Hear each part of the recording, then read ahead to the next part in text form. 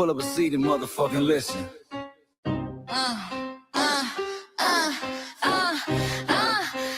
Pull up a seat and motherfucking listen.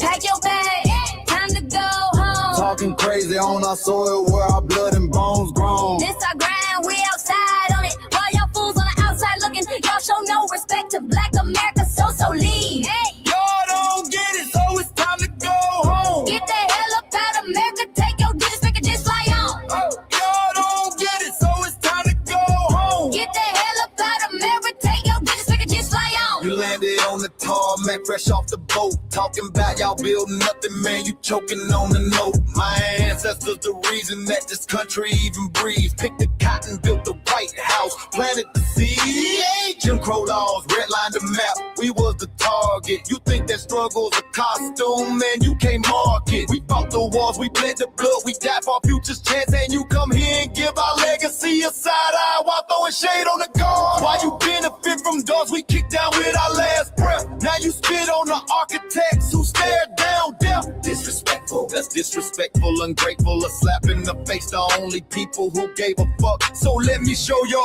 ungrateful ass to the right place. Pack your bags, time to go home. Talking crazy on our soil where our blood and bones grown. This our ground and we outside on it. While y'all fools on the outside looking, y'all show no respect to Black America, so leave. Y'all don't get it, so it's time to go home. Get the hell up out of America, take your disrespect and just fly on. Y'all don't get it, so it's time to go home. Get the hell up out of America, take your disrespect and just fly on. Passport, the visa, the privilege to be here. Cause my grandma didn't march for y'all, so disappear from our land.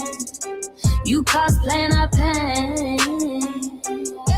Think it's a trend you can borrow, but you ain't inherit the ghosts of our sorrow. We the foundation, the bedrock, the soil, and the root. You not no branch on our tree, and unproductive people always cosplaying me. Talking about we ain't do nothing, you lost your mind.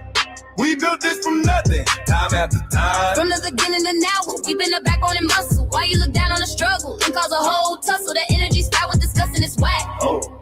So let's make it clear, there's no turning back. This land is paid for in full. In blood, sweat, and tears, and dreams deferred. You don't get to come into a house we built from the dirt and telling Black America y'all ain't worth nothing. That's a violation. Facts.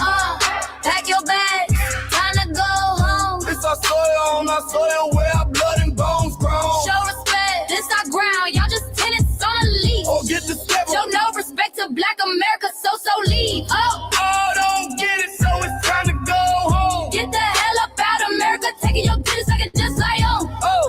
Don't get it, so it's time to go home. Get the hell up out of America, taking your business back and just like on. Yeah, fly little birdies. Fly on back to where you came from. This ain't for you. This cell is sacred. We said what we said. It's time for y'all to go home. So fly a little birdies fly. So fly a little birdies fly. So fly a little birdies fly. Fly far, far away from here. So fly a little birdies fly. So fly a little birdies fly. So fly a little birdies fly. Fly far, far away from here. So fly a little birdies fly. So fly a little birdies fly. So fly a little birdies fly. Fly far, far away from here. So fly a little birdies fly. So fly a little birdies fly. So fly a little birdies fly. Fly far, far away from here. Bye bye, little birds.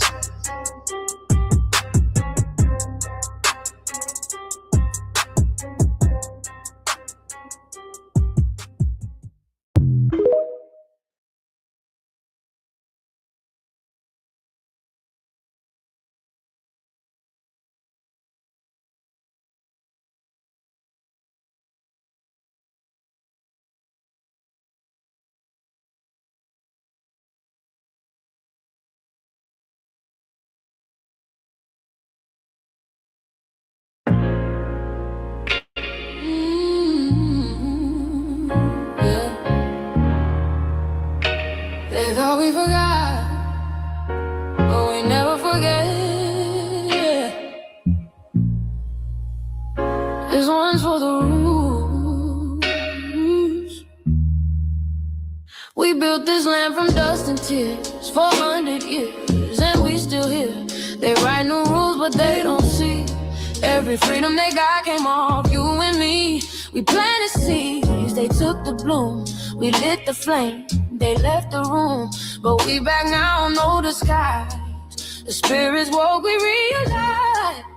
All we want is what we earn. That sweat and blood, yeah, that table turn. You can't buy culture, can't fake that fight. This is our day, this is our right. We happy. Say it loud, say it strong. We the heartbeat that's been here all along. Foundational Black Americans, stand tall. We ain't begging for nothing, we built that all. Born from pain and grace, you can see the truth written in our face. We the soul, the sound, to fight the flame. Foundational Black Americans, say our name. They love our rhythm, but they dodge our blues. Use our voice when it fits their news. They take our sound, but not our scars. We the backbone, we the scars. Now the veil is gone, the mask is clear. We see the game, we know it's here. No more silence, no more lies. We lift that flag and watch it rise.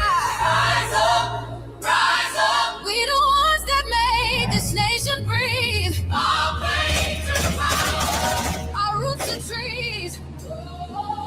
We know worlds. It's rhythm and grace now, and now we're reclaiming our rightful place. Can't copy courage, can't steal pain. You can't inherit soul by changing names. Our story ain't done, it's the revival.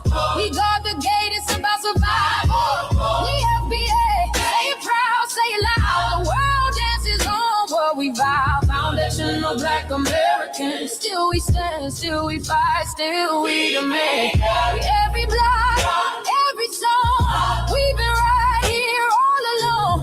The soul of a people strong and free. Foundational Black Americans.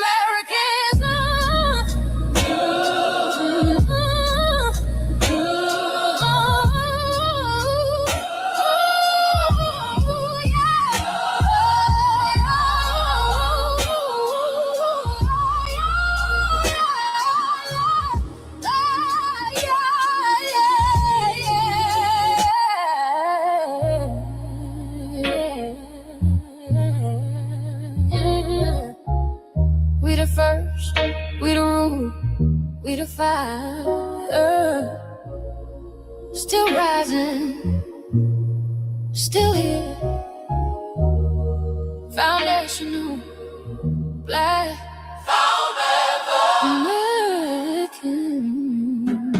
We set the tone and they copy the cadence. Dance to our drums and deny the foundation. Wear the style but don't honor the source. Smile in the crowd and you distance and force. Say you not us but you rap like we breathe. Take the rhythm, then fuse the receipts. I ain't mad, I'm just holding the glass. Showing the mirror, now answer it back. I ain't here to cancel nobody. Just keep it honest, keep it solid. If you eat from the table we built, don't act surprised when we guard it. Do you like that? Do you like that? When I flip your sound and I ride like that. Do you like that? Do you like that? Do you like that? Cause that's how it feel when you borrow my culture. Then act like we never matter. Hip-hop. Mike Larry. Now this shit here, it's what I see it is. We're not fighting your battles. We're not carrying your fear. We're not lending our history to people who erased us while we were here. Just cause you born here, don't make you FBA. That makes you a citizen, learn the difference today. This is lineage, not a look you can wear. Not a costume you borrow when it benefits you there. You used our culture like an access card, backstage pass, a straight facade. But now the mirror's in your face, no disguise. And you're uncomfortable looking truth in the eyes. We didn't leave our land to beg for a chance. We stayed, we fought, we took every advance. That's the separation, that's the line you cross. We paid the price, you learned the cost. You waving your flag on our soil. but fighting not to go back home. Waving your flag on our soil, building comfort on a foundation you didn't know. We waving our flag, red, black, and gold. Stood our ground, never sold. You waving your flag on our soil, but scared to build what you claim you love. Our humor, our style, the way we move, the smoothness, the sound, the things we prove. Music we birth, language we shape, innovation forged under constant escape. Warrior spirit means stay and defend, not flee your land and rewrite the end. You call it success, but don't confuse the two. Ease came after what we went through. You abandoned your land and called it strategy. You waved that flag loud, but won't return to build your legacy. That contradiction tells the story for you.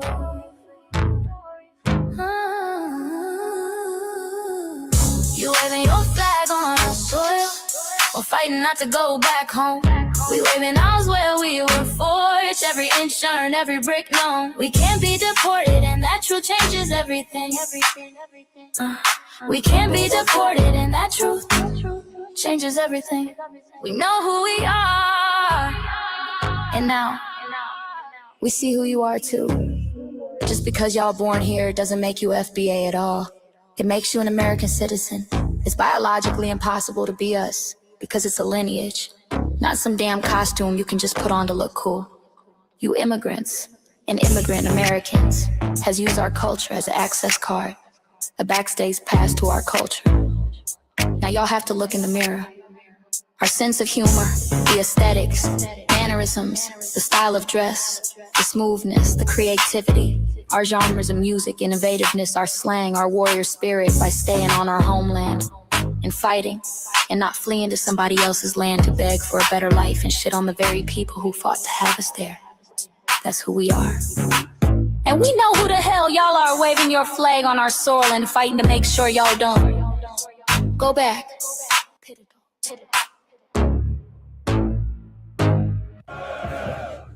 You can't leech off our culture anymore. Beat it!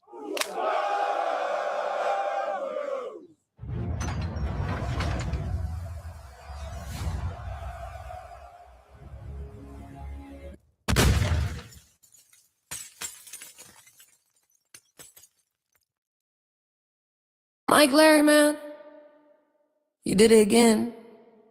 We really making history. Let's go. Do you like that? Do you like that? Flip your sound, how you like that? Do you like that? Do you like that? Say it loud, don't walk it back. Do you like that? Do you like that? You grew up mimicking us, now y'all switch it up. Turn the carbon copies, y'all in black, what the fuck? It's funny y'all connecting to our culture like it's Wi-Fi. Surfing on our waves of our culture, no more agua. Still in my culture for all these years. Look how time flies, all these colonizers in disguise. Y'all hate, y'all still hate us outside. Study doctor, vampires, suck the blood of our guilt. They copy the flavor, sip the juice, love the results, hate the truth. Who? Do you like that? Do you like that? Do you like that? Flip your sound, how you like that? Do you like that? Democratic shields, talking points, the road they fill. Fish and chips, agent on the mic, judging FBA, but ain't you half white? Talking like you one of us, we need a pool face. The agent type with a prune face, like 50 and Jim, it's a cold game. Throwing stones cause we build our own lane. I'm joking, kinda, but I mean smile calm, pressure intact. Y'all proud where y'all from, where they flag, beat they drum. But when it's us, tone switch fast. Same pride, but it's too much. FBA pride, lineage solid. You can't put this on, can't try it on. Built here, stayed and fought, that's the difference. That's the car. Do you like that? Do you like that? Say it clear, don't twist the facts. Do you like that? Yeah. Do you like that? Do you like that? Point made. No edit. No care.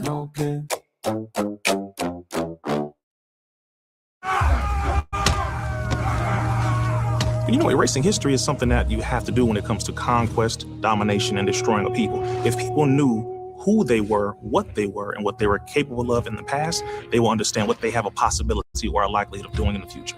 Foundational Black Americans, we've always had a culture of resistance. We cultivated a culture of resistance on this land, and we've been resisting ever since we've encountered European domination. But nothing was really popping in Europe until the transatlantic slave trade, and that's where they amassed a lot of wealth. One thing that I think is unique about our culture as far as how we resist, how we fight back, is just the environment we were put in from day one. Being only 13% of the population, the white supremacists were very meticulous about keeping that population at a certain amount. There was never a period when we did not resist the encroachment of the white man. They have a natural behavior of authority no matter where they go. That's why they'll step up in front of us in the line at the store. We're not important. They don't even see us. We've never been able to excel. We've never been able to relax. We've never been able to just be, which means that existence is resistance. It must be something in our DNA, our historical background, to when something doesn't sit right with us, especially spiritually, in our souls and in our spirit, we just say no. We live in resistance. From the moment we're born, we're in resistance. And it's handed down generation to generation. And so I think that cultural resistance is actually in our DNA, in our epigenetics, and then it blossoms out into the culture. So there's almost nothing in America that we do, from song to dance to politics to the way we talk, the way we dress, having coded languages considered to be slang today. Everything about Black American culture is a form of resistance. Of course, they want to always downplay our contributions to the global tapestry because they continue to act like our number one export in this country is not Black innovation. Everyone understands that our resistance has been the cornerstone of what foundational Black Americans have always done. We are the life that breathes everything into this nation. The further back you go, the further Black you go. It's just simple like that, brother.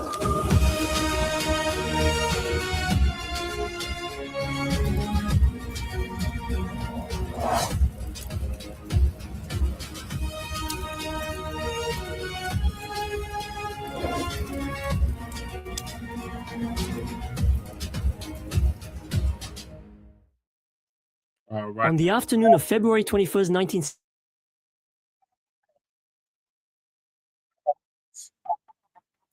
Chain Chroma, and we're joined with the other host, Lady Che, and we got our West Coast correspondent that just entered the building, Shabaka Sankori, Shabaka's Black Experience Enhanced, which I'm the co-executive producer and co-host of.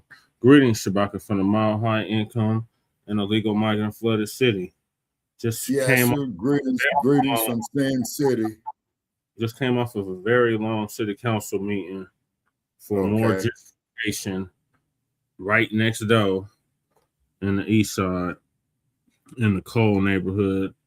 It's just ridiculous, y'all. It was opposition and they still passed it unanimously. Damn. Crooked ass bastards. A lot of opposition. Not just a little bit of opposition, a whole lot of it. And they still passed it. But yeah, we just came up with that. So appreciate y'all staying up late with us. So on this season 6, episode 14, part 3 of the Frontline Black News, we'll be discussing several topics. The first topic is the Haitians. These goddamn cheddars need to stop.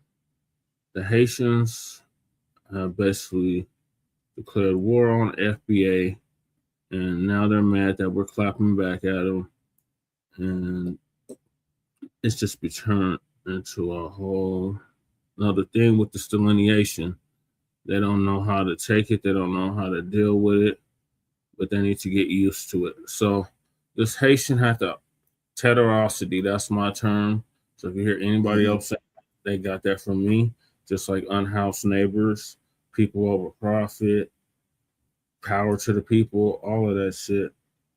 In these neck of the woods, in the Mile High, I coined them phrases and terms.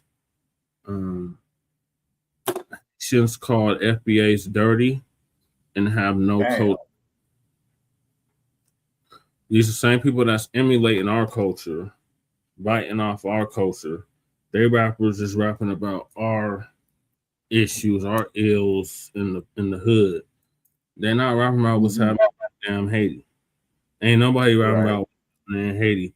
They are all biting off of our shit, but this damn tethered bad wench, I'm thinking she's a tethered bad wench about it.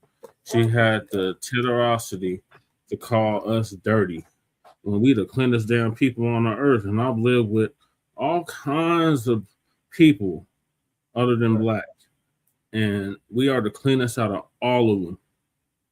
I kid you not, it was abnormal to be clean. Bad wench. Yeah. So we got that. Then we got the tether, speaking of tethers, and the Democratic Shield. Uncle Tether Luke Campbell is running for Congress. So Trump Heard the name. And Me so horny. Seriously, Me So Horny is running for Congress. Damn. Latina wants black and brown unity, but they really they will really address the issues that cause the divide. No, they're not going to address the issues that cause the divide, because that would have to mean exposing the anti-black racism that exists. Okay, hold on 1 second, Brother Chad. I got a quick question to ask you. Okay, we were continuing from the topics from last night. Am I correct? For the most part, Shabaka, whatever Lady Che didn't cover. I covered what the topic you started with. I covered that. Okay, did we cover Tyra Banks? Yeah, you did, Yeah, I but did you do didn't that. get Professor's take on I did. Okay, so then line this off the list, right? it yet. Yes, he did. No, it wasn't on the Cuba. Yes, it was. So you played the Professor Black Truth? Yes, but it's okay. Go over. You have your take. Yeah, I did do the Tyra Banks thing too. Right. I did whatever was in the whatever Jesse told me to do. That was in the queue that fell asleep. So yeah, I did do that. Go ahead. It's okay. You guys could do a different take on it then. I already went over it, but like I just did whatever Jesse told me to do, and that was it. Okay, yeah, and I apologize for being, disorganized, because I told you I had to do a bunch of ripping and running today. Yeah, and I apologize for passing out, but I was exhausted, y'all. I had to. Well, see, that just goes to show, sir, okay, that we put a lot off into this. You see what I'm saying? Because when you're doing projects like this, you're going to get tired, you're going to get fatigued, but you got that hidden desire to succeed. Right. Goddess Nobby's in the building. She says, "Hey, Goddess." Okay, and did we do Dr. Umar yet? Yep. Yeah. But all right, so I can scratch him off the list. I mean, if you want to, I didn't give my commentary on the shit, but yeah, I'm not down with the Defa movement. I'm with the delineation movement and the reparations movement. Okay, now what about the Jamaican woman says FBA's playing victim? Yeah. But yeah, that one too. The hell with that tether as well. Okay, so that got taken care of, right? Well, I was asleep, but that's my take. Right. But yeah, I just put over what Jesse told me to do. That's where he told me to stop. Yeah, that's a hot bar, twin. Yeah, they can't connect our Wi-Fi. Now you see. Now let me say something about that there, twin. Is that when we have these Wi-Fi problems and shit like that, man, that's their high-tech shadow bandit. Yeah, that's exactly what it is. But we got because I go through that same bullshit too. We next on the list we got FBA brother Adonis gets attacked in Romania. What? Then we played the video, Shabaka. Somebody, I think it was Leonard, posted it in the chat, or it was one of them too. But yeah, then we got Black jury makes BLM lawyer paid $3.2 million for calling white kid racist white supremacist. That was miscarriage of justice and bullying a black child. Plantations, capitalism. That's what we're always talking about. And it says, and no one talks about it. We talk about it here at the Frontline Campaign, the Frontline Black News. We black all the time, not just in February. So, right. So it's Black News over here. So they call Okay, us. Twin saying he can't connect to his Wi-Fi. No. That's a bar, Shabaka. That was in one of the songs. Yeah. Oh, okay. My bad. Michael's in the building. He says, Jesse, Lady Che, Shabaka, C-Jack has an update for California freedmen of chattel slavery. Okay. I'll have to check that out later, Michael. Thank you for that. Goddess Nabi said, right, Shabaka. Amen. Agreed. Hey, Goddess. Gruesome Newsom just said some racist ass shit. Yeah. Gruesome Newsom insulting Black Americans by saying, I scored a 960 on the SATs and I can't read and I can relate to you. Ooh, very insulting and racist. Boy, they need to recall his ass. Fuck all that. He's been in office. And he's Nancy Pelosi's nephew. And he yeah. Talking about chattels. Yeah, that's exactly it. Then we got the Alabama Solution. This is your neck of the woods, Shabaka. Yeah. Oscar-nominated film uses prisoner cell phones to expose deadly prisons. Mm-hmm. Then we got Brotha says African men must gatekeep Black women, protect them. And then we got our illegal migrant news, our unhoused neighbor news, and our local Denver/Aurora news. And we give the news from a frontline and Black first perspective. Yes, sir. Blacc Media and also the signal boosters of the new Blacc Media. We have been on for 6 seasons now. Yeah. And I'm streaming this here on my Facebook page. I mean, we are part of the new Blacc Media and also the signal boosters of the new Blacc Media. We get news from a Black first perspective, and we have been on for 6 seasons now and counting. We have several platforms that are a part of the Frontline campaign. Frontline Black News is the first one. We started back in 2020, 2021. And Shabaka's Black Defense is based on the 50th anniversary of the founding of the original Black Panther Party for Self-Defense. Started on Blog Talk Radio back in 2016 and have been around for 7 seasons now. And we have several platforms that are part of the Frontline campaign. And Shabaka's Black Experience Enhanced has been around for 11 seasons now. Shabaka's Black Experience Enhanced covers the Black experience from the beginning of time until 10 minutes ago. Yes, sir. Part of the Frontline campaign. And that's recently within the last 2 to 3 years moved from Blog Talk Radio to StreamYard. Please make sure y'all like and share the broadcast, family. Please join us on StreamYard, YouTube, Frontline Black News. The links to all of our channels in the description, including Frontline Black News 1, Frontline Black News 2, the backup channel. Make sure y'all sub up to that. We should have Lady Chase in here, but I typed that in. Okay, then also please like and subscribe to the Facebook like page, Shabaka's Black Experience Enhanced, and I'm putting it up there right now. They're opening up these lives, family, to any and everybody. Okay, so I've been spending a lot of time, man, kicking people up off of there. Shabaka, I gotta finish the intro. I'm not done. Okay. So we got Lady Che's channel as well, which I'll post a link later on. For Lady Che get in the chat, she can post a link herself.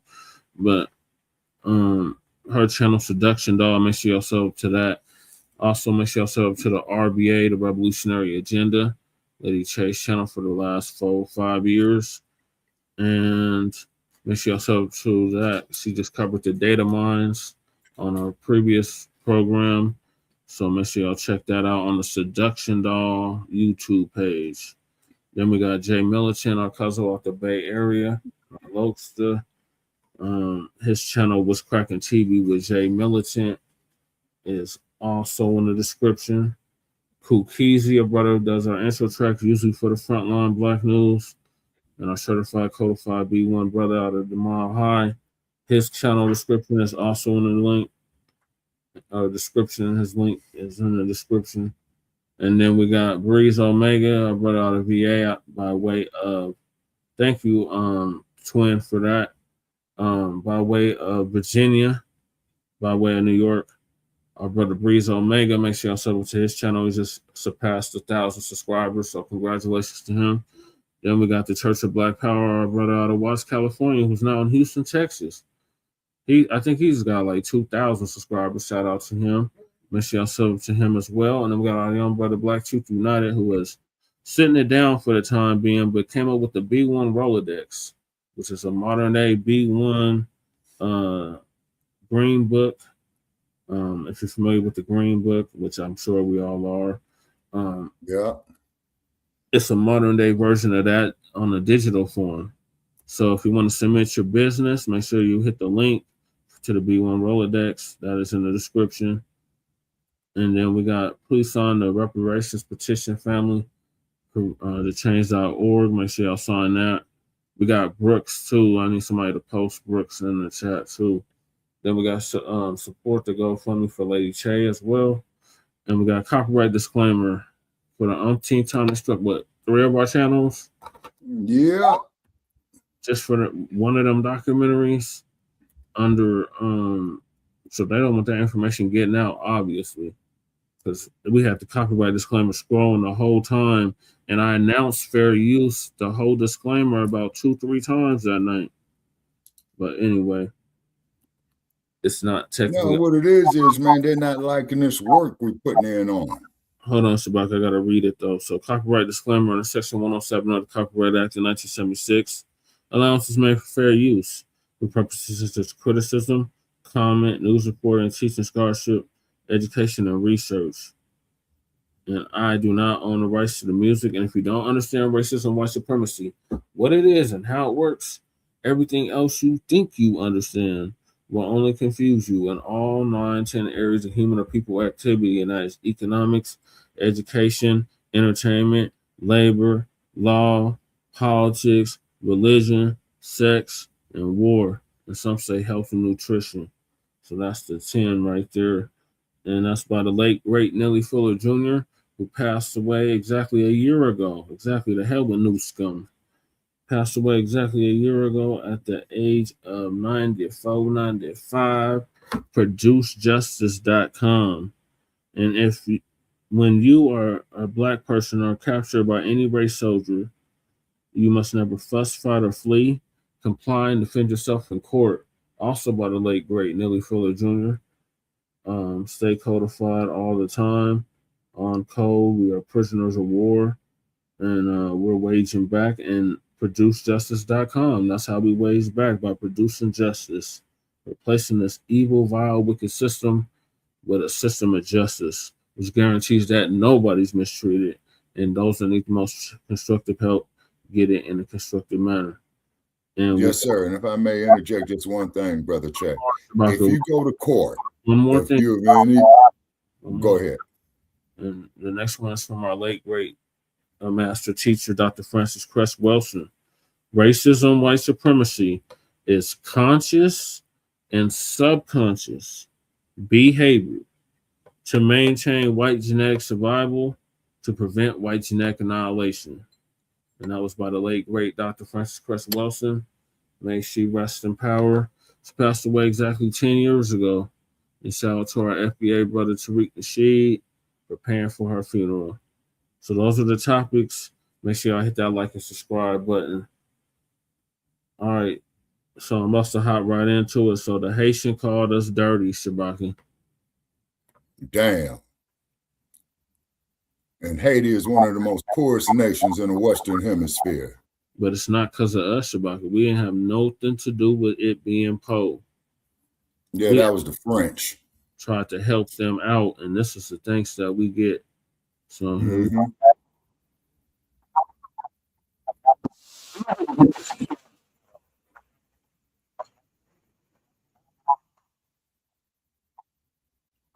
it's not sharing. My apologies. I thought it was sharing. Let me share it.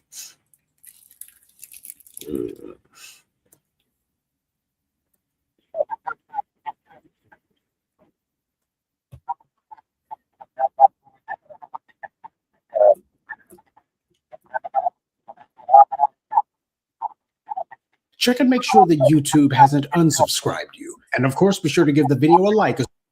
If you're not already subscribed to this YouTube channel, go ahead and hit the subscribe button now, along with the bell icon so you can be notified whenever a new video is posted. And if you're already subscribed, check and make sure that YouTube hasn't unsubscribed you. And of course, be sure to give the video a like as well as share it on your social media. The white supremacists and the tethers hate that. Yes. And now, the Sunday address. I'm Haitian. Why? Where you from? What's your background? You American? Dirty Black American? Wait, what? Huh? Huh? What? Wait, what'd you American? say? Black American? What? No. Hold on. You said dirty Black American. You heard that? You just asked me what I said. I did. Why you said that? Because that's what y'all are. Dirty Black American. She just said that? I did. A dirty Black American. I sure did. Because that's what y'all Well, are. the division is real. Of all Americans is dirty Black American? Yeah, you know, we just hip to it. So what is Haitians then? I'm confused. Dirty Black Haitian. Big nigga. Okay, so keep that energy for everybody. Don't just keep it for us. Like, what are you talking about? Like, You're yo, American. yeah, hell yeah. Don't ever say no dirty Black American shit. Like, what? You from the Like, South? my family, like, yeah. Where? Why it matter? No, I'm just asking. No, we're not having a It's conversation. the South. It's the South, regardless. Like, I got family in Florida. I got family in Georgia. I mean, I want to know, like, No, where. You know, you trying to be. I know what you're doing. Like, I know what you're doing. It's that Caribbean shit. I know what you're doing. What am I doing? Just chill out on that dirty Black American comment. That's all. Like, I'm sorry. You really took offense to that. I apologize. anybody would take offense to that. I'm sorry. I apologize. I didn't. Why you said that? Though? Why you? I'm saying, why would you even fix your lips and say that? Though? I'm confused. Because that's just my experience. Like, it's my experience. So I'm gonna speak on it. But I apologize. It's your experience. Yeah. So I apologize. What experience you had? If I offended you. You accept the apology? No. How? Like, that's super disrespectful. Like, She did say it's dirty Black Haitians too, though. nah, I would never fix my lips to say, and I know some dirty Black Haitians. Like, you know what I'm saying? I would never fix my lips to say dirty Black. I wouldn't generalize. Like, you know what I'm saying? So, and now it is, bro. That's that Caribbean. It's not. And this is why we be having the diaspora wars, because the dumb shit words. Remember that other Haitian, bro? Remember the other Haitian shorty? We don't got no culture. Like, it must be a Haitian thing for sure. Like, y'all, I don't know what the issue it's not a is. Haitian thing, and I won't say that y'all don't have culture. Like, y'all have the things that y'all do. We are the culture. Like, Okay.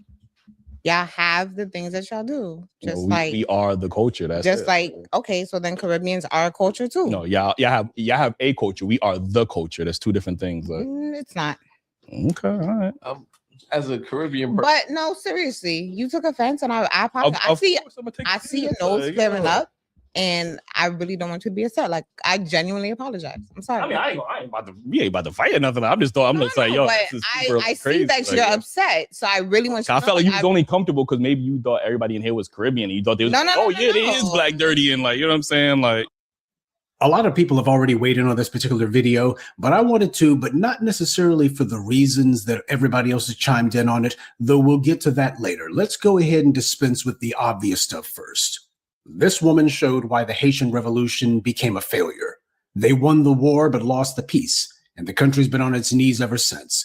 But how did Haiti wind up surrendering every single one of the hard-won gains that they had during the revolution? People, or rather tethers like this, are the reason why. Haitian culture should represent building. And for a hot second after the revolution, it looked like it would, but that didn't last very long. And everyone from the French to the Americans have been running roughshod over them ever since. Paying reparations to the people who enslaved you? What part of the game is that? Allowing the U.S. to lay claim to your islands and doing nothing about it? And worst of all, allowing the United States to just run off with all of your country's gold, to literally let a foreign power walk in, rip off the entire nation, and then do nothing about it. And this is the person calling us names? That dog has nerve. This is what we mean by tethers go everywhere and cause disruption and chaos. She came into someone else's house where she had been treated courteously, and she was just waiting to say some grimy stuff about them. And then when she was called on it, she tried to act like she hadn't said anything. That's not just fork-tongued and duplicitous, it's also cowardly. But then again, that's what the tether is.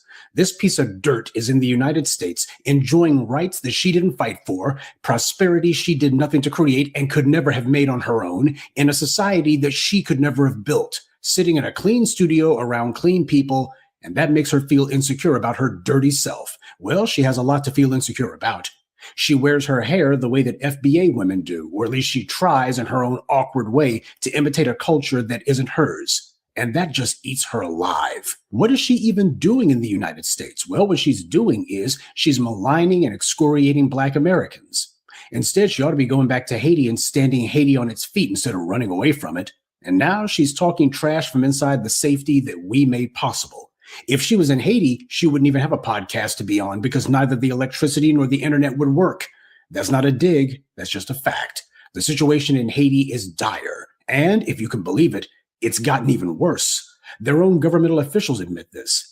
Developing tonight, the Justice Department has filed a case to revoke citizenship of a former South Florida mayor. A fake identity, fake information, a sham marriage. That is among the allegations as prosecutors try to build a case that Philippe Bien-Aimé should be deported because he was supposed to be under another name a long time ago. They say fingerprints from those people actually matched. Well, show them shocked here at North Miami City Hall. All of these people who have worked with him for years now scrambling. Haitians who snuck into the U.S. are terrified because the Orange Man has ended TPS. Now imagine that the worst thing that could ever happen to you would be having to live in your own country. And this piece of dirt who looks like a melted milk dud, she's talking trash about Black Americans. Obviously, her parents, if she even knows who they are, they must have used her head for a kickball when she was a child. She fled, and when she looks around, she sees Black people who didn't, who fought, and that reminds her of her own failure. And this is projection on her part. Projection is when someone tries to preemptively attack another person who makes them feel insecure by taking their own negative traits and then ascribing them to this other person.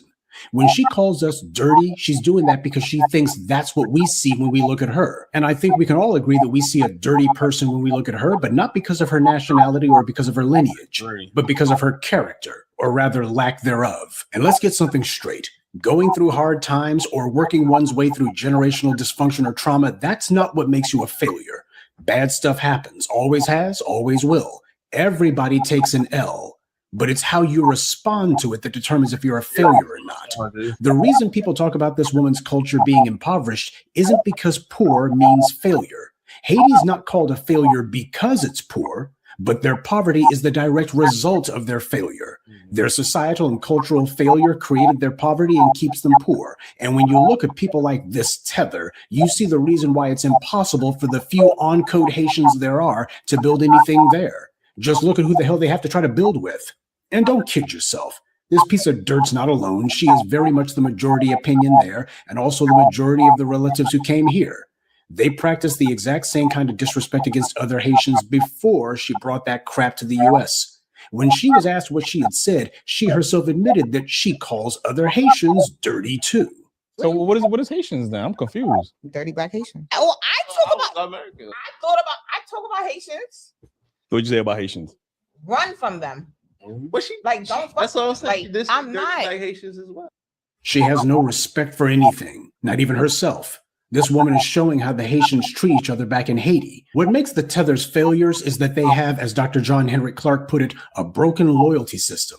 They refuse to respect each other or to organize or work together on anything. And yet they come here and try to cover up that embarrassment and humiliation by bragging on themselves and attacking us. They have no idea how crazy they sound.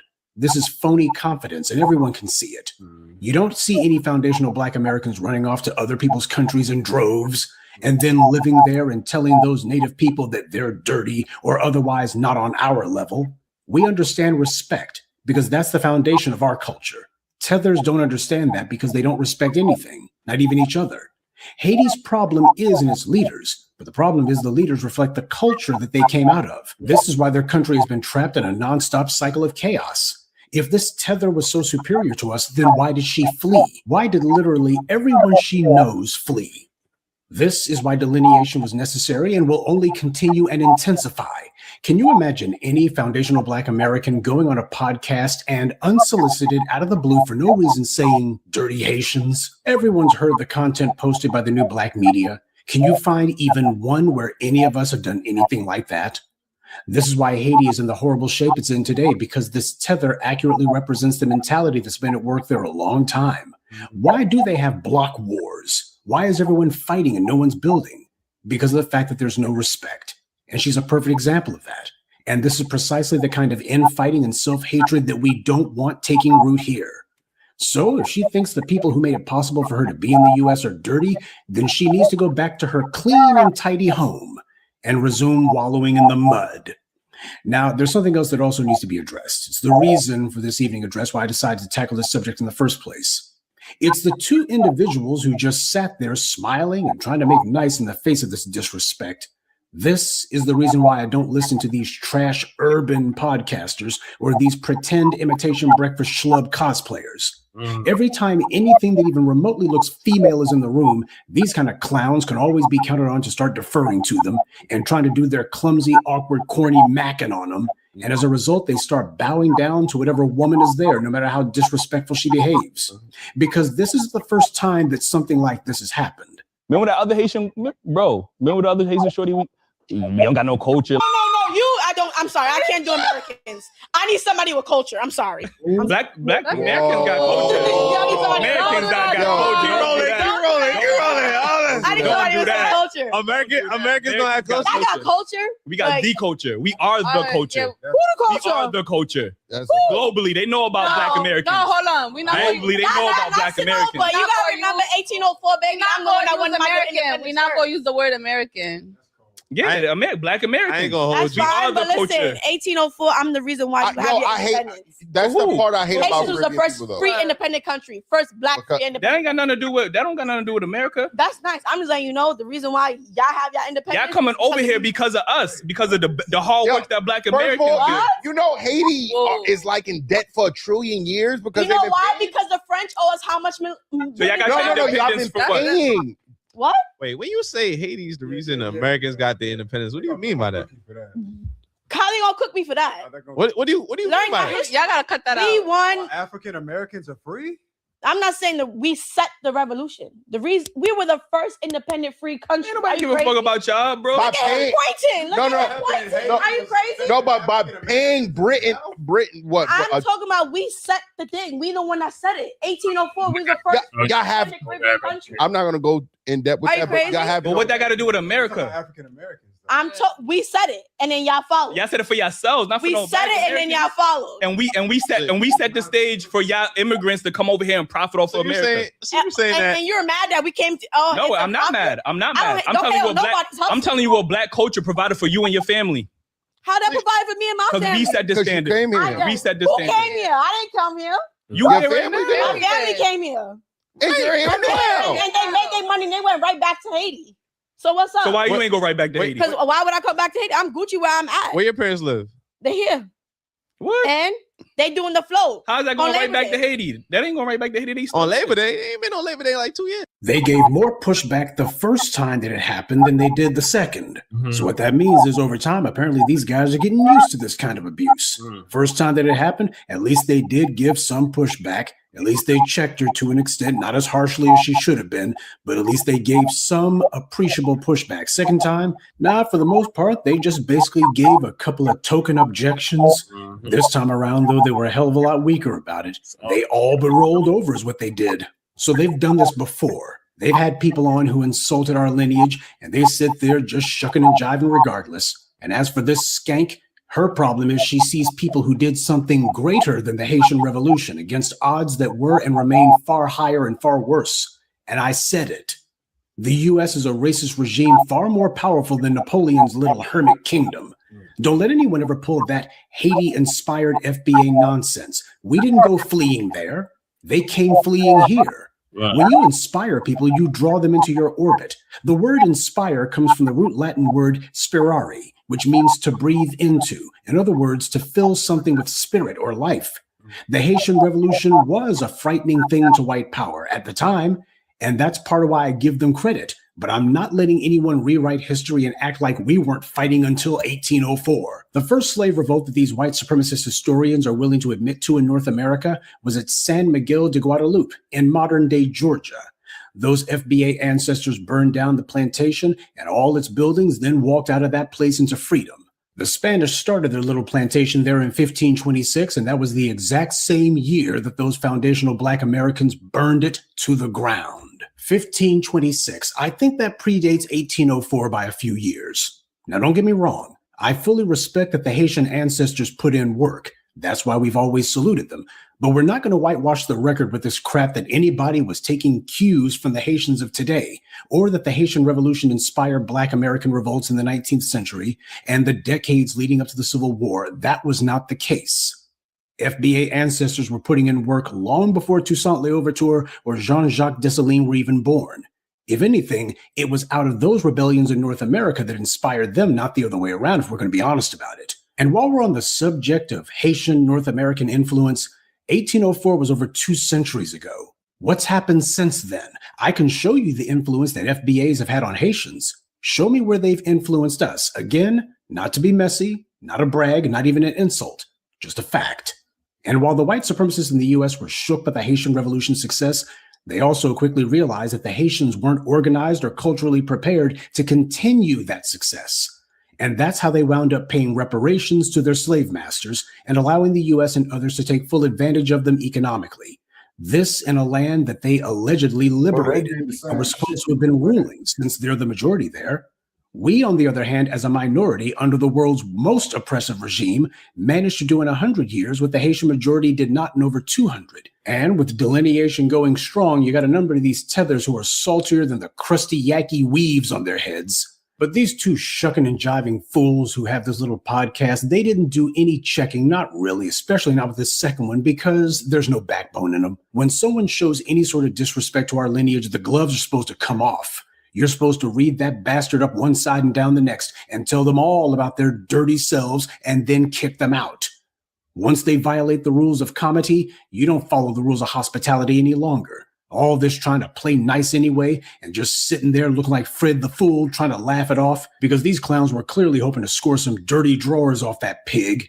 The job of fools like this is to present Black men to the world as weak and present Black Americans as not worthy of respect because obviously we don't demand it. It's precisely the kind of thing we need to call out. There is no excuse for being a coward, no excuse for being all bashful and sheepish when you're being disrespected. I mean, just look at how strong a stance he took when he said, "We are the culture." Just look at how strong and hard that he pushed back. And I won't say that y'all don't have culture. Like, y'all have the things that y'all do. We are the culture. Like, okay. Y'all have the things that y'all do. Yeah, that'll show her. He kept his voice so low you could barely hear it, and he had his head down like a whipped dog. Like he was ashamed. Navel gazing at a time like that. We come from a lineage of fighters. We come from a lineage of people who don't tolerate disrespect. And anyone who bows down like a coward and lets tether trash insult them to their faces and then try to laugh it off like a punk, trying to talk their way out of a fight instead of knuckling up, I don't have any respect for that. And I don't waste my time with it. And if you ask either of these punks why they didn't check that heifer or throw her out, they'll say, "Well, I mean, we didn't want to make a argument out of it. I mean, we didn't bring our guests here for that." Well, your guest came there to be disrespectful, and when somebody does that, they're not a guest anymore; they're an intruder. When someone is invited in, they're obligated to show manners and appreciation if they want you to show them hospitality. Instead, this heifer came in the door talking trash, and they're just smiling and laughing about it. Respect isn't mandatory for them. Well, we can be disgusted with these two, but you can't be surprised. I don't know who these clowns are, but a number of you surely do, and if you're surprised, my question is why? Are these two Harvard scholars the kind of individuals you think of when we say unapologetically Black? And I'm sure that if you talk to either one of these two, they'll tell you that they're independent and nobody can make them say what they don't want to say. Yeah, but clearly people can make them take abuse. You lose brain cells when you consume mind rot like this, which is why I don't. That's why trash like this heifer don't come to any Blacc Media outlets. They don't even attempt it. Sure, they'll crash out on somebody's group chat or something, but to do something like this? No. They know better because we condition these tethers what to expect. So they stick to the only thing that a coward can do. They do their little pop-up ambushes, spout some gibberish, and then they get blocked. As far as they're concerned, well, we didn't take much of an L. But the reality happens to be they know that they would never, ever do that to our faces. They know that they couldn't. Well, at least not to us. So whether it be any of these tethers talking trash or the individuals who decide to host them, nobody comes out of this looking honorable at all. How the hell do you decide to try to laugh off somebody disrespecting you to your face? Well, as foundational Black Americans, we know better, especially as part of the B1. We know that this is inappropriate behavior, especially in the face of open hostility. And that being the case, as a message to the tethers, you better start learning how to clean up your act, or you'll get cleaned out.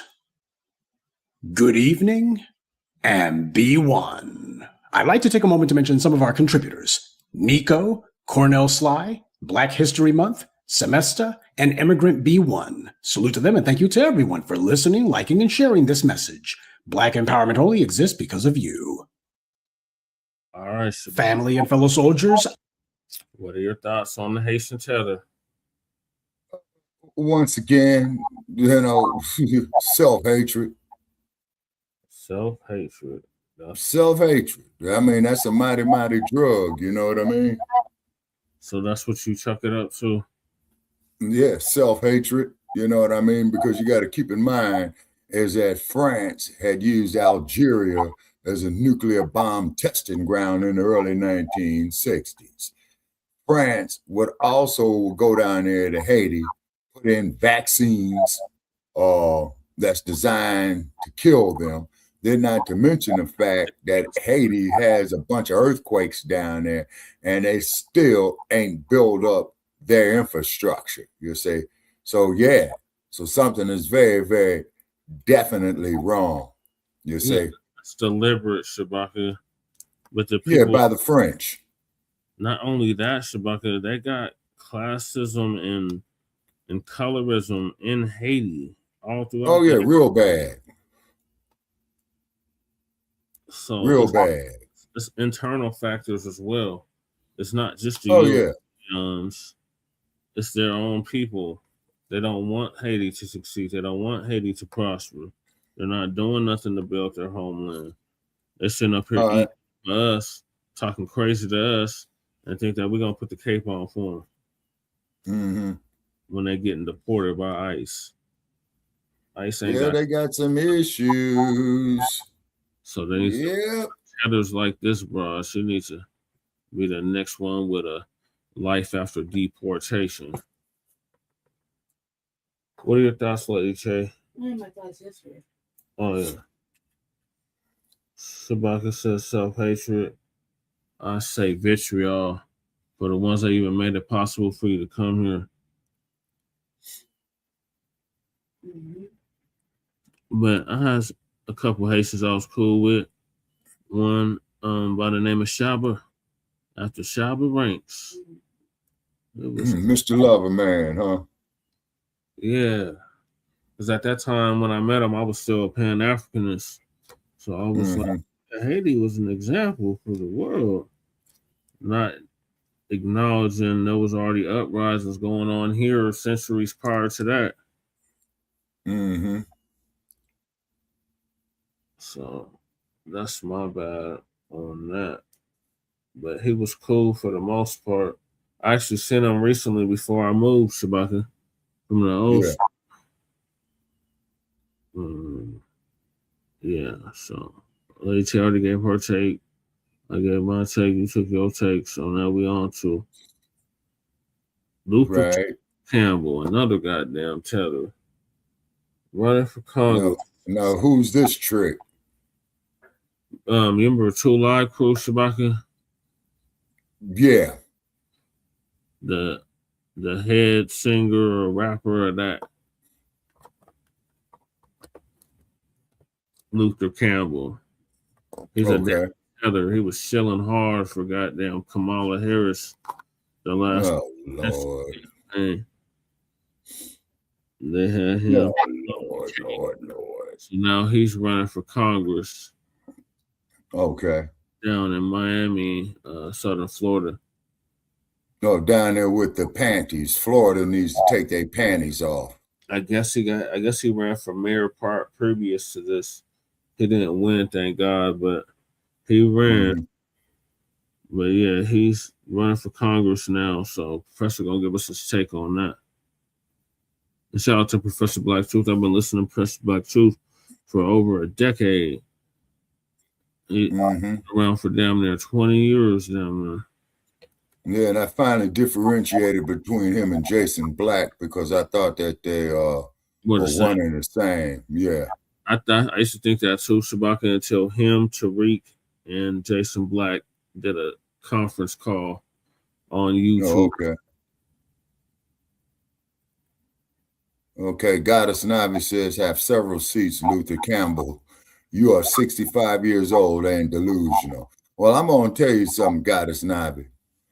When a motherfucker get up in that age group and he doesn't change his goddamn mind over the course of this thing called life, yeah, he is delusional.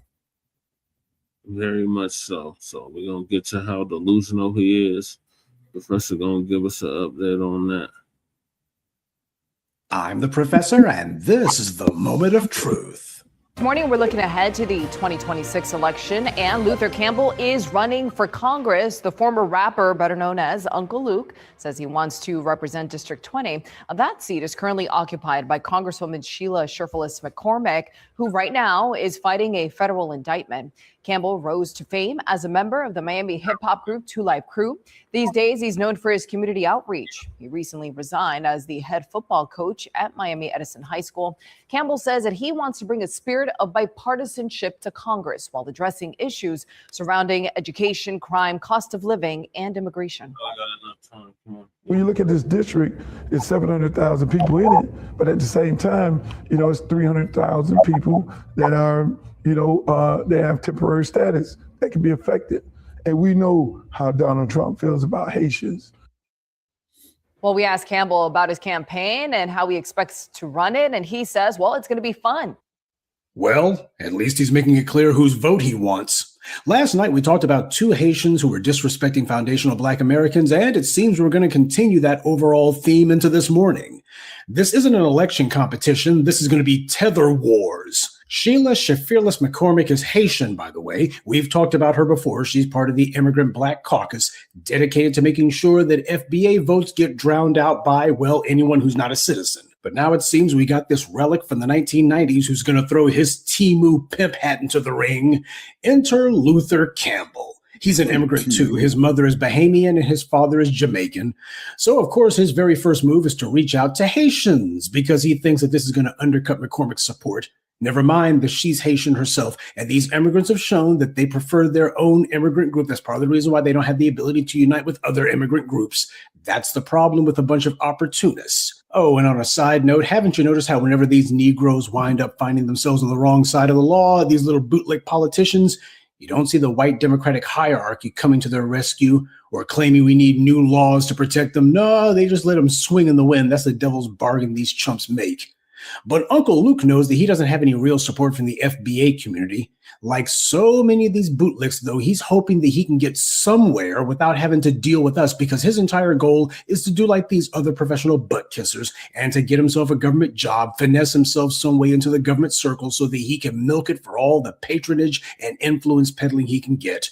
I don't know how corrupt this Sherfilis McCormick woman is, but I'm willing to bet you that if Luther Campbell, by some unholy miracle, does make it to Congress, he'll have whatever alleged corruption she's committed beat by a country mile. I mean, seriously, what the hell makes anyone think that Luther Campbell can be taken any more seriously than, say, Herschel Walker? It just goes to show American politics is not politics anymore. It's just comedy. I find it amusing, though, that the man whose music was the bane of teachers and parents back in the 90s is now involved with coaching and community outreach. That's already scary. I'd love to say that he's come a long way since his days of smut peddling on wax and showing his little softcore porn videos masquerading as music videos, but that wouldn't be the truth. Smells to me more like all that money he and his crew made back in the day probably has run a little bit low, or just run out altogether, and this is his plan B. You know, the person I blame for this, though, is Donald Trump. Not because of his immigration policies. That has nothing to do with this. I blame Trump because ever since the orange man got himself elected, it's convinced every Tom, Dick, and Harry with delusions of grandeur and an ego, or in Luther Campbell's case, a washed-up entertainer, to think that if a former reality TV star and professional BS artist like Trump can become president twice in a row, then hell, anybody can do it. Or at the very least, anybody can make it to Congress. That's the only message they took away from Trump's victory, that basically the bar is so low now that any moron can get over it. And so all the morons are trying. And what exactly is Luther Campbell's political platform? Immigration, because he knows that's what's important to the DNC leadership. This is tripling down on their failed strategy to ignore FBAs and see if they can win office regardless. That's who these people are, family. They'd rather lose with the wrong policies than to win with the right ones. They don't see the GOP as their political opponents. They see our righteous demands as being the only real threat. The Democrats freely have made deals with the GOP. They even support GOP candidates like Liz Cheney. But when it comes to anything regarding us, they have zero tolerance. They are 100% opposed to anything coming from us or anything that would benefit us. But as ridiculous as the Democrats have become, it makes all the sense in the world that Luther Campbell would probably run as one of their candidates. You know, I remember when Kanye West put himself on the presidential ballot as a joke a few years back, but this is worse. He's not doing this to be helpful to Black Americans. And if he were to run for office, he would do the same crap that the others in the Immigrant Black Caucus have done. Name anything that Joe Neguse, Stephen Horsford, or the likes of Barack Obama or Kamala Harris has ever done for anyone but themselves. And speaking of self-serving people, you can bet there's going to be a bunch of other washed-up rappers from the 90s who are going to be trying to get 5 seconds of fame by pretending as if they're supporting him. That's the great thing about Florida politics. It's crazier than California, but with none of the charm or productivity. Now, Luther Campbell is a tether, not because he's from the Caribbean. That's not what makes someone a tether. But because he came here, benefited enormously from our culture and our music. But if you're old enough to remember, then you'll recall Luther Campbell also marked a turning point in rap music, and not a good one. He did as much as anyone, if not more, to begin the vulgarization of rap music. He introduced raunchy, perverted themes into the genre. Before the Two Live Crew, the music had a very different way of presenting itself, especially where the depiction of Black women was concerned. Now, sure, there may have been some guys who put a toe across the line. Ice-T's famous album cover for Power was certainly something that pushed the envelope. But for the most part, even Ice-T stopped at that point. People had self-respect and they wanted to be respected. That's FBA culture, and we know it is because when Two Live Crew came along with Me So Horny and their other pornographic material, they didn't push the envelope, they tore it to pieces. They were the ones who introduced strip club culture into hip-hop. They were explicit about it, and their success made it where a lot of other low-talent people figured that this was the fastest way to make it big.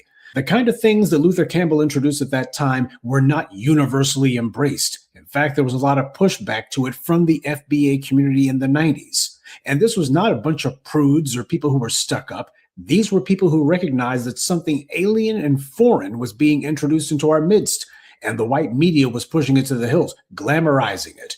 It's easy for people to resort to their lowest possible nature, especially if it's being promoted by the most powerful segments of the society. Young people in particular, and young females in specific, want attention, and they'll do any stupid thing to get it. And what is it that young people look for? What is it that they want to do? Something easy, something fast, immediate gratification. And understand something. When the young go in the wrong direction, they'll take the entire society with them. What holds people in check are social mores. Mores are your social customs, that which the community understands is right and proper for them to do. People in these groups also understand that violating social mores carries penalties.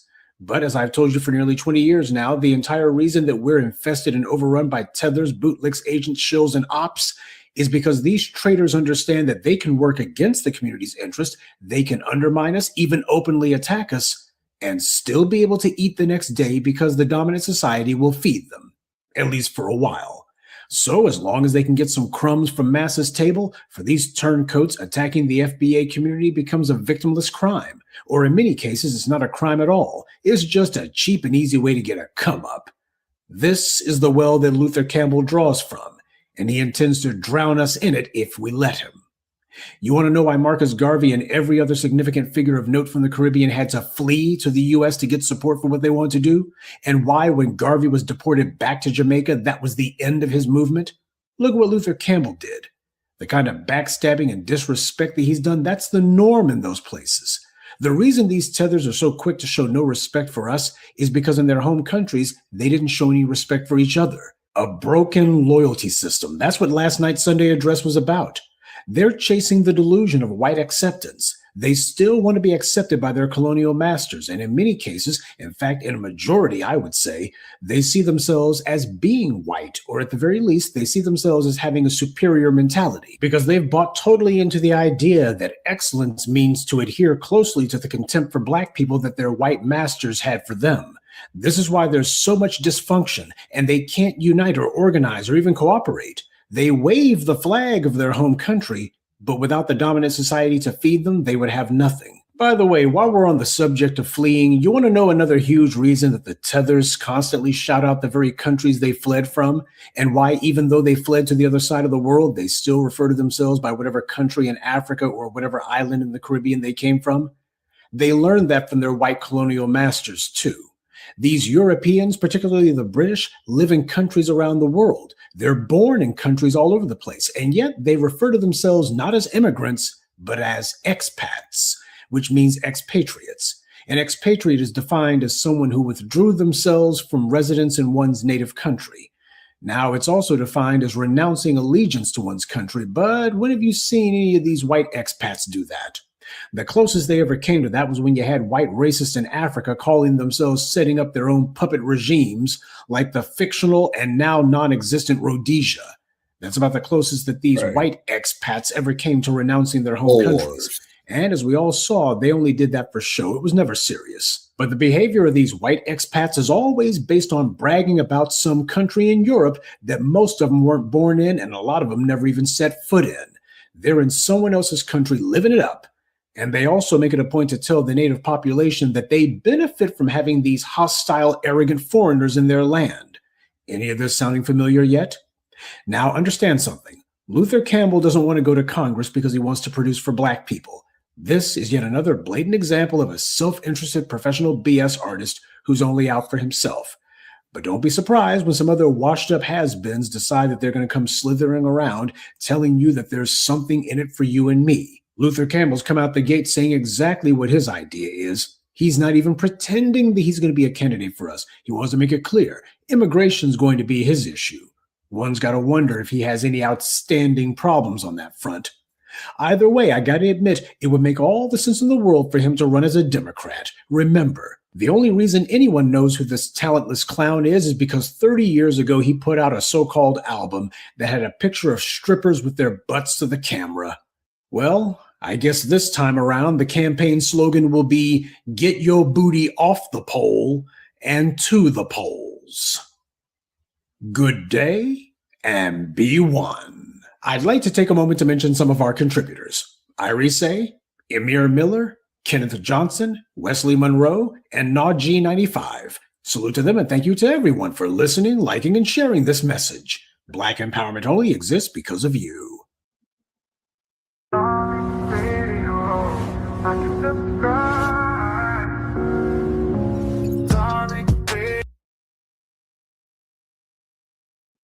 All right, Shabaka, what's your thoughts on Uncle Ted or Luke running for Congress?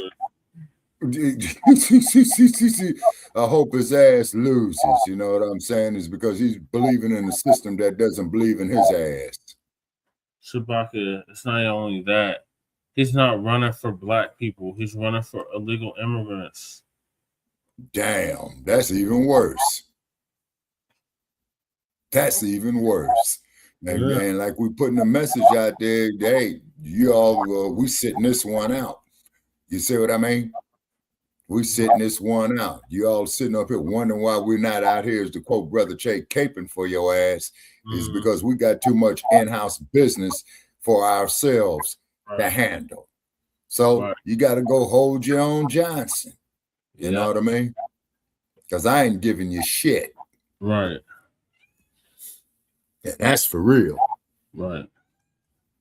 And all y'all out there in internet land, if you don't like what the fuck I'm saying, hey, come on up and I'll cuss you out on air and humiliate your ass. They don't want that smoke, Shabaka. What, Khalifa? What, baby? What, Khalifa? Khalifa want to get Khalifa want to get on TV. Yeah. She just hopped her ass up on the counter. Yeah, she knows when TV is on. Yeah. Now she's on my neck. Yeah. Yeah, Then I'm looking at another sorry ass sack of shit up here on Cartoon Nazi Network, Hakeem Jeff. I'm trying to pull Uncle Cheddar Luke's campaign website up.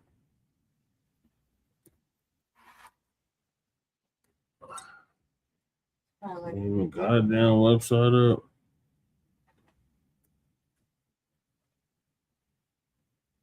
Crazy.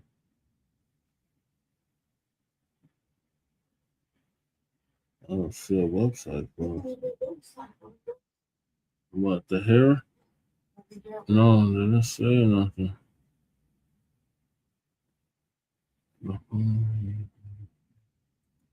This is newspaper articles, no website yet.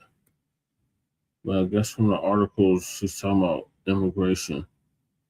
Okay, hot off the press, people. The dumps approval ratings at 36%. Yeah, so that motherfucker there, he's sinking, man. You know, Sinking ship, just in time for a new war. Well, you have to understand that war is big business, just like the Vietnam conflict. Yeah, Lady Bird Johnson's family owned Bell helicopters. You know what I mean? Right. Yeah, he's a Democrat.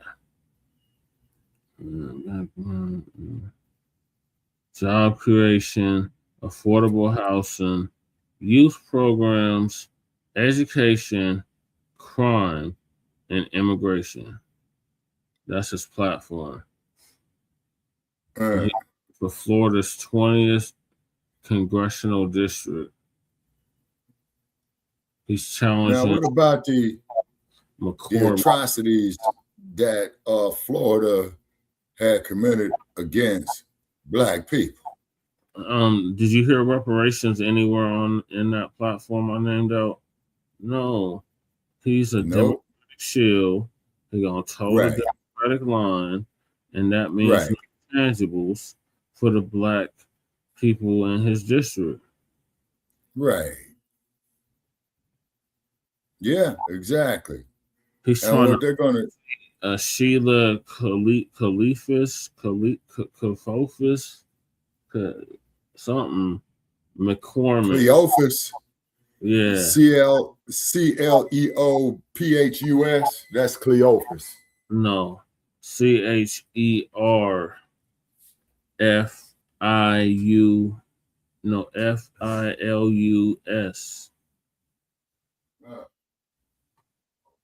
McCormick, who was facing the federal indictment. That's the one we covered previously, Shabaka.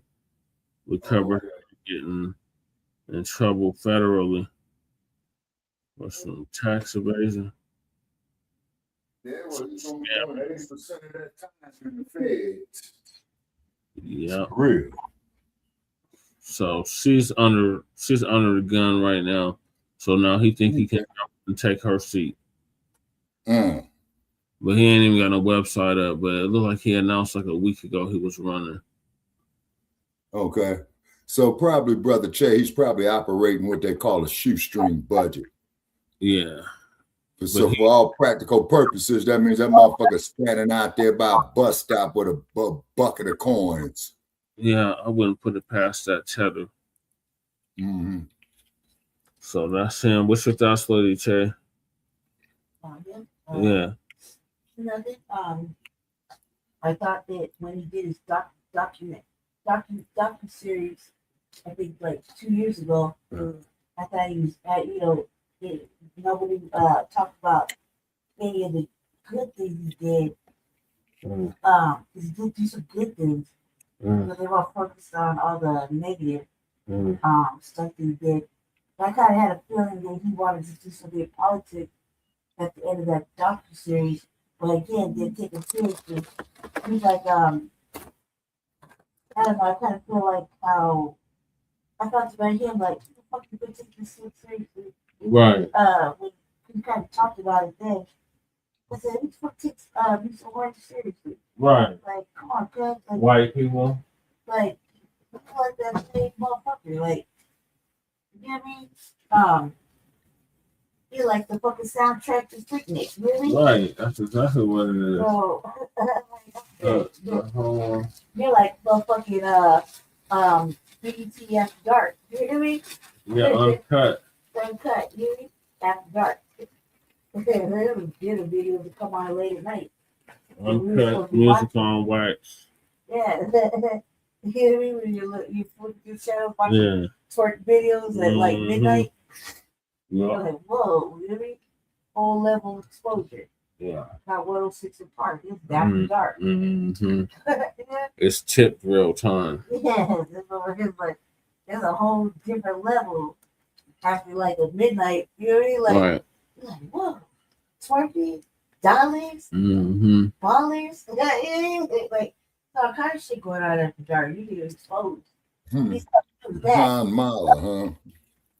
He was that then, Yeah. you know what I mean? So I was like, hey, we're gonna take that shit seriously. And then the shit that he was talking about, it kind of sounded like he was like on a Willie D tip. You know what I mean? Like when he talked, he had little moments. Democratic Shield. Yeah, like I thought it was like listen to Willie D Mm-hmm. when we're mad at him. Yeah. You know what I mean? That's like kind of like chilling a little bit of, you know what I mean? A little bit, a And whole lot. then when Kamala Harris was ready or whatever, he was really on that tip. Mm-hmm. You know, referred to her as black woman. Oh my God, that shit was It's that kind sickening. just that kind of shit, you know. And this document, the document series is like it was like 1 or 2 hours, but it was like whatever. It was like Mhm. anything else. I learned at that. I was like, damn, it did kind of some good shit. You know, can't find with the label, whatever. Yeah, we helped that bitch lose. Yeah. Well, a lot of things helped her lose, but yeah, a lot of things helped her lose. And it's not gonna get better, you know, Yeah. on the next term. So, it's gonna be the same shit. It's gonna be like Stephen A. Smith. Oh, God. He had a chance, but I'm thinking they're like, yeah. Oh, there's nobody else. Yeah, fuck Stephen A. Smith. Here's another damn shield. Yeah, I'm like, you know, he's doing that. He's doing the build up Mm-hmm. for running. So when his docu-series coming? Stephen A. Smith. Yeah. Why do we gotta see that? He's an off brand. Like, what do we not know about him? Right. He's emotional. Mm-hmm. He's half angry, half whatever. Mm-hmm. You know what I mean? Like, you don't know when he's gonna be angry, going off, and then not going off. Right? Right. And he's lying. Like, the people I represent want me to run. Who's that? Who you represent? Your Yeah, paymasters? What the fuck you talking about, You cuz? talking about your paymasters? Yeah, the people who The ones that you said you don't mind working for? Yeah. As long as they break him off a little bit of what they make? basically white people. Mm-hmm. So, you know, it's whatever. It's that hype this motherfucker up. Think about it. Create that controversy in the discussion and keep it, you know, just have a little bit of mystery. But he's so transparent, it's obvious, it's stupid. You know what I mean? Like, really? Or he can't, like, come on now, like, what does he do anymore anyway? In the sports, you know what I mean? What does he really contribute? Not a damn thing, like Tay. You know, the sports really anymore? You really don't do politics? He's like half in, half out. Mm-hmm. So, we don't really know where it really stands, except that he's on the shield plantation, you know? Big time. Yeah, so I don't know. It's just like that. It's just like that. I feel like they're running out of black people, so they just throw everything at the wall now. Because what they got is not bringing us to the yard. So they're like, oh well, let's throw him at this. Throw her, you know what I mean? Yeah. Whatever sticks, whatever you know is gonna raise the foundational Black American stand in the line and vote type fucking vibe. Yeah, he's gonna run as a Democrat. He said his party affiliation is Democratic. Right. But he self-describes fiscal conservative. Right. And a social liberal. Whatever that means. I like that sounds like You with the agenda. Yeah. Whatever they're talking about. Mm-hmm. Believes the Democratic Party lacks vision and strong leadership. Yeah. That's his motivation. I wouldn't follow him down a hallway. And his approach is described by supporters, whoever they are, as a combative, attention-grabbing candidate. If that's the case, they would be like that with Crockett, because she's combative and attention drawing, but not, you know what I mean? Yeah. They throw her under the bus. They'd rather have that chicken and fry bitch than that rock. Remember? Yeah. Well, like, let's leave store pennies out of Trump for a steak. I forgot where he was. Where is he at? He was like some kind of chicken place, right? Yeah. I forgot what that was. I bet she's ratchet too. They're not at anybody right now. Democrats. Mm-hmm. They're writing articles about this nigga running for president. Right. Man, I'd much rather have Tricky Dick back than that trick, man. Right. I really Get it. See my chest. Yep. Anybody else. Like, I mean, like, it's gotta be other people. Like, is there any other options?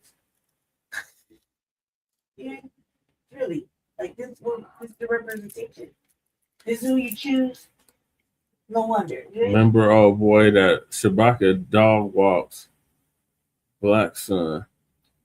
He is running for president in 2028 too.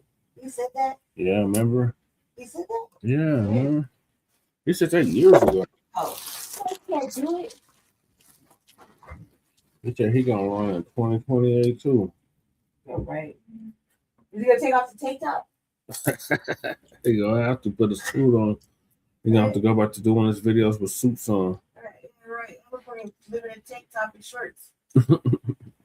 Like real. I'm gonna Mr. Mega. He down in the South. It's humid. No, that's just his vibe. That motherfucker a low key raver. Yeah. That's his vibe. Bet you $20 to turn off the lights. He got glow sticks and shit. Yeah, he's weird like You know what that. I mean? Like he raving in the basement. Mm-hmm. And the truck and shit, rocking out with glow sticks. Like that, like in a rave. Yeah. Little rocker. Yeah. Like you can't feel the vibe. Yeah. You're not listening to black music, that motherfucker rocking out. Yeah, he's walking out. Right. You know, he had banging in the truck and shit. Friends flying everywhere. Even though black people started rock and roll. Right. Like he over there in the truck being emotional. Oh, thank you for reminding me, brother Chad. I've been cussing out a bunch of these Elvis bums, man, on social media. Being emotional, like he was that day. Yep. I was like, why are you so emotional? Right. I'm the child. Right. Calm down. Don't tell me I can't say Black Power. Right. Who's what? And based off of King Noble. I don't even know who that was. I was like, some irrelevant fool. Why we arguing about Big Bang? He's black. He kept saying Vivek was black, Shabaka. But he said he was upset that because he did the, shit that I thought was like whatever. I'm saying he was not black. But He's a Brahmin. I was mad because I was so empowered. Baka, they heard you get the other night on AP. Wait a minute. Okay, wait a minute. Is this a specified goddess Navi? They heard you the other night on EP. What is EP? You know what I mean? That's why he tripped out. I guess he was spitting bars the other night or something, Shabaka. Okay, what's EP goddess Navi? Shabaka.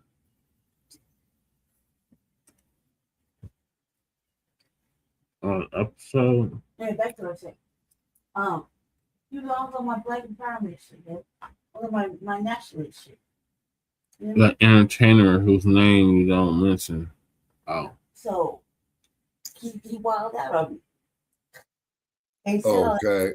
And okay, could you code that goddess Navi to refresh my memory? Elvis. Oh yeah. Yeah, that's I'm gonna say it again, and I'm taking personal responsibility for this comment. Fuck Elvis Presley. And I want to make that perfectly clear, by the way. That's a given, Shabaka. Fuck Elvis. He didn't create a damn thing. And then too, Goddess Navi, you know, Brother Che already knows that I said this before. For your information, I bumped into Little Richard in South Central LA at a bank. And Little Richard himself was saying that Elvis Presley was not the king of rock and roll. It was Little Richard, it was Chuck Berry and Bo Diddley. Right. Right. Sorry. Right. Good shit. All right, carry on. All right. So moving on. I'll say I'm no longer musty after this. I'm no longer musty. Yeah, because that was the one that came on after that. Mm-hmm. I was seeing that earlier today. Latino wants black and brown unity. No. Forget it. We already tried it. Oh, this two's out of order. Hold your own lips. Right. Hold your own lips. I'm sorry. Hold your own breath. That's white people. Why don't they ask the white people to hold their hand? Oh, I forgot. They're already doing that. Exactly. They're already doing that. They're doing that outside. I forgot. My fault. You see how we're going with that. Mm-hmm. All right. I'm sorry, y'all. I'm looking for the next video. This ain't it.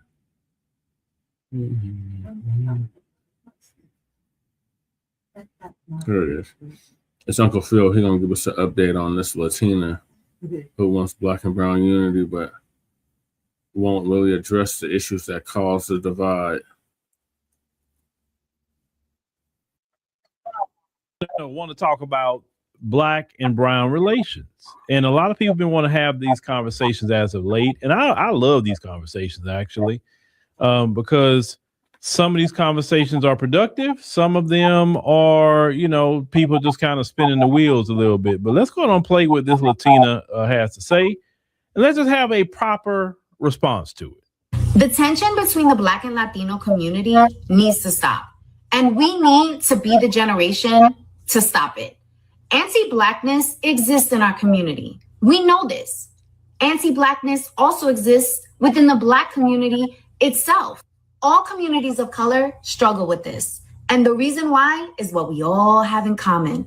We were all colonized and trained to have a mindset of you versus me for survival. But that ends with us. We need to lead with unity and not division. We have to be the change we want to see. We have to stop It didn't work, lady. in both communities and make the decision that we are going to choose to be united versus divided. Now, this is why I will say up front, I'm cool with just about any group of people that's cool with me. I know people of all communities, and I get along with people of all communities. I take no issue with no group of people. I really don't personally, because I think that's kind of stupid, to be honest with you. And I just don't have that kind of time to be beefing with people. But you're speaking on an issue, and you're not getting deeper into the issue. Yes, you're 100% right. Black Americans and Latinos and Asians and everybody else had dealt with some form of colonization. Of course, we dealt with slavery. Latin America dealt with slavery as well. You have, of course, you know, some of the Caribbean is Latin American. A lot of us was affected by slavery or colonization one way or another, which is true. And in that effect, what was left behind was, yes, anti-Blackness and colorism, in particular in Latin America and also in the Latino communities. If you go back to, remember Nuri Martinez, when she was making those comments, she was talking about Black folks and the Oaxacans. That's other Latinos she's talking about. So the issue a lot of times is the colorism. And you know, colorism is deep in Latin America. It's very, very deep. If you look at it, you would not even think Black people exist in Latin America. We are heavy in Latin America. You don't see Black people on TV a lot in a lot of Spanish language TV and movies unless they are the hired help or the villain or things like that, right? They had this indigenous woman, I forgot the lady's name, some years ago from Mexico, and I think she was on the cover of Vogue, and a lot of them was upset. if you remember the actor that played Namor on the second Black Panther movie, a lot of them were upset because he was a representation of Mexico, right? At that time. And they was upset with him because he's dark skinned, that he wasn't that light skinned, whiter type of Mexican man that they want to have up front, right? So that's really the core of the issue and really where that comes from. So in the homeland, you don't you discriminate against the indigenous people and Black people. So then when you immigrate to the United States of America, it continues. You see white is right, Black is wrong. So it was kind of easy to get into that. Very, very easy. That's really the simple part of it. So you say that, well, we need to unite and not divide. Well, I would tell you, as Black Americans, we did not say, hey, there's a Latino, a Latina, let's go ahead and divide with them. For years, we have said we want a Black and brown coalition. Everything something happens, we say Black and brown people, Black and brown, Black and brown, Black and brown. I mean, tongue twisted saying it, right? We have said this. Last night, we talked about Reverend Jackson leading a march into Mexico back in '84 to talk about the mistreatment of undocumented workers. And none of them were Black American he was talking about. Black people have put a lot into standing up for the brown community. We have. But unfortunately, it wasn't reciprocated. That's really what it is. And because it wasn't reciprocated, now white supremacy is attacking you wholesale. I mean, pretty bad. And now some of you say, hey, we need to come together. But it's more steps than, and you mentioned some steps of coming together. But let me tell you, this one sister said something on the video that was the coolest thing I ever heard. She said, if you want to start with Black and brown unity, start in the prison first. And I'm like, but then if you know people that have been in prison, the reason why she said that is because more Black people and Latinos are in jail than the folks. The Latinos would join with the whites, the Aryans, against Black people. That's what she meant. How is it that you're going to join with the oppressor against Black people? Black people have never oppressed anybody. Right. You have gangs over here.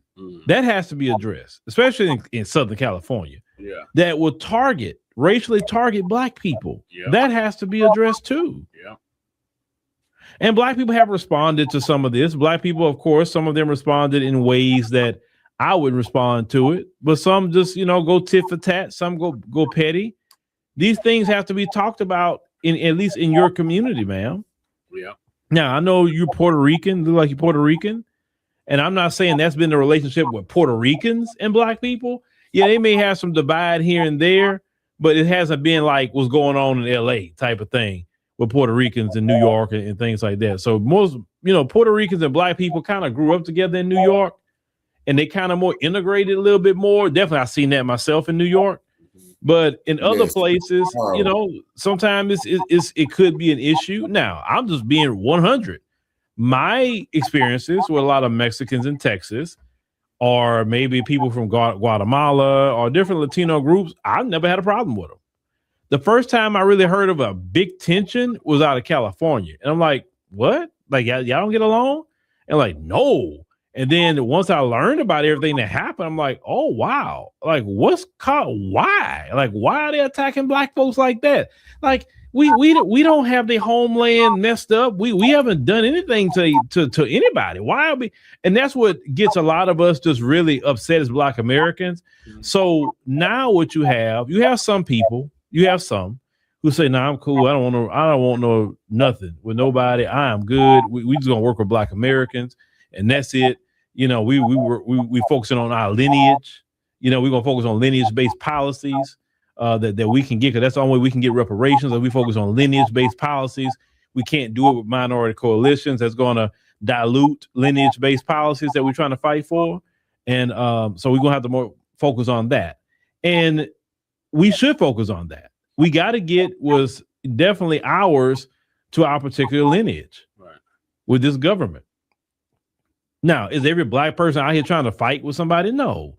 Listen, don't let what people say online means that's everybody in the real world. Because look, I'm in the real world seeing people every day. I go play to the places, the gym, all that. I see people of all communities, and nobody's beefing. Nobody's doing anything. So the divide happens, I think, a lot more politically. The divide happens on the jobs. Let me talk about that. I have not seen black men in particular say, hey, oh, Miguel's over there. Oh, no. We gotta figure out a way to get Miguel fired so I can bring in Tyrone. I've never seen black men do that. But I have seen, ma'am, men of maybe not Puerto Ricans, but men of just the Latino persuasion try to report a black person or whatever to get them fired so they can bring their family in. Like, that causes tension. Why are you messing with another man's job? Okay, if he is doing something, you got no business. What you telling for? Because we see things that Latinos do on the job. We don't say nothing. It's not in our nature to be a snitch. Right. Unless you're doing something that's going to mess up our job. Then we're going to say something. But if you're not doing nothing to mess up our job, we don't say nothing. So that has to be addressed. Okay, why aren't you trying to get the white folks out? But you want to focus on the black man? Those things have to be discussed. I'm talking about a real discussion, right? I've seen these things with my own eyes. Or you remember what George Lopez said, hey, don't park in front of our house or bring a black person home. Why? What did we do as a community to you? But if you bring home a white man, nobody's saying don't park in front of my house, don't bring a white man home. Not say you, ma'am, at all, not referring to you. But there are people who feel that bringing a white person is bettering the race. That is a colonized mind completely. But some of that mindset translate into white is right and black is wrong. And so it's easy for me to divide and attack black people. And some black people are so tired of it. They're just sick of it. Especially some people within my age group and older who've been living a while. Now, the younger people may be a little, it may be a little different. The same thing we question even black immigrants that came to this country. Why did you divide away from black people? Why did you do that? There was no reason to divide away from black people. We had no issues with Latinos. We didn't. So that's the questions that no one wants to answer or even have a conversation to explain the prison situation, the jobs, all of that. You don't have to be cutthroat toward black folk. Some of you say, well, in LA, the black people attack the vendors and all. I don't agree with nobody attacking nobody. Period. I don't agree with Latinos attacking black. I don't agree with black people attacking Latino. I don't agree with none of that. Realistically, if you look at the numbers, if you're a numbers person, if black people and Latinos are actually on one accord politically, I'm not saying we got to be in each other's face every day, but one accord politically, say, look, it's more of us in this country than them folks. So, hey, we gonna come together politically. We gonna get them out the paint and run the whole yard. There's enough black folks and Latinos in this country to do that. But the problem is, just like, unfortunately, even with some, listen to the word I'm saying, some, they get tired of people writing killing. Phil said this. I said some. I didn't say all. Some people come over and want to divide away from black people. Even in the diaspora, unfortunately. But when we have these conversations, nobody want to engage in these conversations intelligently, not name calling. And we have these conversations. This conversation had nothing to do with ICE. I don't know why. That's also getting on my nerves. Stop bringing up ICE in conversation. We're trying to have conversations with other people. Part of what I do is to have conversations with other people. I have no problem having conversations with Latinos, Asians, Arabs, Indians. We're supposed to have conversation with people. If anything, you want to have a good relation with everybody as much as possible. And living in this country, you're not on an island by yourself. What affects you and what everybody's starting to see it. What's affected us is now affecting them. So whatever affects another group is eventually going to circle back around to us too. Eventually, that is the truth because you live in this country. Now, the ICE situation, what they're doing, that's been happening to us. So it kind of circles back around. Now, the protesting thing, she didn't mention protesting. I'm mentioning it. The protesting thing, no, black people got to rest. We got to rest. We got to figure some things out. We're politically motivated. A lot of us are registered to vote. A lot of us are voting. That's about the most you're going to get out of us right now. We've done our job. Somebody else going to have to pick up the torch and carry it for a little while. I can't do it no more. Okay? I can't do it no more. That's really what it is. You know, I don't have no problem having a conversation with anybody. But if you want to have a conversation about black and brown, let's have it for real. Not, oh, well, let bygones be God. No. When you trying to, when if a person's even thinking about reconciling a relationship, you got to address all the issues up front that's been around. Address the full issues. Address them. That's the only way you can move forward with anything. If you don't address anything, and if you think you're right, the other person's right, you won't acknowledge you're wrong, the other person won't acknowledge that they're wrong. If you won't explain why you thought that a proximity to whiteness was it. Listen, proximity to whiteness is basically against black people. You can't be around white folk and be around black people like that because we as a collective have beef from the plantation, and that beef is not settled. It's not settled, and they're not trying to settle it. So if you with them, you automatically gonna be against us. Period. And some people chose that. They thought it was better to be around them folks until the folks stabbed them in the back. A lot of them feel betrayed by Trump. Oh, I thought he was going to deport the criminals. Like, didn't he, the first time when he came out, he called Mexicans criminals and, not to say another word, violators and all kind of drug people. He was saying that about all Mexicans. And yet you still have Mexicans vote for him? There ain't no way I would vote for somebody if he came out and say black people just criminals. Black people, this and that. Like, ain't no way we would have voted for. Nobody in the black community voted for him. He did that. A lot of people didn't vote for him, but still, he wouldn't have got half of the black vote. Trump got half of the Latino vote in both elections for the most part. Now, more Latinas voted for Kamala Harris than Latino men, but when you break it down in the percentages, it's still kind of about half if you average it out. So that's a conversation that must have. Why is people in your community so wrapped up in white conservatism? And I'm not talking about moderate conservatism. I'm not talking about that. I'm not talking about that Mitt Romney style Republican. I'm not talking about that. I'm talking about you wrapped up in MAGA, in which MAGA is hella racist toward black folks, Latinos, Asians, and anybody else. And some of y'all really thought that he was only going to lock up criminals when your skin is your criminality. You ain't figured that out? Black people told you that a long time ago. Your skin is your criminality. And I guess y'all didn't understand the memo. You actually believe them what they say. Listen, we know not to believe nothing they say. If they speak in, they lying. And unfortunately, a lot of you are finding out the hard way. So I can have a conversation with you. That's what I do for a living. Some people don't want to have a conversation. I'm cool with the conversation. That's part of what I do. So if you want to have it, let's have that conversation because it has to be had if you want to have it.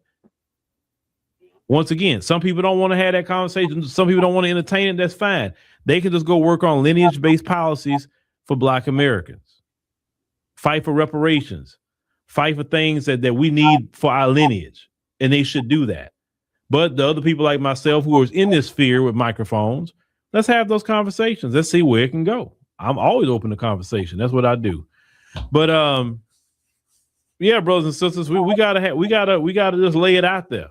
We gotta lay it out there because I personally keep hearing all these calls for unity, but I'm at a point like, okay, let's have a conversation now because we're not gonna just keep responding to people. Let's go on and say, hey, you know, one person in particular reached out to me.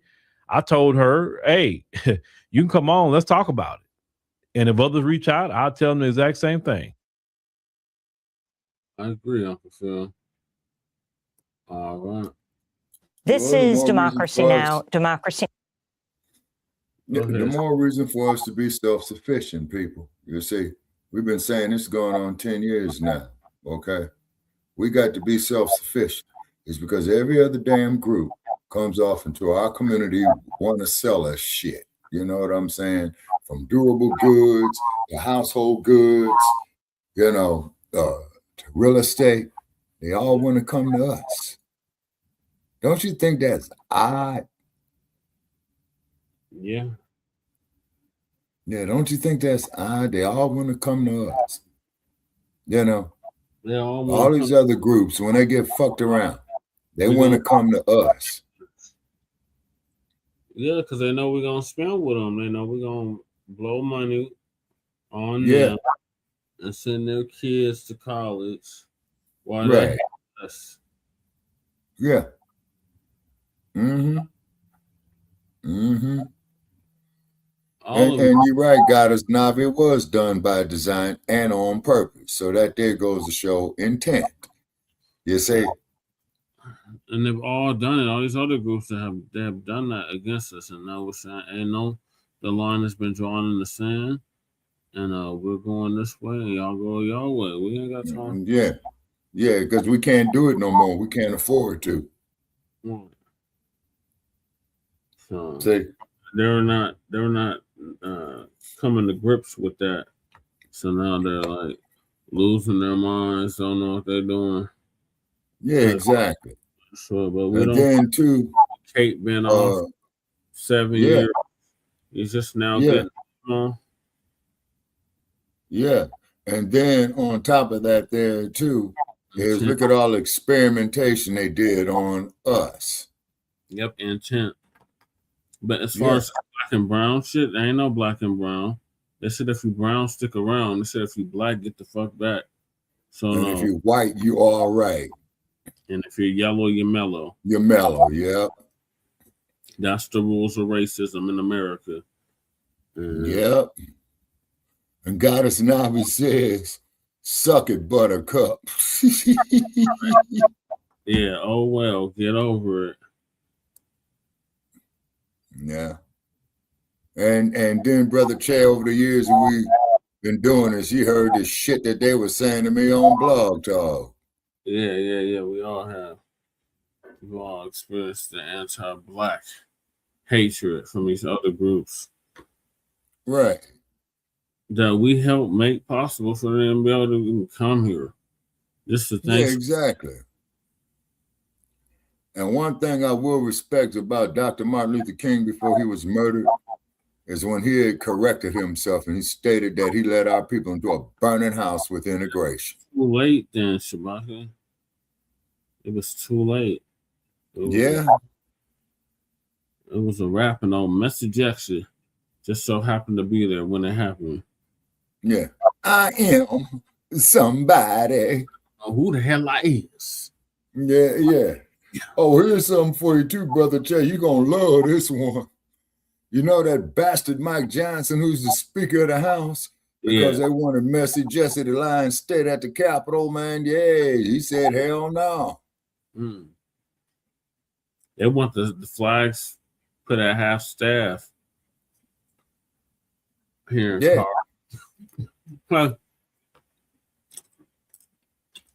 For Jesse.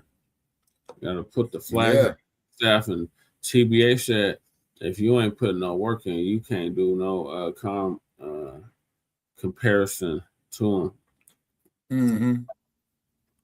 I was like, what? Like, I'm an activist too. Like, what are you talking about? Like, I've been in the church. Like, what is he talking about? What? He said you can't criticize him if you ain't matched or surpassed what he's done. Well, like I said, I was at Wattstacks in 1972. Right. Okay. And he was up there talking all that pro-black business. Out there with a RBG and a dashiki on. And then he turns around and capitulates in 84 and 88 where he tried to be the president. And on top of that, he didn't make it. You know what I'm saying? Democrats weren't gonna let that happen. Yeah. But he didn't start the term African American, but he popularized it. What is I am somebody. I may be on welfare, but I ain't somebody. Yeah. If you ain't doing no moving and shaking, you're a nobody. Right. So he said, if you're a nobody, you can't criticize him. Yeah. Yeah. But moving along. Slutty Che got something to add. I don't give a fuck about them wanting to hold eggs out the kids off. Right, for 7 years now. So our brother Adonis was in Romania. The white supremacists decided to attack our brother, and our brother put hands and feet all over this savage. Oh, okay. I like to see that. You got a clip? Yeah. Shows do. Okay. They like to see the work he put in.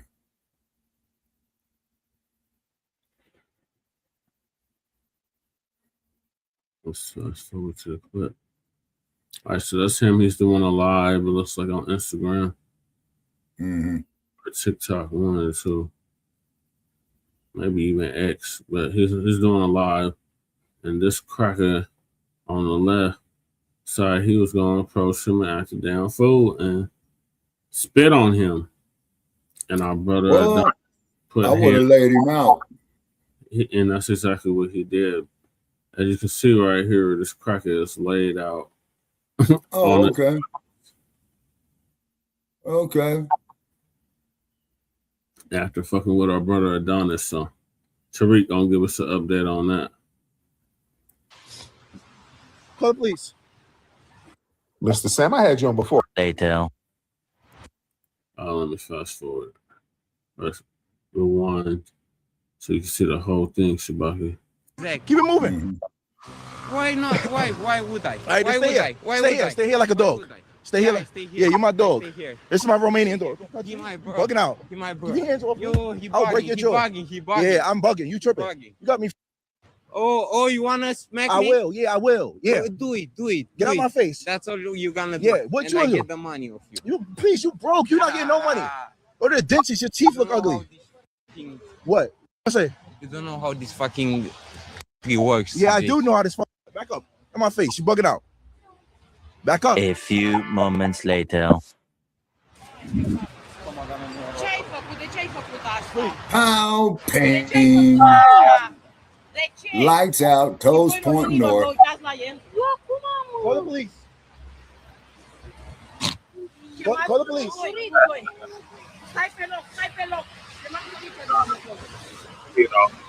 What? Call the police. Mr. Sam, I had you on before, right, Sam? Didn't I have you on recently, Sam?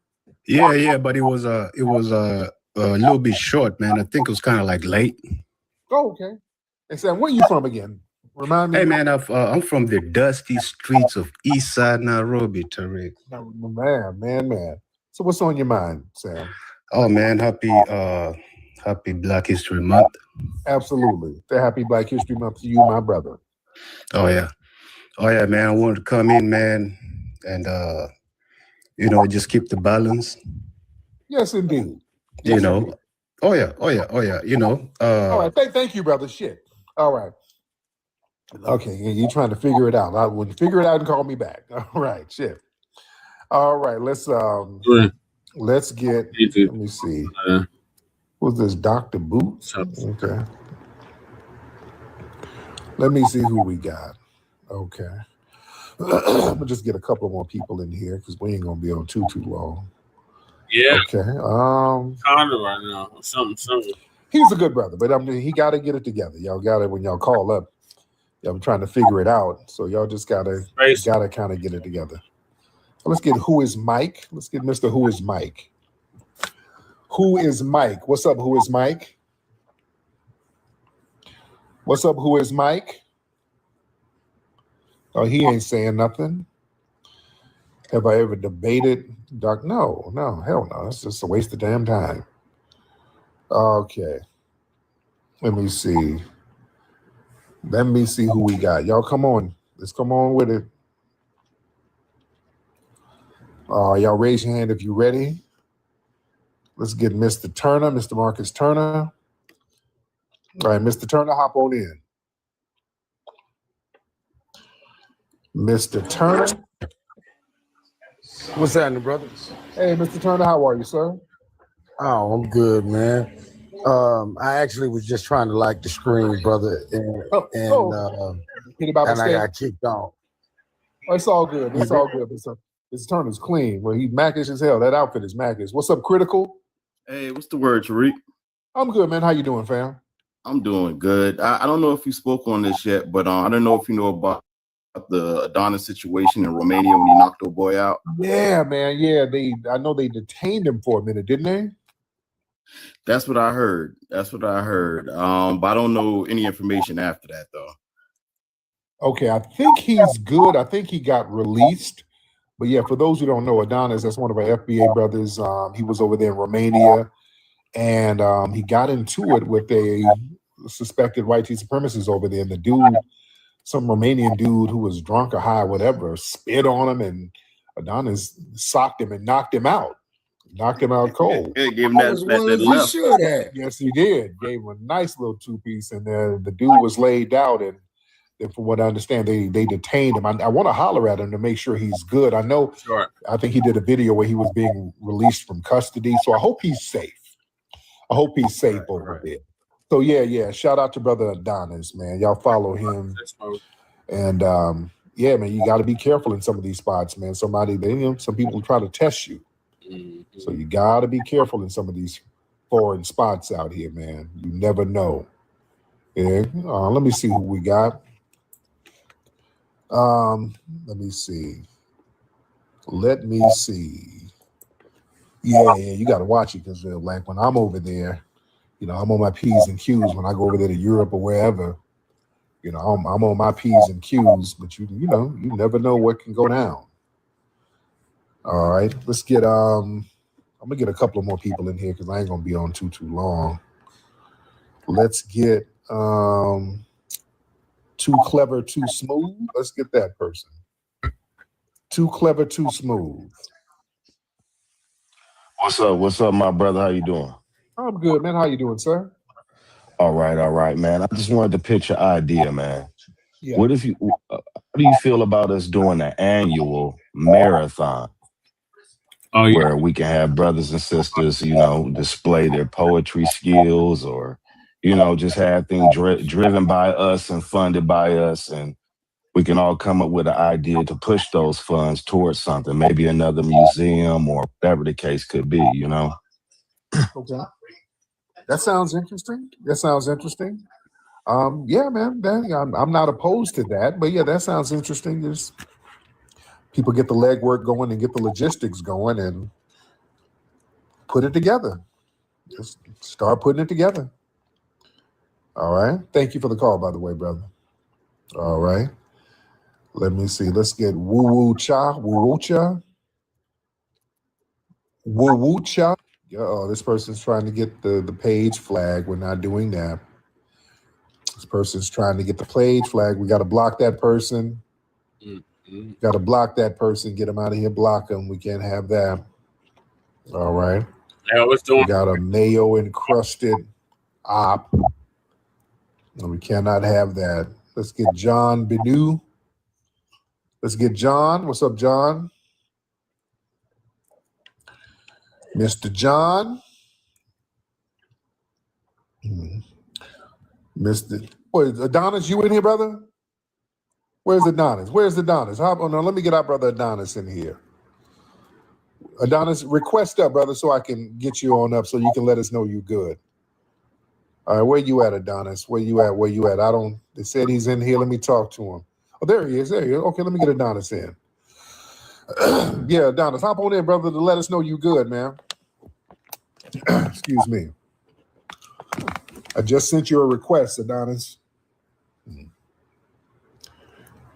Oh, he said there's a pending investigation. Oh, okay. All right. Well, I hope you safe, brother. Give us a thumbs up if you good. Are you good? Do you need some of us to go over there to make sure you get up out of there safe? You gotta wait. Okay. Going over Adonis being that. So what's the damn, see now what's the investigation for, brother? Okay, brother, you gotta let us know something, brother. So Adonis gonna get on. Yeah, don't sound like you're not really good yet. Right. If you can't say nothing, man. You need to hold on. Okay, hold on. He's gonna send me a message and we'll say certain things. They'll hem you up over there in Dubai. Yeah, you go to these different countries, it's a whole different vibe.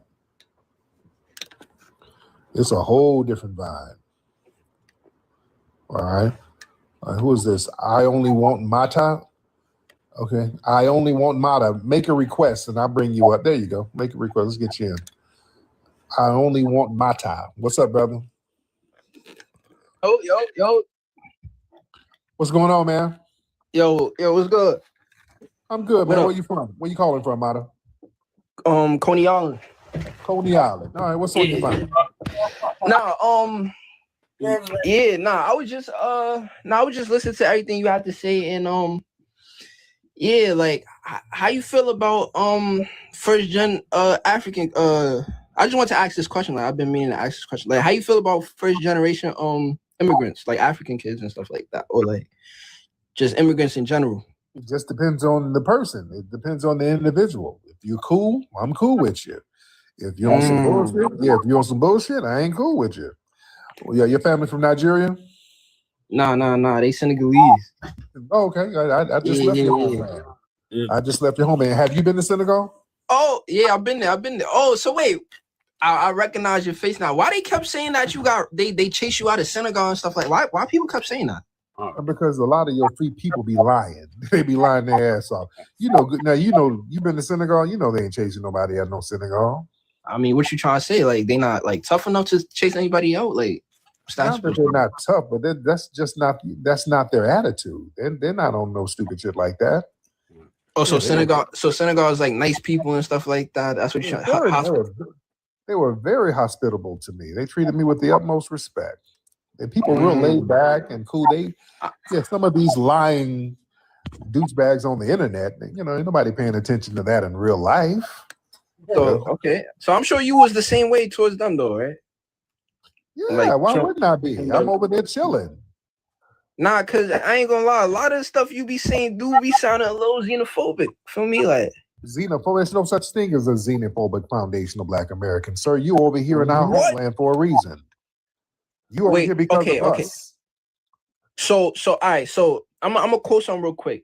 This dude, he once said, "Yo, I would side with the KKK in order to get all Black immigrants up out of here." That's not xenophobic to you? I never said that. No, I didn't say you said it, but you just said that there's no such thing as a xenophobic foundational Black American. Right.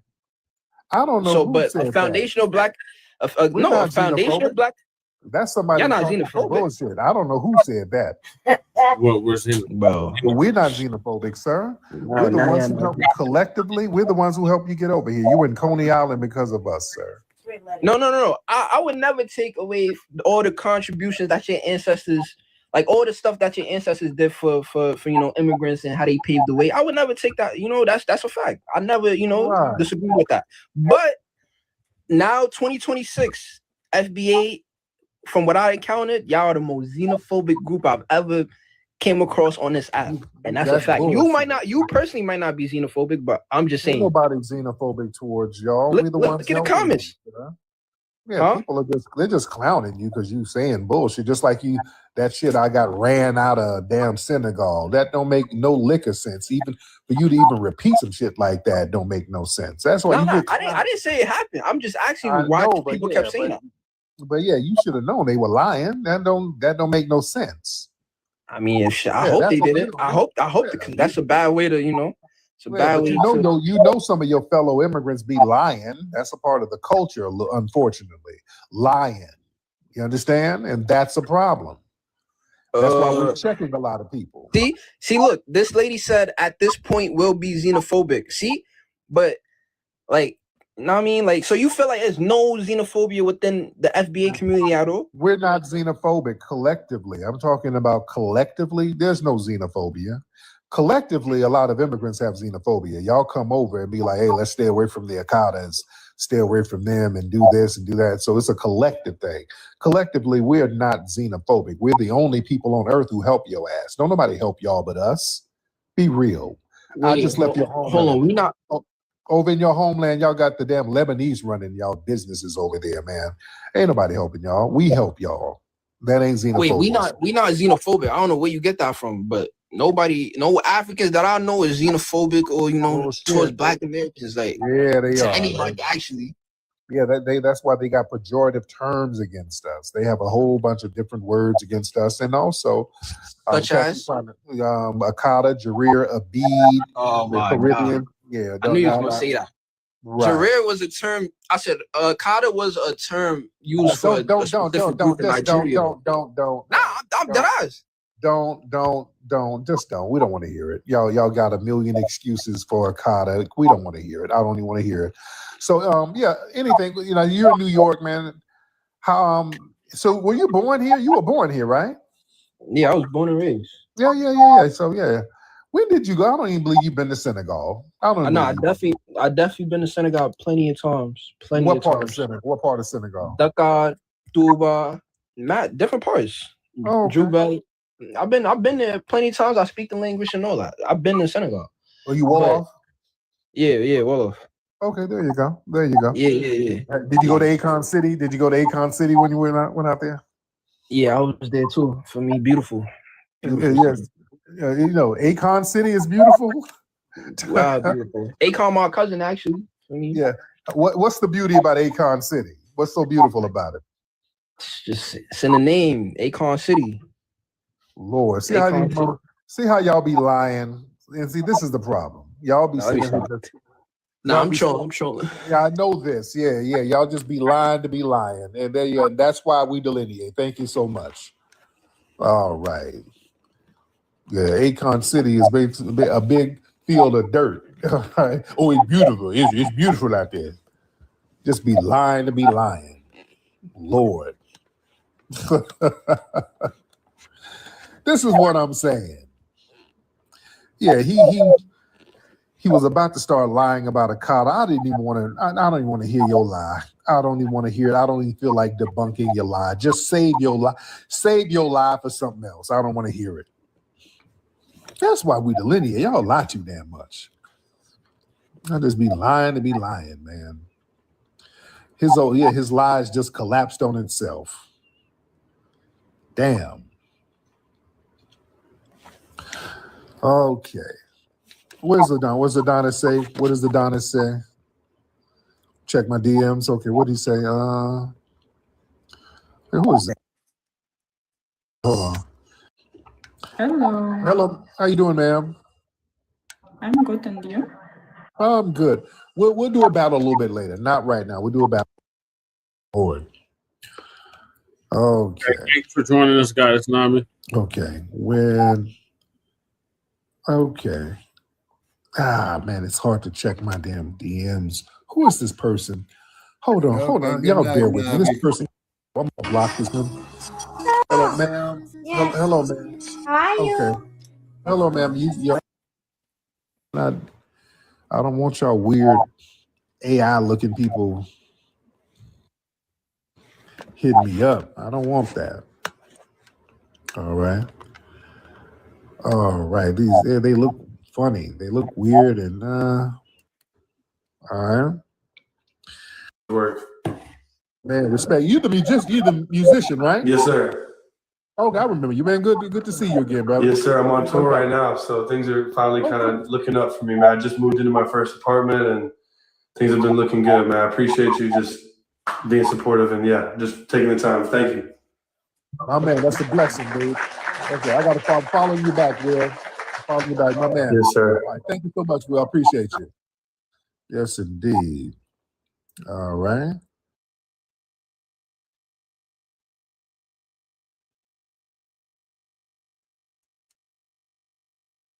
They're gonna play the song at the end. I'm trying to fast forward to when Adonis get on.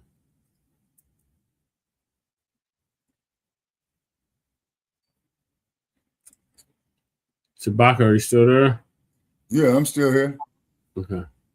I'm about to get to when Adonis gets on. Okay. All right. Let me see where we at.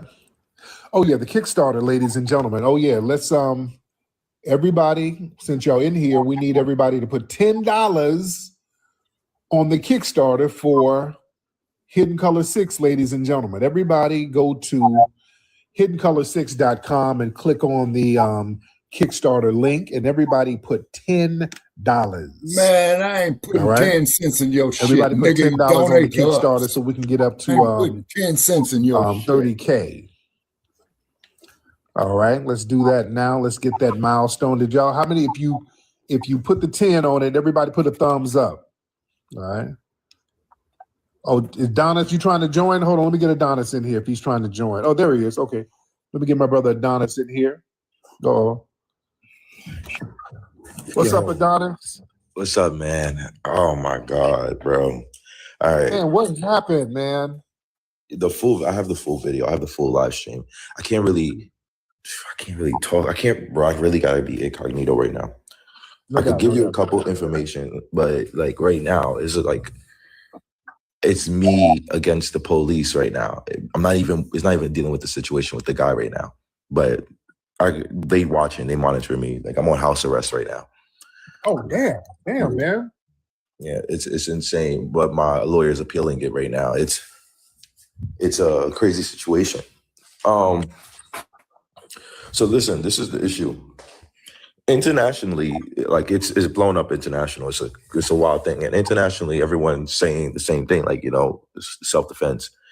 But 12 is sitting down trying to push a narrative, and they're allegedly feeding information to the media out here, the Romanian media out here, to try to spin the public's perspective. So now, even though I have a huge support base and a huge community base, I've been out here for 10 years on social media. I'm the bridge between the English demographic and the Romanian demographic out here. So I have a huge support out here from the people, but they're constantly inserting things into the media from multiple different channels. They're not doing it directly, they're doing it indirectly, so they can change the narrative. So I can't talk about these things. Like I can't, I can do whatever I want, but I know if I get on my account and if I say something right now, they're going to say, oh, look, he's trying to incite this. He's trying to do. So I'm like, all right, I'm not going to do nothing. So I'm telling you, I'm like, look, there's a couple of news channels out right now, on big news channels in this country, that are not talking about what happened. They're only talking about the punch and the self-defense. They're not even using the word self-defense. They're saying assault.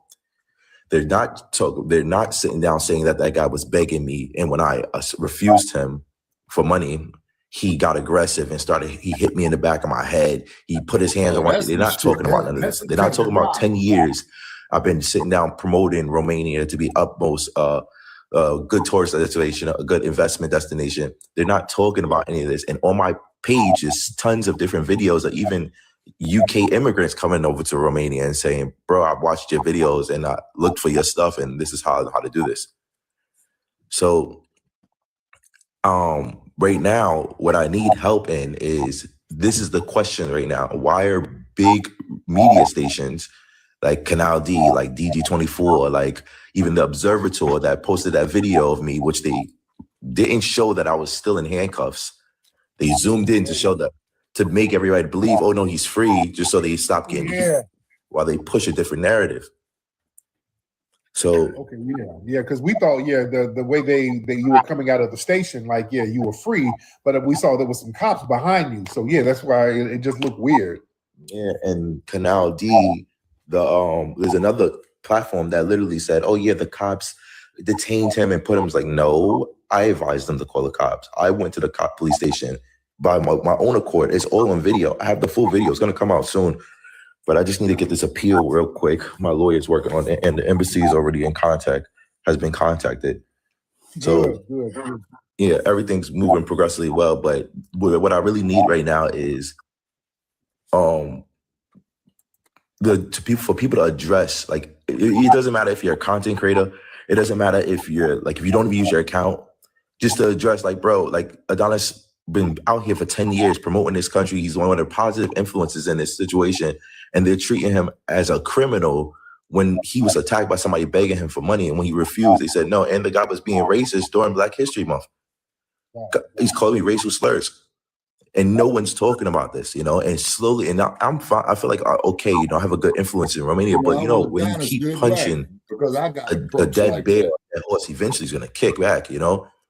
So like, they're slowly trying to edge at like switching the perspective so it can influence in the future. I'm allegedly assuming that it can influence the perspective of the judge when I get there. So I need countermeasures. So when do you see the judge, by the way? I've already saw one judge, and they put me on house arrest. I'm appealing it today. My lawyer's appealing it. So, but in 2 days, I should get a response back to say, like, oh, try to get this house arrest removed, and then I'll have more freedom to talk and stuff like that. But right now, I just can't. I gotta just chill and just like. Now, how long have you been up there in Romania? Bro, I've been traveling in and out of Romania for like 10 years now. Okay. Were you a resident there now? Were you just there visiting, or Nah, I have a commercial visa, and for Americans, we can only stay in certain countries for like 6 months at a time in Europe, in the Schengen area. You know this. So, like, I built a company in Romania and then sponsored myself with the visa. So I only so I could stay in Romania for like a full year. Every year I had to renew the visa, and I could stay in Europe for as long as I want because I have the Romanian visa. So that's a little hack of the system real quick. You know, instead of working for somebody and getting employed, I just built a company out here and then sponsored myself with the visa, and boom, now I'm traveling internationally for as long as I want. But this situation is crazy, you know. So there's a thing. So do you need to get up out of there? Nah, not right now. No, I'm gonna win this. Okay, I know that. Yeah, we're gonna win this, you know. Okay. But my thing is, they playing hardball.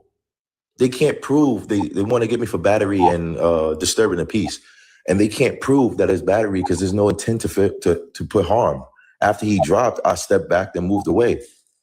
You know, like I didn't insist. I was calm, collective, and I advised them to call the police. So I saw that. You're like, yeah. That's what de-escalated. Am I right on that, there, brother? Has he pressed charges, anything like that? Shabaka? Yeah, okay. After he dropped dude and he backed up off of him, that's de-escalation. Am I right? Yes. Okay. As of right now, the police that's a civil situation. Right now, it's the police. I'm not dealing with him right now. They tried to give him medical treatment. He refused because I assumed, if you could look on camera, he looks like he was on drugs. Right. And then they tried to spit a narrative saying I invited him. I never met that guy in a day in my life.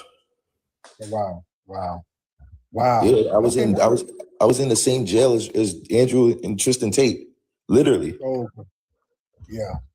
So yeah, they don't put around over there, man. Yeah, it's gonna be right now. What they're trying to do is just shift the narrative. I'm at 60% when it comes down to 60% of the people in Romania specifically, 60% of the people disagree and 40% of the people do agree. Luckily, I have a huge 40%, but in America, internationally, everybody agrees with me. Well, not everybody, but a majority of large. But they're slowly trying to send out people to allegedly influence situations, leaking information and pushing narratives to try to get the people behind them. So if more people just address, like Romania, Adonis has been in Romania for 10 years promoting this country, being nice and stuff like that, and supporting you guys internationally. And the only reason we know about you is because of him. And now that he's getting attacked and aggressively, racially profiled and disrespected by a beggar who doesn't represent you guys, why you're not there helping him?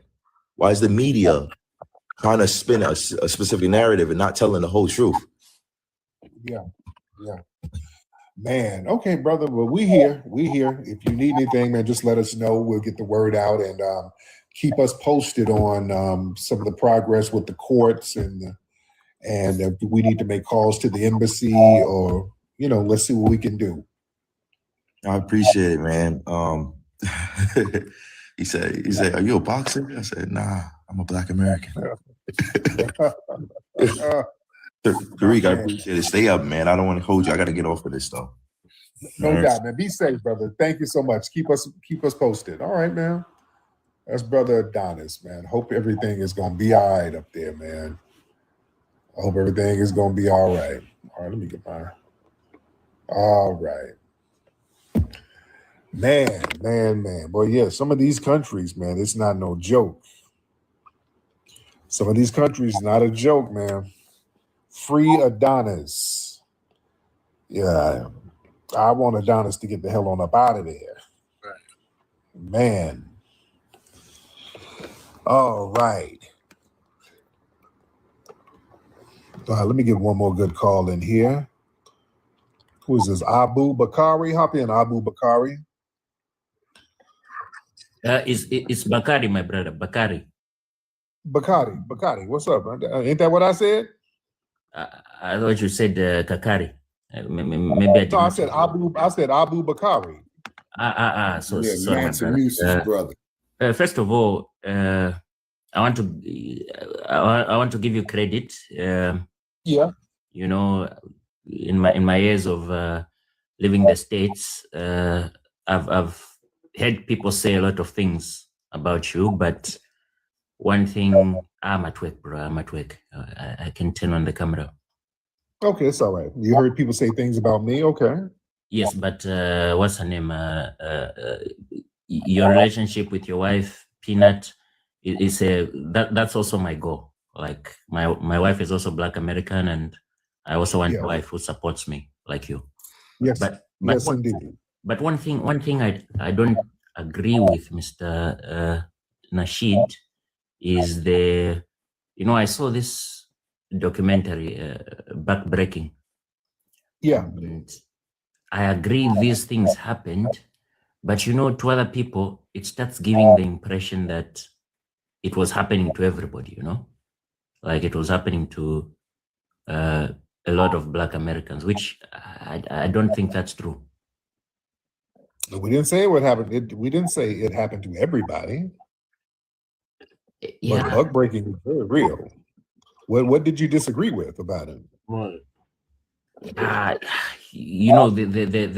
issue of LGBTQ, we are very conservative, so we don't talk about it too much. Right. It's a very taboo thing. Right. And you're Nigerian, right? Yeah. Oh, how did you know that? I've been living in the States for a long time.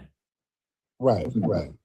But yeah, buck breaking is real. The exploitation, the European coming in, violating young boys and men, that's been happening for a minute. And they were doing it all over Africa too. The Catholic Church, we know what they get down is. Yes. Some of the missionaries. Even to this day, they exploit. The Europeans go over there and exploit boys, girls. They're very exploitive to this day. Yes, you meet a lot of missionaries, and you notice these missionaries come without a wife or a partner, but they just want to teach young boys. I've heard of these stories also. Damn. Right, but yeah, that. And Brother Che, didn't we do something on that there, man, about 4 or 5 years ago? I'll say flexual exploitation is very rampant. And they do it. The Europeans go over there and to Africa to this day. They do it to men and. Yes, Shabaka, can you hear me? Yes, sir. Okay. Yes, we did. Yeah. Okay. Women, boys, and girls. I just saw a video where there's a Russian dude. I think he's over in Kenya somewhere. Yeah. He's just doing. You saw that. This dude's just getting with women after women, just getting with these women over there, taking them to his hotel and just doing whatever to them. Yeah, so yeah, that happens. That video upset me a lot because I will tell you something. I have had an easier time dating Black American women than women from back home. They will put you through so much problems. They will ask you to provide money, provide a house. And this Russian guy is just saying hi, hello, and they're coming to his place. I'm still very disappointed. Oh yeah, yes, yeah. The white team supremacists go in there and do whatever they want to do. So yeah, it's a very real thing. And they can do it with the women, and they can do it with the males over there too. So buck breaking is still alive. But thank you for the call, brother. All right. Let's see, ladies and gentlemen. Let's get SM in here. SM. All right, SM in the building. All right. SM, hop on in and let's get I Am African. All right. SM, I Am African. Who we got? Who we got? All right. Let's get the folks up in here. Y'all hop on in. Let's try Red Bird. All right, Red Bird. What's up, Red Bird?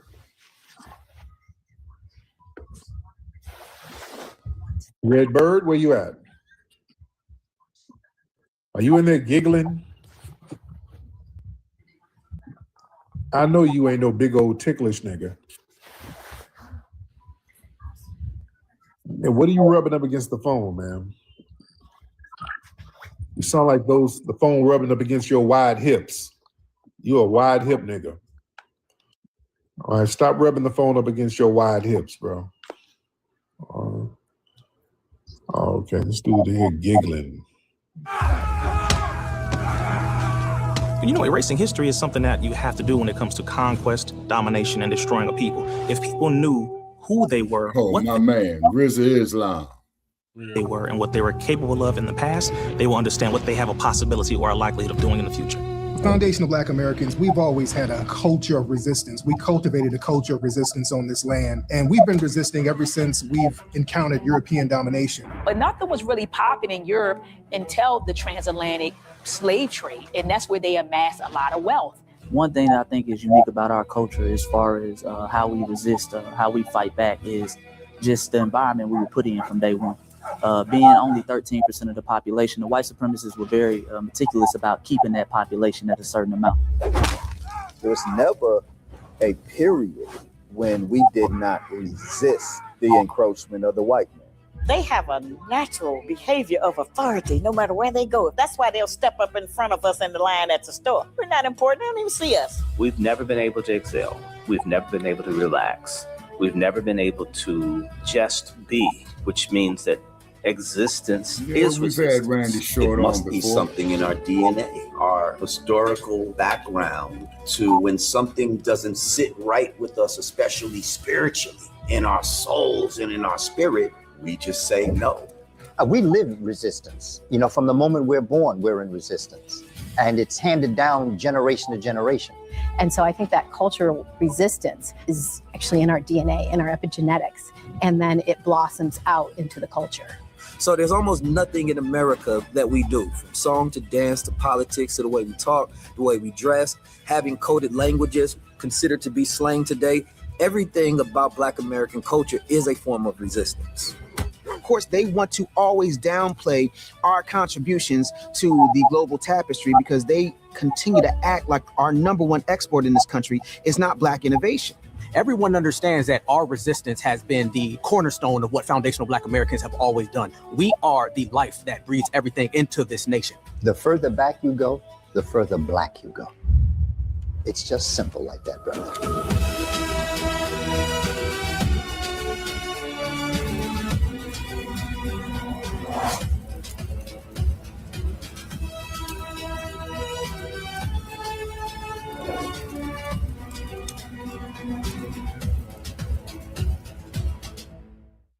Can't wait to watch it.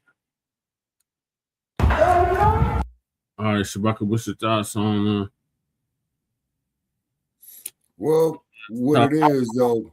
Adonis putting hands and feet on that cockazoid in Romania. He did right. He did right. It's called self-defense. Okay. You know, it's because the white dude is going to step him with his white privilege. Pow, ping, oops upside his dome, lights out, toes pointing north. That's right. Straight out. Mm-hmm. And this is the part that kills me about this shit is because, like I've said before, is that in downtown LA one time, man, I'm getting on a bus. Yeah. And some Nabisco comes up to me. Hey, bro, you got some change? First place, man, I'm not your fucking bro. Number one, no, I ain't got no change. Well, man, I'll just take it. Motherfucker, I wish the hell you would. Right. He peed on himself. I believe it. Mm-hmm. That's what He said. peed on himself. I think he did right. I mean, you know, man, I just don't get it, Brother Che. Maybe this is something your generations can figure out after my eventual demise, man. I just don't get it. These other groups, man, figure they can come up to us, treat us any kind of way, talk to us any kind of way and what have you. And then keep in mind is that the entertainment industry has a lot to do with that there as well, too, because of the imagery. Yeah. Huh? All they see us as entertainment and slaves. Yeah, exactly. You say, but at the same fucking token, they want to go steal all our inventions. Yeah, like because Thomas Edison. Yeah, because a slave has no ownership. A slave has no property. A slave Exactly.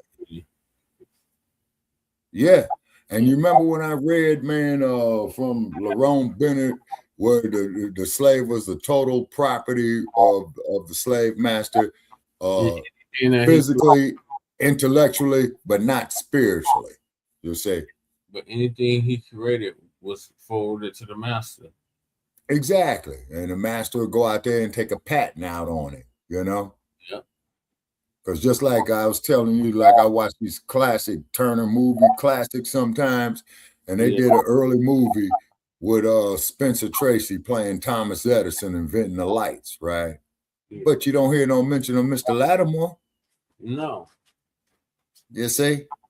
You know what I'm saying? You don't hear no mention of that. It's because Hollywood, at that time, let me see, this here must have been about Brother Che, 1940s, late 1930s, 1940s, right?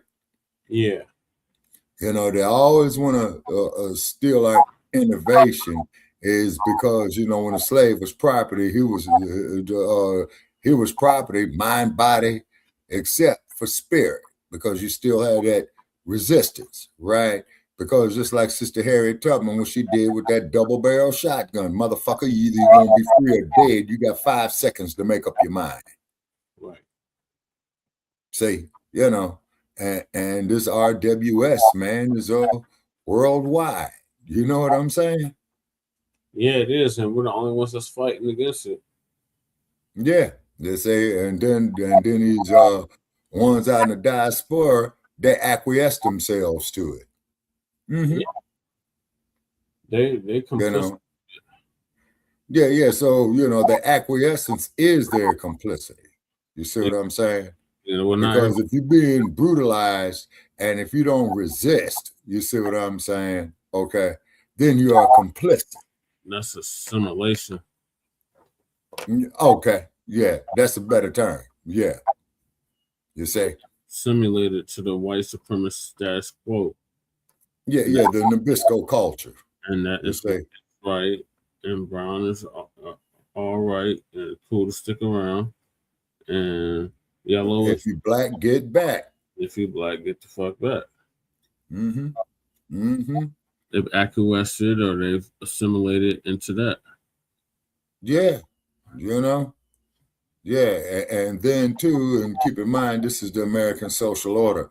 So this is why these people sitting up there talking about Trump, you know, up on my page, he's the greatest thing going. And I just went up there and told them, I says, if you support the dumpster, you don't believe shit stinks. I mean, he just the country, Shabaka. Yeah, and now I do recognize Trump for acknowledging that fact, but what happened to him? And then recently, Shabaka, he said that it's not only Black History Month, it's Black History Year and Black History Century. Yeah, you see? And then like to these people I've been going back and forth on social media, Brother Che, gonna say that Black history is American history. No, motherfucker. Black history is world history. Yeah, you can say that all you like, Shabaka, but we're the only ones that's been celebrating Black history for 100 years since Carter Jackson here. Yeah. The diaspora can't say that. They was running away from Blackness. They want to have nothing to do with history, Black nothing. So yeah, they into Nabiscoism. Yeah. And then also too, shout out there to the family of Mr. Ahmaud Arbery. Our hearts out there with you. It was the 6th anniversary of his murder. Wow. Yeah. Cheers to some Ahmaud Arbery down. Yeah, the man was just out doing road work. Yeah, just out doing road work. Well, the McMichaels are still in prison. Time flies. Okay. The McMichaels and their friend are still in prison. They've been trying to get out for a minute, but no. Good. Nah, they got served their whole time. And I think and actually they should have been getting a damn death penalty. They gave them what they gave them. What was that? I think they gave him life without. Yeah, so they ain't getting out, but they've been trying to get out like Chauvin. Yeah. But nah. Yep. It's just finally been served on the bastards. And then I was debating with idiots with about Chauvin. Well, George Floyd, OD, and I tell a man, are you stupid? You know what I'm saying? Literally watched him get choked to death. Yeah, Brother Che, you and I reviewed that tape, man, at least about 40 times between the two of us. Yeah. And then, and then notice that when the medical personnel came out there, they didn't even try to revive him, man. They just scraped him up. Yeah, because he's already dead. Exactly. Exactly. So our hearts go out to the George Floyd family, you know what I mean? And what have you. Yeah. He didn't have it coming, you know what I'm saying? And all what it is after you and I's research, we have found out what it really was. Because George Floyd was seeing a white woman that Derek Chauvin was seeing at the same time. You see, that's the part they don't want to tell you. That's still that part of that antebellum. Yeah, what did you say the word was, Brother Che? Antebellum? Slavery. Yeah. Yeah. I thought Yeah. So what's our next topic, Brother Che? The next topic is, unless Lady Che got something to add. About Adonis. Yeah. Yeah, I think that old boy lied on him, made it like whatever. But truth be told, Adonis put that motherfucker to sleep. Yeah, he did. Because of sleep. Oh, that right hand is deadly, Lady Che. He spit on him. He said that he's like called the police. Like he didn't leave. He didn't run off. He handled it when he got out. Yeah, like how he kept it kind of diplomatic, like it's not the country. But the man was trying to act like I'm white and I say so, don't press this racism on you.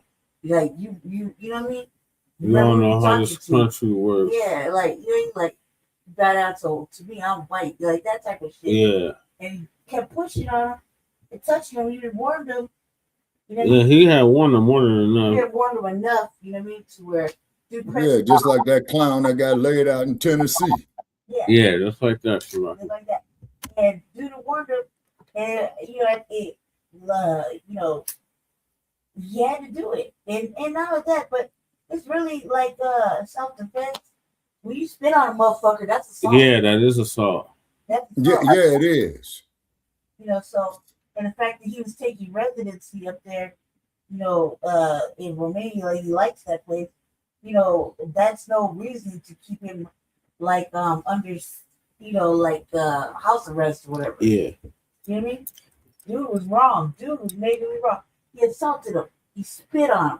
He touched him. You know what I mean? He's trying to punk him. All right, that's battery. Not having it. Dude not having it. And he didn't do anything wrong because even here, that's what we would have did anyway. Right. You know what I mean? You spit on me, like, okay, cuz. Yeah, you trying to get beat up. Yeah, you bust one. You also know how to ask for help. So let me help you. Right. Then you need to take a nap. Sleep right there. Right. He was asleep right there. He was. He was asleep for a good couple of minutes. Lights out, toes pointing north, on his back. Fucker pants on his ass and shit. Yeah. He like he still had his shoes on. Right. He got hit so hard. Sleep on the sidewalk. Yeah, lady, that's what I'm talking about. Lights out, toes pointing north. Right. And he just like, he put his hat on, and you can see when that video was like, hey, like he wanted to say, man, I did that. You know? Yeah. Like you saw it in his face, but he had to calm down and be like who he is, which is, showing all these places and do whatever he does, whatever he does. And you can't be in other countries acting a fool. So he played his part, like he's being like, look, I'm respectful. I come to the country all the time. Yeah. Blah, blah, blah. I don't come here to break the problem. Yeah, he's being professional. I kept it like, I just don't want people to get the bad idea of the country. And you can see it's really like he just want to tell the truth. Like, now that motherfucker practiced down. Who do you think he was talking to? Right. You know what I mean? Like, but he couldn't do it. He has to do that because if not, it could go left in another country when you're from here. Right. You know what I mean? You be stuck out there and then turn it around like how he was saying. They brought up all kind of other shit, unnecessary other shit to make him look like an angry black man and the aggressor. And the white dude is the motherfucking victim, even though contrary to popular belief, the video says otherwise. But we're a visitor in that man's country, so it looked like he came over here to start problems. You know what I mean? Yeah. That's not the case. That's what it looked like. That's how it felt. The fact that he having a hush-hush conversation to the FBA family is like, whoa. That means he really didn't got nobody to talk to out there about this shit. I'm a rule. So, hey, boy. I hope his 30 days go real quick. I hope he fight that. I hope whatever. Because he didn't do anything wrong. Disrespect is disrespect. And these motherfuckers are going to learn no matter what part of the world we're at. It's a new day. Right. You know what I mean? That shit is played out. So you need help? Let me help you. Go sleep. Right. You think about, the fuck you want. So, thank you, Lady Che. So moving along. I got a question, Brother Chad. Who just got paid $3 million for allegedly racially harassing and terrorizing a black student. Yeah. Okay. What were you gonna say, Shabaka? Okay. Did we do Tyra Banks Exposed? We did that yesterday. Okay. Hold on. All right. Hold on. Okay. What about the males don't like black people saying we built America? We just did that one, right? No, we did that yesterday. Okay. Hold on. Okay. I'm just bear with me, man. I'm just updating this list because I had so much crap to do. What about Dr. Umar Johnson? We did that yesterday too. All right, okay. The Jamaican woman says FBA is playing victim. We did that. Yes. Yeah, yesterday. Okay. All right. Okay. And white nationalist does not like black people saying we built America. Right. Yeah, we did that yesterday too. All right. Okay. Hold on. I'm just, lining out this here. Okay. And we already did, and we did the Haitians saying that FBAs are dirty. We did that. Okay. Hold on, Brother Che. Yeah. Okay. So I'm just putting this paper here, man, off in the files. All right. Okay. So now we're on to black jury makes BLM lawyer pay $3.2 million for calling white kid racist. Wow. So Nate the lawyer gonna give us an update on that. The story that led to protests. This is Absolutely unthinkable. This is not a prank. This is beyond bullying. You are evil. They are evil. A Black Lives Matter group, of course, got involved. As police and school officials investigated the case, though, it began to unravel. The full story wasn't adding up. Van was never formally charged, and instead he brought a civil suit against Humphrey's mother, Summer Smith. Now, 5 years later, a jury has awarded Van $3.2 million in damages, finding Smith inflicted emotional distress and invaded his privacy. All right, so this woman and this lawyer have to pay this white kid $3.2 million for calling him a racist. Let's talk about it.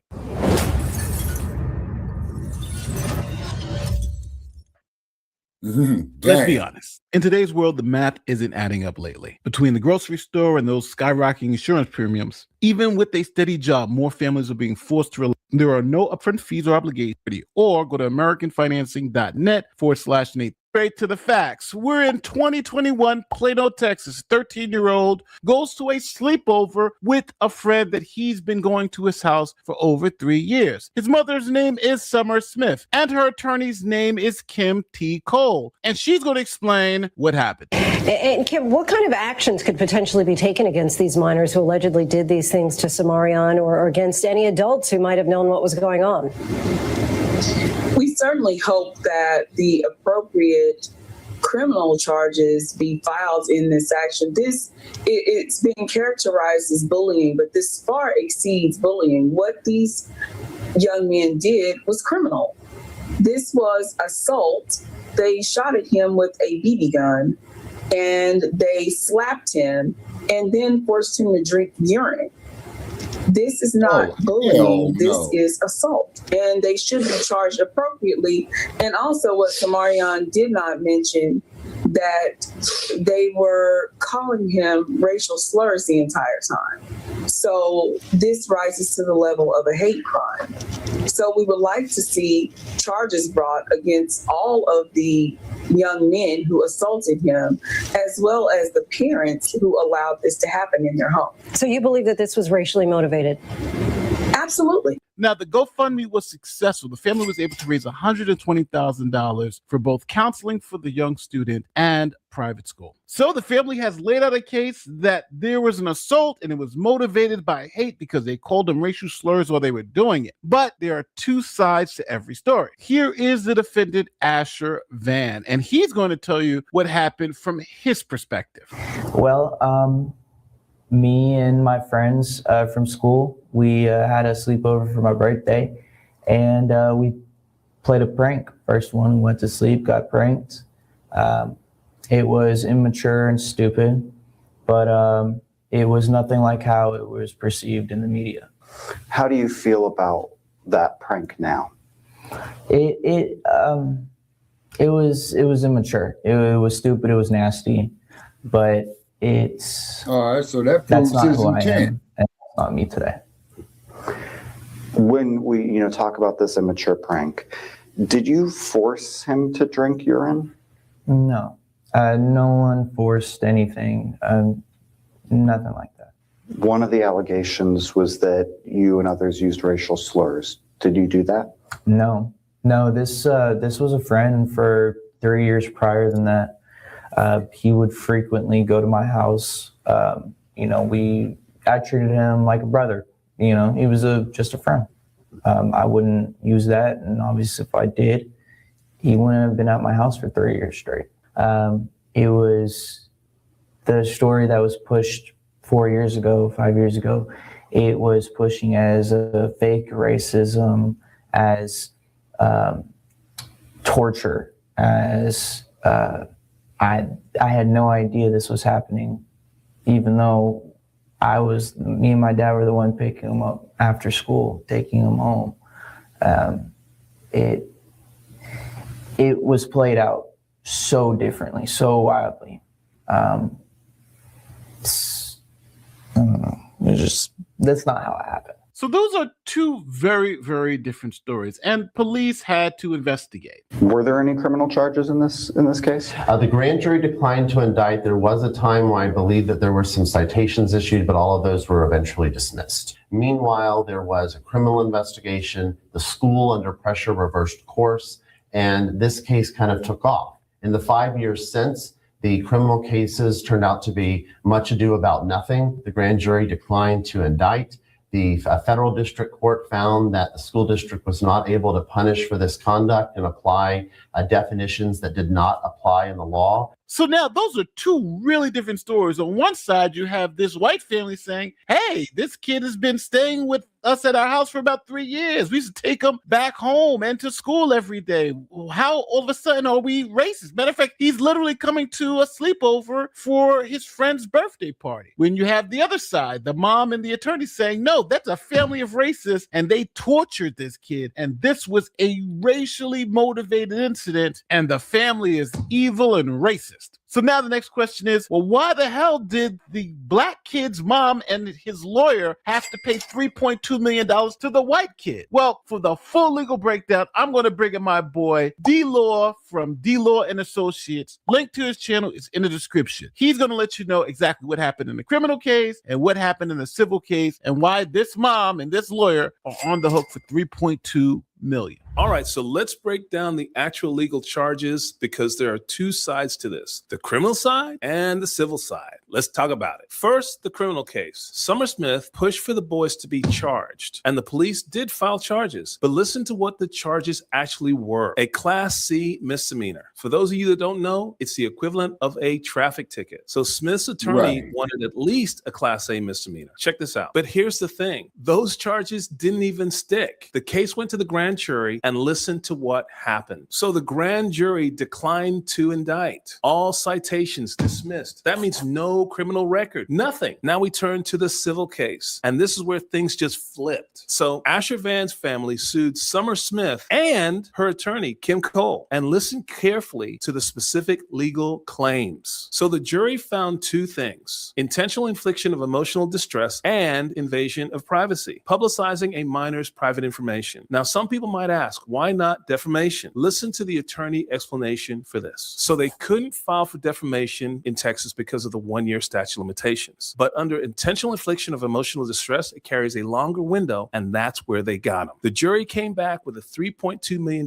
verdict, total damages. And here is the kicker. The verdict was not just against the mother. It was also against the attorney, Kim Cole. She was found liable too. That, folks, is crazy. So the attorney got hit too. Guys, I'm telling you, that's almost unheard of. Now, here's the reality with regards to collecting. Listen to what Nichols says about the money. So apparently, it's not just about the money. It's about accountability. And Summer Smith says she's ready to file her appeal. While this is all well and good, guys, one thing you have to understand, just because you get this big verdict of $3.2 million does not mean you're going to actually collect it. That's a whole different and very complicated process. Let me tell you, I know for sure. So as of right now, 0 criminal convictions against the boys, a $3.2 million civil judgment against the mother and the attorney, and a pending appeal. That is where we currently stand legally. Kind of crazy. So guys, here's how I see this situation. All the criminal charges gone. The defendant who was originally charged now sues the plaintiff and ends up winning a huge verdict. Now, whether they're going to collect it, that's a whole nother story. And the mother who originally charged or pushed for the charges now has to appeal her civil penalty. What a huge mess. All right, so now let's keep it 100. Something did happen at that sleepover. Kids urinated in a cup and put it to some other kid's mouth. That's disgusting. That's wrong. I'm not going to sit here and act like that's okay. And I understand a mother's instinct to protect her child. But here's the problem. There's a difference between advocating for your child and weaponizing race to destroy another child's life on national television. They went on Good Morning America. Their attorney called it a hate crime. BLM marched in the street, marched in front of the other kid's home. People threw bricks through his window, death threats against a 13-year-old. When a grand jury looked at the case and said nothing is here. When those charges got dismissed, the harassment kept going on. They released this kid's private information. They put him on blast, and a jury full of minorities. This was a majority minority jury with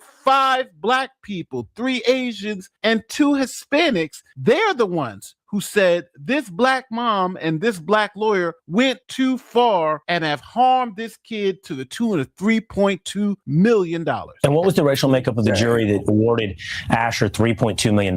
I believe it. 5 members were African American. There were 3 Asian members, 2 Latino members, and I believe the rest were Caucasian. And they found that the way this story was portrayed, the way it was spun by Ms. Smith and her attorney, was an intentional infliction of emotional distress to Asher. That's right. They found, in order to find intentional infliction, they had to find that Summer Smith and Kim Cole took facts that were not true and cast in false light and did it for a reason in order to cause him severe emotional distress. So at the end of the day, the diverse jury heard the evidence and said, what you 2 women did was wrong. And they held them accountable to the tune of $3.2 million.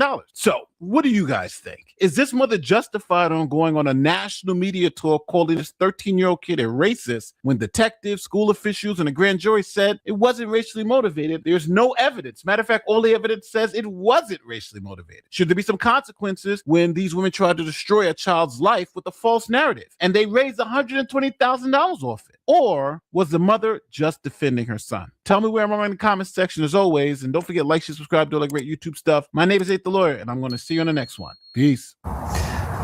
This verdict is an enormous sum of money. What does that mean for you financially? As it stands right now, it is an astronomical amount. However, it is not final, right? It is appealable. My appeal has already been filed, and I think that we have this conversation after we go through the process of the appeal. It's not over yet. No. Was your son and Asher, were they friends before this happened? I believe that my son thought they were friends, yes. And Asher said he felt that my son was his friend. Okay. And the civil trial was the GoFundMe. Was the money used for counseling and schooling for your son? I did, yes. All of it? Portions of it? Portions of it, yes. What was the other portion used for? I mean, anything to help him be able to move forward with life. It is midday on a Mississippi cotton plantation around 1850.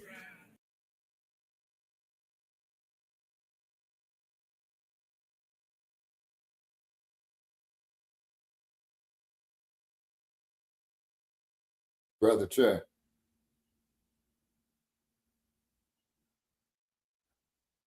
Brother Che. Sorry, I was muted. What are your thoughts? Okay, it's ludicrous, man. It's ludicrous. Once again, you know, that's that WP. You see what I mean? You know, that's that white privilege. You see? And I mean, you know, they go up there and degrade this black child, and he's supposed to sit up there and go for that shit. No, the mom did right, you know, to sue their asses, and it is a miscarriage of justice. By all black, well, not all black. Like, are you serious? That's how you gonna look at it? Because he was spending, the mother let him spend 3 years together. Right. So yeah, right, exactly. If he was getting bullied like that, there would have been signs earlier, right? Right. You would have just waited 3 years just to while out that one time. Right. Like, you know what I mean? Like, it kind of just lead me to think that shit went off or whatever. He got embarrassed, whatever, went home and told, you know what I mean? Like, but if I would think that there would have been all kinds of signs leading up to that. Like, I'm hanging out with old boy, a little white boy, and little devil got a BB gun. I'm gonna go home and tell. I'm like, shit, you know, old boy got a BB gun? Like, yeah, it's exciting, right? Like, come on now. You know what I mean? I'm gonna go spend the night. It's his birthday. Woo. Like, dude was kicking it. This broad let her black son, who don't even look like they could really be friends. They don't even look like they're in the same grade together. Kick it at this white people's house for 3 years. And that's where they got to pick him up and take him home. Like, is this really on her? Even if that happened, like, why would you do that? And then, why would you carry on? And well, why didn't the lawyer say this is intimidation? This is like all kinds of things. You know what I mean? This is menacing. them doing all that shit for the people's house. Not only did they do that to the kid, but what about the family? They might not be able to get a job. You know what I mean? Like the having protests and shit in front of your house and being called a racist, your son's a racist, whatever. Like, how you think that look on the family when it might not even went down like that? 3 years, you gonna wait 3 years to build up and pump this kid to keep it at your house every day, every week, after school. Like, come on now, like, I don't know, like, it sounds kind of sus. And if that's the case, if the little boy getting bullied, I mean, it would have happened earlier. It would have happened at school. You know, he would have been acting weird at home. You know, there have been signs like mother would be like, what's going on with you? Great slippy. Is that a bruise? What's happening, right? And so it seemed like everything was cool up until the 3rd year. Like, how many overnights and hangouts do you got to go for 3 years? That's crazy work. I don't think the kid built, like, he was only like, what, 13? Something like that? Yeah, about 12, 13 years old, Lady J. But And then for 3 years, and then I'm gonna make him drink some pea and sugar with a BB gun. Like, that's yeah, gonna well, see that's special circumstance. yeah, like, that's diabolical if you think that kid is really sitting there playing that kind of game long term. Yeah, that's what I mean by diabolical, Lady J. Yeah. Making them drink somebody else's piss, then you're gonna shoot at him with a BB gun. Yeah, like, I mean, come on, like, seriously? I mean, I'm saying that, like, this is what I'm thinking. If I'm gonna punk somebody, I'm gonna do it early. I'm not gonna build up 3 years and then do it when I'm like 13. I'm trying to get that shit out of my system. Just see how far I can push it the first time. You know what I mean? I started fucking with him the first time he went home and told. Yeah. I'm not gonna sit back and just diabolically plot on him and act like I hate him for 3 years, have him in my crib, eating at my table, have my daddy take him home, right? And then go ahead and wild out. Like, that's crazy. That the kid don't look that smart for that type of shit. If you was gonna start punking him, he just started early. As soon as, like, he had a chance. At school, you know what I mean? Especially at school, you get away with that shit at school. You know what I mean? Get him in the bathroom, whoop his ass, some shit, taunt him on the bus. And, you know, like, there'd be like, get that shit out your system. Especially you got a little audience. You know what I mean? He has people over. So think about it. Like, do you think the little white boy gonna have him and his other little white demon friends sit there and build it up for 3 years to shoot with a BB gun and, you know, tell him, you know, because he fell asleep, oh, you gotta drink this cup of pee. Yeah. Hazy. Well, just like on that Charlie Brown clip, where Franklin told Charlie Brown, when Charlie Brown said, oh, well, Franklin, can't you forget about slavery and what have you? And Franklin told him, well, Charlie Brown, if I bust you in your fucking mouth and knock all your damn teeth out, are you going to forget about that? Right. That's different. I mean, like, don't you think the little boy would have went home and told? Or went home and, you know what I mean? Like, look, they don't even look like they match friendship-wise. That little boy looked like he way younger. Like he 8 or 9. At that age, he going home and telling. Yeah, exactly. But you see, Lady J, all this is part of the American social order when it comes to our people. It's okay to degrade us. They get us to degrade ourselves for some money. There's an old saying, all money ain't good money. Not saying that he was doing this for money. So of course, his mother, you know, being concerned for him, you know, sues him. And then these damn kangaroo courts, you see what I'm saying? Gonna sit up there and flip the twist. So she's going through an appeal. You see what I mean? Right, appeals could take a long time. You got to have big money for an appeal. Right, but as a mother, especially a black mother, you really gonna let your baby go with some motherfucking white people for 3 years, and you ain't gonna suspect nothing of them? You ain't gonna suspect that they racist? They're not gonna get no signs away? Like, you mean? Yeah. And to prove your point even more so, Lady J, This is why I argue with these, how should I say, these nabistos on social media. They say, but I code the languages because, see, really what it is, it's an insult to our intelligence. You see what I mean? Right. Right. It's an insult to our intelligence. I'm talking about now. What you're doing is that you're demoralizing. What's the term for that there, Brother Che? Where you demoralize someone, they got a legal term for it. Slander? No, slander is writing a lie about somebody. No, saying a lie about somebody in public is slander. Writing about it on a public publication, okay, there is no shit, libel. Yeah. Yeah. Jesse. About to ask you a question. What did you say? Okay, I was just differentiating the difference between libel and slander. One of them is written, a written lie about you, and another one is a spoken lie about you. Yeah, that's so funny. Yeah, sound like you're getting tired. Yeah, I am. Any more thoughts on that? What's the next one? Capitalism, no one talks about. Okay, what's that there, Brother Che? Capitalism. Capitalism. That Yeah. no one talks about. Yeah, capitalism. That is where all the means of production are privately owned. The eye shimmers with heat. Operate under for profit, with high competition for profit. Yeah, that's capitalism. Right. Yeah. A young mother works frantically in an endless row. A burlap sack around her neck already heavy with cotton balls. Her little boy, no more than 5, totters nearby with a gourd of water, trying to keep up. Sweat stings her eyes, but she cannot pause to wipe her face. Behind her, the hoofbeats of an overseer's horse grow That's louder. out of roots. She forces her aching back straight and quickens her pace, heart pounding.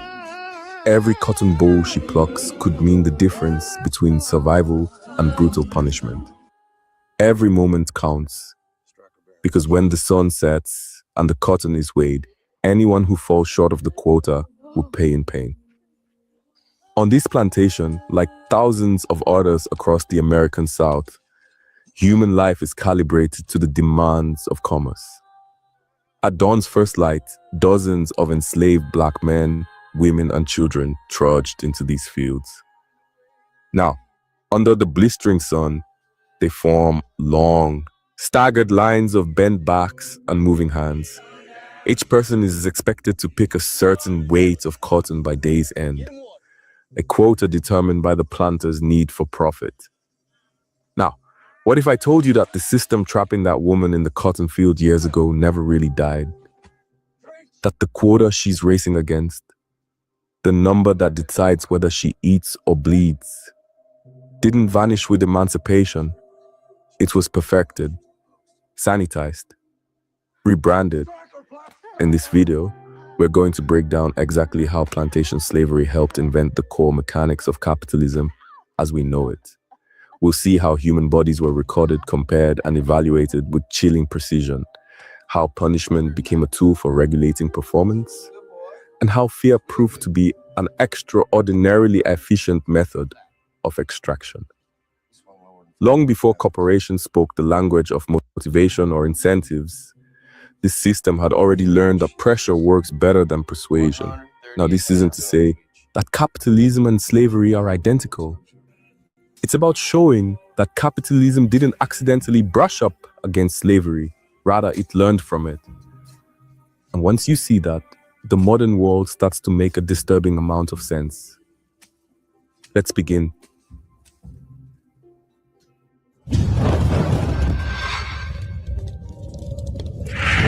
We're still in 1850. The overseer on horseback carries a braided leather whip coiled at his side.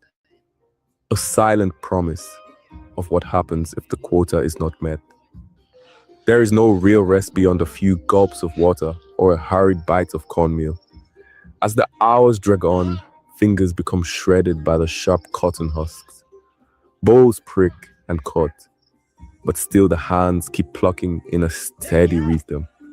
Children too young to pick scurry with water pails, and the elderly or sick strain to keep up despite dizziness and heat. The plantation demands that everybody be pushed to its limit. When dusk finally creeps in, the field hands stagger out of the rows, carrying sacks bursting with cotton. They gather at the barn or weighing station where the day yield is tallied on a scale. It is nearly pitch dark by the time this reckoning comes. One formerly enslaved man later remembered that at day's end, you couldn't distinguish the cotton plants from the weeds in the darkness. One by one, each person's sack is hung on the iron hook of the scale.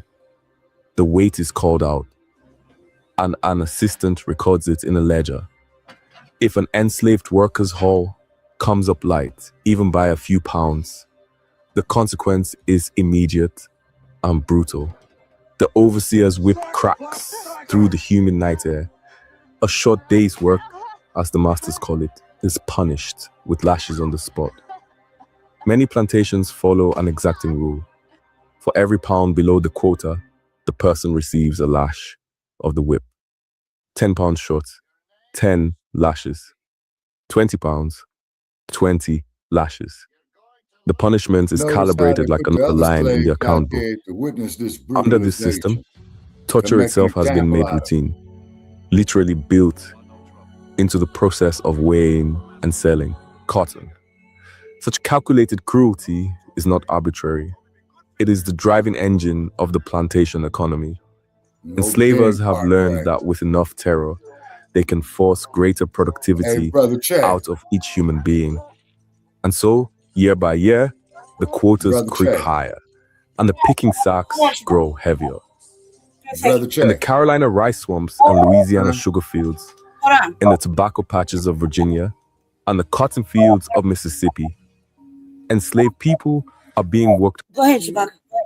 Yeah, I just wanted to show, to bring out, you saw how the slave patrollers went and got that captured slave. All right, let's say for all practical purposes, he's in Virginia and the slave made it to California. That's how he would be brought back 3,000 fucking miles. He would have to walk. Right. Give me like 2 seconds. Let me get situated real fast. I had to take over. So give me like 2 minutes. And just give me 2 minutes. Okay, I'm taking over because he fell asleep. Just give me 2 minutes. All right, okay. So what I'm gonna do, Lady Chair, I'm gonna go in and let you take over, and then I'm gonna hang it up for the night myself because I still got some other crap, to do tomorrow. So, but however, just please note it in the log, where we left off at. You know what I mean? Where you left off. Yeah. Go ahead. All right, bet. I'll do that.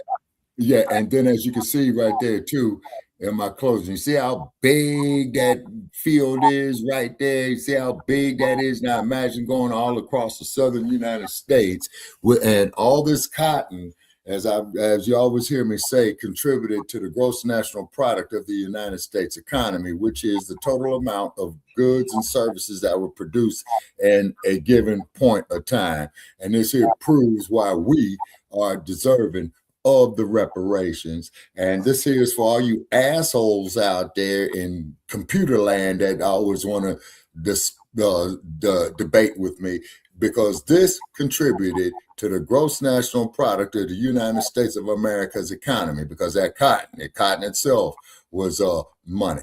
The clothes that were made for cotton was money. You see what I'm saying? And even money was made off of warehousing the clothes. Then money was made off of selling the clothes. Then not to mention the same thing they did with the sugar cane in relation to alcohol and booze. You see, so this is why I always will salute Aquaman, for the Montgomery Bar Brawl, and definitely a shout out there to the chairman of Montgomery who showed the dual purpose of a chair. You pull the chair out to rest your ass, and you fold the chair up and use it to beat ass. Right. All right. All right. Okay. Thank you, Shabaka. Thank you for coming through. And all right. with you tomorrow. Yeah, and I give you a call, give you guys a call later on today. Yeah, because I guess we're streaming the thing, the State of the Union, right? Yeah. So, I want to sit down there and record old boys' lies and fantasy and bullshit that I'm gonna crumb bum on. You know what I mean? I do. All right, bet. So okay, Lady J. All right, talk to y'all tomorrow. Okay. All right, thanks for having me on. Okay. Yep. Good night. Mm-hmm. All right, family. I gotta carry on. Because the show must go on. I guess that's what you said. So round 2, I gotta take over.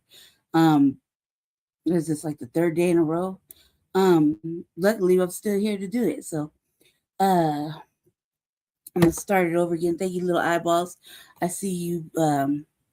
Thank you for watching. Get over there. Hold on a second. Got like 1,000 ass windows. All right. Okay.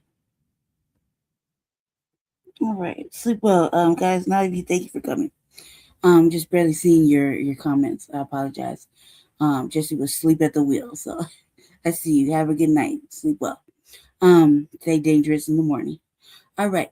I'm gonna carry along. I'm probably gonna skim through it because we know what's really cracking off with this. So I'm kind of gonna go a little fast through it. So let's see where it goes. Shout out to the little eyeballs, peeking and not speaking. Thank you for coming. To Frontline Black News. I'm taking over. So we're gonna carry on with the program. Let's see. Hopefully it picks up, you know what I mean? Harder than ever before. A generation ago, few would have believed a single person could pick hundreds of pounds of cotton in one day. But now it has become common. Over the first half of the 19th century, an enslaved field hand's average daily cotton harvest skyrocketed, doubled and redoubled under relentless pressure. Planters brag in their journals about record-picking races, where men and women gather astonishing amounts when driven by competition and fear. What no new machine achieved, the whip and the threat of it did. A revolution in labor productivity wrung out of human flesh. By every cruel measure of efficiency, the plantation is a success. These estates have turned sodden soil and enslaved labor into rivers of cotton and cane that feed an insatiable market. In a single season, one plantation might produce tens of thousands of pounds of cotton fiber. Multiply that by the vast patchwork of plantations across the South, and you have an ocean of raw material flooding into commerce. Bales of cotton, each weighing several hundred pounds, are pressed and loaded onto river steamboats and rail cars, bound for textile mills and trading houses. Barrels of sugar and molasses roll out of Louisiana's sugar refineries. The wealth extracted from these fields is transforming not only the South, but the entire United States and beyond. On the docks of New Orleans, Mobile, and Charleston, goods from plantations are exchanged for hard currency and loaded onto ships bound across the ocean. Every cotton ball, plucked by that young mother's bleeding fingers, will eventually travel thousands of miles and pass through many hands, from merchants to factory owners, fueling industries in distant lands. The enslaved toilers in the cotton rows likely never see the world beyond the plantation's boundaries, but the products of their toil reach across the globe. Tonight, on the Mississippi plantation, the day's work is finally done. The mother in the cotton field returns to a dirt-floored cabin, shoulders burning, fingers cut and swollen. Her child is already asleep on a scrap of burlap. She lies down exhausted, knowing tomorrow will bring the same ordeal. She does not know how her labor connects to distant markets, or that her cotton makes fortunes for people she will never meet. Apparently, But it does. I have to The labor of enslaved families like hers is fueling a booming economy. I'll be right back. Far away, in northern cities and English mill towns, factories hum with activity because of the raw materials she and countless others have picked. The plantation may seem isolated, but it is the beating heart of a growing capitalist world. Now, we leave the moonlit cotton fields of the South and follow the path of these cotton bales and sugar barrels as they flow outward, binding the southern United States to a global economy, and we will see how the gears of international capitalism turned upon the suffering of enslaved people. A paddle wheel steamboat chugs down the Mississippi River under the burning sun, its decks piled high with cotton bales wrapped in burlap. As the boat glides into the port of New Orleans, a frenzy of activity erupts. Dock workers strain to unload the stacks of cotton. Well-dressed cotton brokers stride along the wharf, inspecting the fibers and recording prices in ledgers. The cotton picked by enslaved hands on distant plantations has now become a commodity on the world market. From New Orleans, these bales will sail for Liverpool, England. There, in the busy docks, the cargo is unloaded into vast warehouses and put up for sale.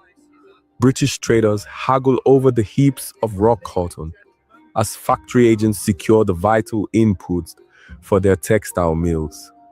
The fruits of the plantation stream outward into the arteries of global commerce, ready to be spun and woven an ocean away. By the mid-19th century, the American plantation South is the beating heart of a worldwide industrial economy. Cotton is in tremendous demand, the key ingredient for the booming textile industry that clothes the world. In England's factory towns like Manchester, brick mills throb with machinery, rows of power looms clatter relentlessly, tended by weary workers who feed in cotton from across the sea. The fiber that an enslaved woman in Mississippi harvested is spun into thread and woven into cloth in a smoky English mill. Some of that cheap cloth, in a cruel irony, is shipped back to America as coarse Negro cloth to be worn by the very people who grew the cotton. It is a vicious loop of exchange.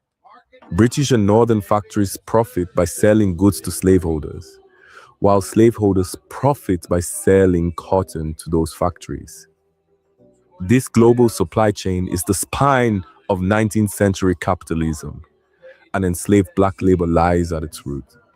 The scale of wealth generated by this system is staggering. Cotton quickly became the United States' most valuable export.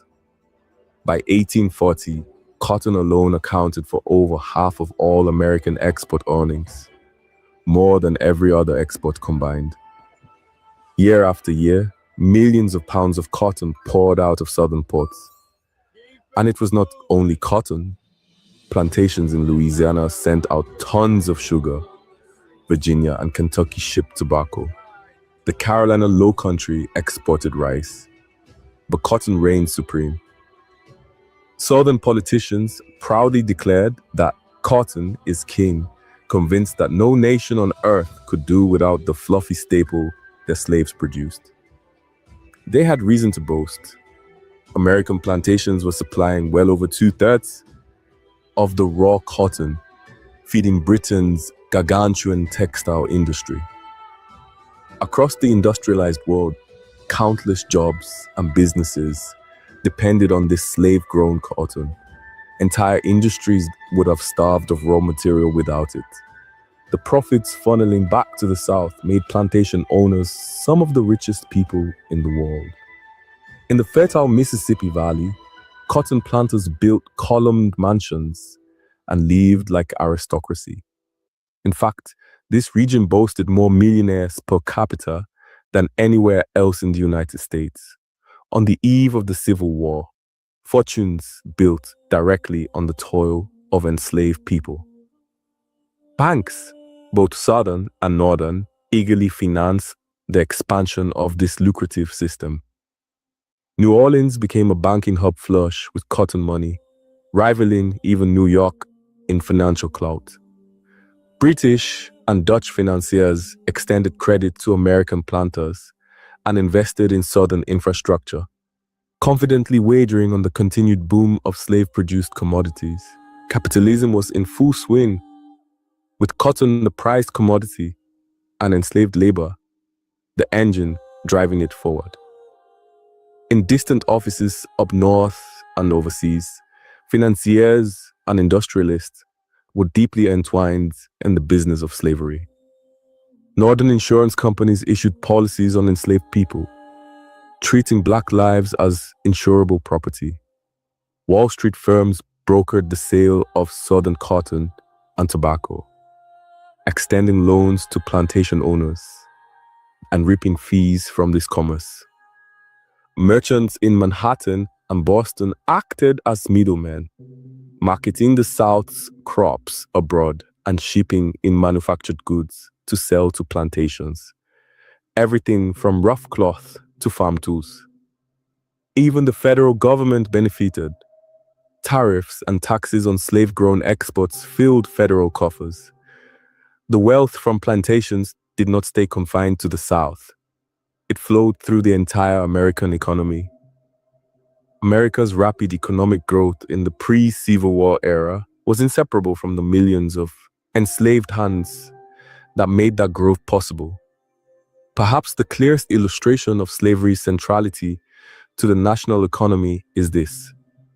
By 1860, the nearly 4 million enslaved African Americans in the South had a collective value estimated at over $3 billion, more than the combined value of all factories, railroads, and banks in the United States. In other words, human beings themselves, enslaved black men, women, and children, were the single largest financial assets in America. They were literally the capital in American capitalism. Enslaved people were bought and sold like any other valuable goods. They were used as collateral for loans. They appeared on balance sheets and in wills. Far from being a backward relic, slavery was the beating heart of the nation's prosperity. Planters themselves operated as shrewd businessmen as well as grand landowners. They continually invested in new land and new technology, such as the cotton gin and improved seed varieties to increase yields. They kept meticulous records of each enslaved worker's output, pushing to maximize every day's haul. Work on the plantations was divided and regimented, much like in a factory, with overseers driving the laborers to maintain punishing efficiency. A large plantation was run like a business enterprise. The owner as chief executive, overseers as managers, and enslaved workers as a coerced workforce. Through these methods, southern plantations achieved astonishing productivity.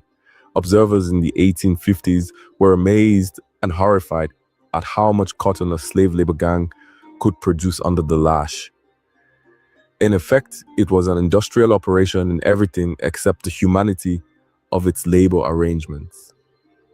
This roaring trade based on human bondage carried immense consequences. It tied the fate of the entire United States to slavery in a way that would later prove catastrophic when political conflicts over the issue exploded. Southern slaveholders believed their economic power gave them political power, and they were right for a time. They dominated Congress and the presidency for decades, ensuring that no laws truly threatened their interests. Northern merchants and European manufacturers, even if some found slavery distasteful, were complicit or silent because their own prosperity depended on the plantation output. Thus, an entire global system of commerce and industry rested on the bent backs of enslaved laborers in America. Yet even as the wealth rolled in, an uneasy truth loomed. This wealth was built on an immense crime against humanity. In time, moral and political conflicts over slavery would reach a breaking point. But in the heyday of King Cotton, those conflicts were largely pushed aside by the imperatives of profit. Next up, we turn from the economics of slavery to the ideology and violence that sustained it. We will examine how the enslavers and their allies justified a system of such barbarity in a nation that professed ideals of liberty, and how an entire society was mobilized to keep millions of people in bondage. Night in the pine forests of Georgia, 1853. A lone figure crashes through the underbrush, barefoot and bleeding, a satchel of cornbread slung over his shoulder. He is an escaped slave, fleeing the plantation under cover of darkness. Behind him, the baying of hound dogs cuts through the muggy night air. The slave patrol is on his trail, his lungs burn as he splashes through a muddy creek. "There he is!" a voice shouts. Within moments, the runaway is dragged from the undergrowth, arms pinned and chest heaving. A rope is slipped around his wrist. His desperate bid for freedom has failed. By dawn, he's back at the plantation, tied to a whipping post as the overseer lays on lash after lash in front of the assembled slaves. The others are forced to watch this gruesome spectacle, a brutal reminder of what happens to those who dare challenge the system. Violence is the linchpin of the plantation order. While the economy of slavery runs on profits, it is maintained by the whip, the shackle, and the gun. Every aspect of an enslaved person's life is controlled by the constant threat of punishment or death.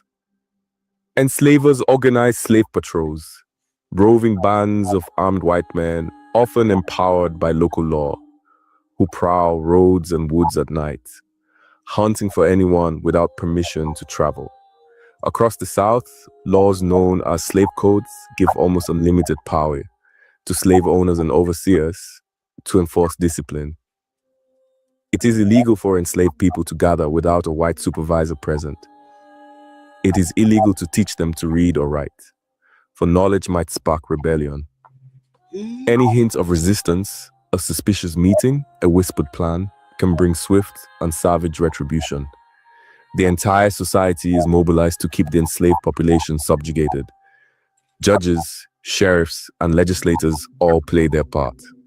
A white person is rarely punished for killing or abusing a slave, and statutes explicitly define enslaved people as property with virtually no legal rights. In one notorious ruling in the 1850s, the US Supreme Court declared that Black people had no rights that any white person was bound to respect. Oh, this is white supremacy written into law, the belief that one race was born to dominate and the other to obey. That poisonous ideology seeps into every justification slaveholders offer for their system. In earlier days, some Southerners half apologetically called slavery a necessary evil that would eventually fade away. But by the 1830s, they boldly insist that slavery is a positive good. Politicians, newspaper editors, and clergymen in the South weave elaborate rationalizations to defend human bondage. They claim that Black Africans are naturally inferior and suited only for servitude, that they could not survive on their own and are better off under the care of white masters. Enslavers fashion themselves as benevolent patriarchs. In their view, they feed, Christianize, and civilize a supposedly childlike race in exchange for loyal labor. Of course, this delusion ignores the daily atrocities of the plantation. But denial is a powerful tool. A planter might boast that slavery civilizes an inferior race, even as outside a slave is being whipped. Many Southern churches often bless the slave regime. Pro-slavery preachers cherry-picked scripture about servants obeying masters and assured congregations that slavery was part of God's ordained plan. Not everyone in America was willing to accept these lies. Abolitionist voices in the North called slavery a sin and demanded its end, and enslaved people themselves never ceased yearning for freedom. But within the South, any dissent was violently silenced. In the 1830s, Southern postmasters burned abolitionist mail rather than deliver it, and anyone suspected of anti-slavery views faced intimidation or exile. The South became a closed fortress, intolerant of criticism and fearful of any spark of rebellion. Slaveholders' fear was not unfounded. Enslaved African Americans resisted in countless ways, undermining the system even as it tightened around them. Some acts of resistance were quiet but persistent, breaking tools, feigning illness, working as slowly as they dared. Everyday acts of sabotage to reclaim a shred of autonomy. Others were riskier. Some attempted the perilous journey north to escape to freedom. And at times, anger and desperation exploded into open revolt. Slave uprisings were rare and brutally suppressed, but they haunted slave owners' nightmares. In 1831, an enslaved preacher named Nat Turner led a rebellion in Virginia that killed dozens of whites before it was violently put down. The event horrified slaveholders across the South. In response, states passed even harsher laws and strengthened their patrols and militias. Enslavers claimed they had to impose even stricter controls to keep savages from rising up using fear to justify further cruelty. At the core of the plantations' grip was the systematic breaking of the enslaved person's will. Physical torture was routine. The whip on bare backs, stocks, and chains to immobilize. Dogs trained to hunt and maul runaways. Psychological torture was ever present as well. Families were torn apart as a matter of course. A mother sold away from her husband and children for an owner's profit. On the auction block, children are separated from parents, shattering families forever. Enslaved women endured sexual abuse by masters and overseers with impunity. Any child born from such a violation was simply added to the owner's inventory, literally increasing his stock of human property. All of this was justified by the twisted logic that Black people were not fully human and thus not entitled to any rights. If one believes that an entire people is naturally suited for slavery, then even the most appalling acts can be rationalized as necessary or even kind. White Southern society largely closed ranks around this brutal order. Even whites who owned no slaves were taught to feel racially superior and to support the system, glad to know that no matter how poor they were better than Black people. Slavery was not just an economic institution, but the foundation of Southern society's hierarchy, a cornerstone of the planter elite's power and identity. By 1860, Southern leaders were so committed to slavery that they chose to secede from the United States rather than see it threatened. The result was the Civil War, a bloody 4-year conflict that would decide the fate of slavery in America. When the Civil War ended in 1865, slavery was formally abolished, and 4 million enslaved people were legally free. Many hoped that the nightmare of plantation bondage had finally been destroyed for good. But although the laws changed, the attitudes and power structures did not evaporate overnight. The plantation system left deep scars, and a cadre of former masters determined to maintain white supremacy and a supply of cheap Black labor by other means. Now, let's see how, after emancipation, new systems of exploitation and racial control rose from the ashes of slavery, ensuring that the spirit of the plantation would live on in new guises. 18 years after emancipation, the sun rises over a coal mine in Pratt City, Alabama in 1883. Deep underground, the orange glow of torches reveals a hellish scene. Dozens of black men, stripped to the waist and slick with sweat, swing pickaxes at a coal seam. The ankles are shackled together, and each swing of the pick brings a groan of exhaustion. Damn. These are not free laborers. They are prisoners leased by the state to a private mining company. Above ground, armed guards keep watch, rifles in hand. The air is thick with coal dust and human desperation. A young man collapses to his knees, choking on the dust. A foreman strides over and strikes him with a rod, snarling that he'll work or die. Here, many do die. His crime was vagrancy. In reality, simply being a black man without work in a society determined to extract his labor by any means. After the Civil War, the 13th Amendment to the US Constitution outlawed slavery, except as a punishment for crime. Almost immediately, southern states seized on that exception as a loophole to continue the plantations' legacy. They passed laws known as Blacc codes, which turned minor offenses into crimes aimed squarely at the newly freed black population. A black person could be arrested for loitering or not having proof of employment, or for absurd infractions like speaking too loudly in public or walking on the wrong side of the road. Once convicted, often in sham trials before all-white juries, they were handed over to a new form of bondage, convict leasing.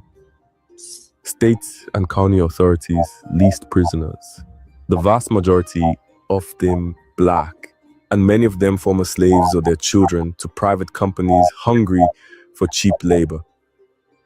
In the 1870s and 1880s, black prisoners were leased to work in coal mines, lumber camps, brickyards, railroad construction crews, and cotton plantations.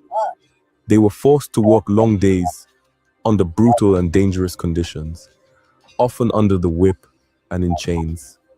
Slavery in all but name.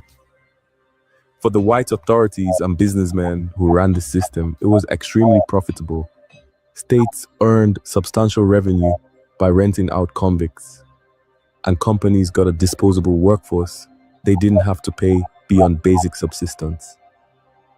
If a leased prisoner collapsed or died from the abuse, the company could simply request a replacement from the local jail.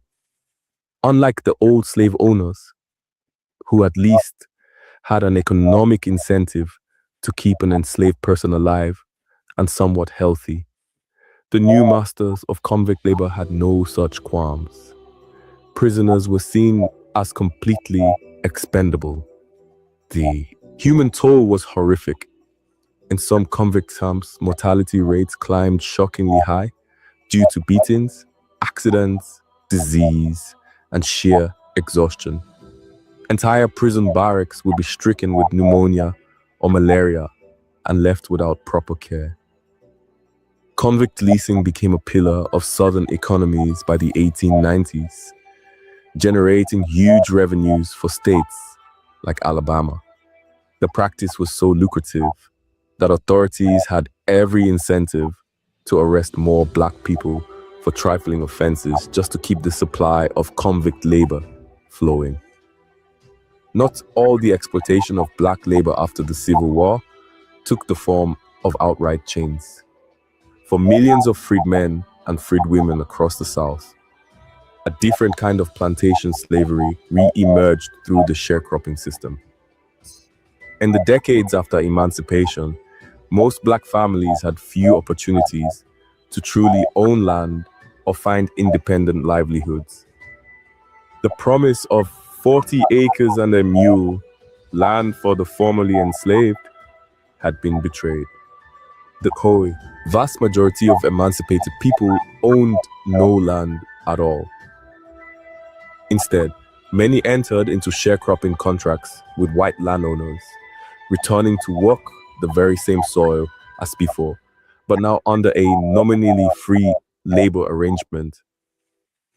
In theory, sharecroppers farmed a portion of a planter's land in exchange for a share of the harvest. In reality, these contracts were one-sided and oppressive. Black families would rent land, tools, and seed from a white landlord, often on credit at steep interest. At harvest, the landlord claimed a large share of the crop and added arbitrary fees and inflated charges to the tenant's account. More often than not, the sharecropper was told he owed more than he earned, an endless cycle of debt. If a family tried to leave before settling that supposed debt, local sheriffs or white vigilantes would force them back. It was a system designed to resemble slavery as closely as possible. Black people tied by debt to plantations, unable to advance, and constantly under the threat of destitution or violence if they challenged the arrangement. By the turn of the 20th century, the American South had rebuilt an economy on the backs of its black laboring class, now stripped of nearly all political power and hemmed in by a web of legal and extra-legal controls. Jim Crow laws imposed strict racial segregation and reinforced the message that Black citizens were second class and should not aspire beyond menial roles. The right to vote, briefly exercised by Black men during Reconstruction, was snatched away through intimidation, discriminatory literacy tests, and outright terror. This ensured the planter class and their allies stayed in power and could continue exploiting Black labor without interference. White supremacist groups like the KKK and other Night Riders enforced this social order through violence, targeting Black individuals who showed any sign of independence or success. A Black sharecropper who saved a bit of money or dared dispute a landlord's account might find a burning cross in his yard or face brutal violence. Lynching and beatings were used as dread tools of discipline far beyond the prison walls, enforcing a grim racial hierarchy. Through convict leasing, sharecropping, and Jim Crow oppression, the South in the late 19th and early 20th centuries succeeded in resurrecting key features of the plantation system. The racial caste hierarchy remained essentially intact. Whites on top, Black people at the bottom laboring for their benefit. The methods had evolved, but the goal was the same: to extract labor and uphold white domination. Change came slowly. Under public pressure, states gradually abolished convict leasing, though chain gangs of prisoners toiling on roads and farms persisted for decades. Sharecropping only began to wane in the 1930s when machinery and the economic upheaval of the Great Depression upended the old labor model, and Jim Crow's legalized segregation and Black disenfranchisement endured into the 1960s until the civil rights movement finally forced those laws to fall. Yet despite the end of those systems, the legacy of the plantation continued to cast a long shadow. The descendants of enslaved people, now technically free and equal under the law, still faced towering economic disparities and entrenched racism. The plantation had set into motion patterns of racialized labor exploitation that did not stop at the South's borders. They would echo in factories and fields across the nation, and as global capitalism expanded around the world. In the next part, we widen our view to the modern era to see how the plantation's brutal blueprint of cheap labor and racial hierarchy lives on in new forms of exploitation across the globe. On April 24th, 2013, a massive concrete building in Dhaka, Bangladesh, pancaked to the ground in a matter of minutes. This was Rana Plaza, an 8-story garment factory complex where thousands of low-wage workers, mostly young women, stitched clothing for global fashion brands. Cracks had been spotted in the walls the day before, but factory bosses threatened to fire anyone who didn't come in. Now the entire structure had collapsed like a house of cards, trapping workers in a mountain of rubble. Amid the smoke and concrete dust, survivors' screams pierced the air. By the time rescue crews finished pulling bodies from the debris, more than 1,100 people were dead and over 2,000 injured. In the wreckage, among shattered sewing machines and bales of bright fabric, searchers found labels bearing familiar Western brand names. The world reacted in horror at the scale of the tragedy, but for the Western companies involved, disasters like this had become part of the cost of doing business on the cheap. The shirts and jeans sold to consumers in London and New York had been made under conditions not far removed from a sweatshop nightmare. Workers locked in an unsafe building, pushed to meet impossible quotas for paltry pay. The collapse of Rana Plaza threw a harsh spotlight on the global supply chains of modern capitalism. In the early 21st century, corporations have spread their production across the globe in search of the lowest labor costs. Much as 19th century planters sought ever cheaper sources of field labor, this has created a vast underclass of factory workers and miners in developing countries who toil for a fraction of what workers in wealthy countries earn. Many of these laborers are people of color in formerly colonized nations. The global South providing cheap hands for the global North's appetite, a pattern that traces straight back to the colonial plantation. Inside sweltering textile mills in Bangladesh, electronics assembly plants in China, and cobalt mines in the Congo, the scenes can be hauntingly familiar. There are long lines of workers bent over tasks for 12 or 14 hours a day, sometimes in locked facilities with few safety measures. Conditions one step above bondage. When one group of workers collapses or demands better conditions, big companies often simply shift their orders to another country where labor is more desperate and regulations are lax. The result is a race to the bottom, reminiscent of the most ruthless, low-road capitalism of the past. The echoes of the plantation reverberate clearly in these modern practices. The logic remains the same: maximize output and minimize cost, even if it means human lives are shortened and dignity is stripped away. Back in the United States, one need not look far to find similar dynamics.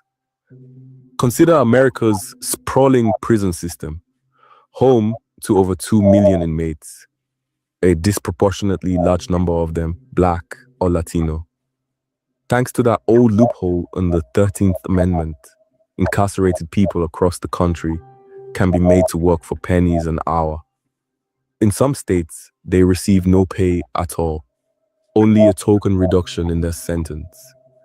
Prisoners sew garments, assemble furniture, answer customer service calls, and perform order labor behind bars, often for private companies or state-run businesses.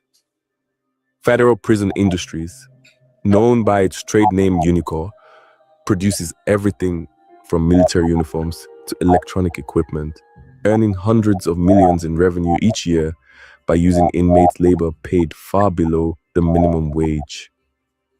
Major corporations have quietly benefited too.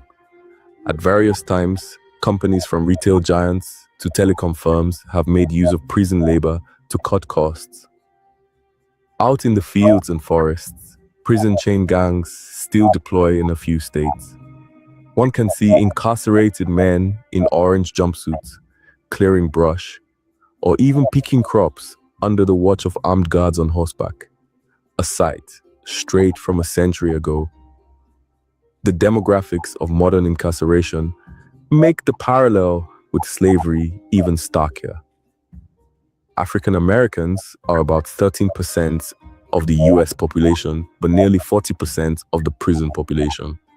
Decades of biased policing, harsh sentencing laws, and systemic inequality have led to the mass incarceration of Black and brown people, filling prisons with a workforce that can be exploited under the law. In effect, the exception clause of the 13th Amendment has swallowed the rule. Slavery was abolished for everyone except prisoners, and prisons have been filled with those whom society has relegated to its margins. Activists today openly call prison labor a modern form of slavery, and prisoners themselves have organized strikes to protest their working conditions and the pittance they receive. Worldwide labor exploitation continues in forms both overt and subtle. The International Labour Organization estimates that tens of millions of people today are trapped in conditions of forced labor or modern slavery, from girls trafficked into prostitution, to migrants effectively imprisoned on fishing boats, to families in debt bondage on farms and in factories, even in sectors without outright coercion. The global economy relies on huge disparities in wealth and power. The coffee beans picked by impoverished farmers, the t-shirts sewn by sweatshop workers, and the minerals mined under hazardous conditions are all part of a supply chain that allows consumers in richer nations to enjoy cheap goods, while workers in poorer regions pay the price. The plantation mindset, that certain groups of people can be worked to the bone for the comfort of others, persists. It has simply been repackaged and exported worldwide. Yet awareness is growing as well. Just as abolitionists once shined a light on the plantation whip, modern labor advocates and human rights groups are exposing these injustices and demanding change. Workers are fighting back. Union drives at e-commerce warehouses in America and strikes at garment factories in Asia show that the struggle against exploitative labor continues. In the United States, movements to abolish private prisons, end unpaid prison labor, and reform harsh criminal justice practices echo the old abolitionist spirit. Globally, campaigns for fair trade, living wages, and corporate accountability press to eliminate child labor and unsafe working conditions from supply chains. Each of these efforts carries an echo of earlier battles, the belief that the brutal spirit of the plantation can be challenged and defeated. And so, my friends, our journey began in the cotton fields of the American South and ends in a world of smartphones and fast fashion, where the threads of the past are woven tightly into the fabric of the present. If you don't understand plantation, I thought it was going to be something else. Let's see what. Thank you for hanging out so far. Let's see what the next topic is. I thought it was going to be something else. I thought it was going to be just a little bit different. Let me see what he says. Let me see.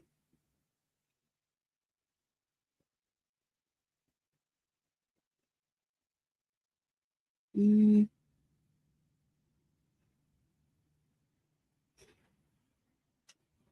me see.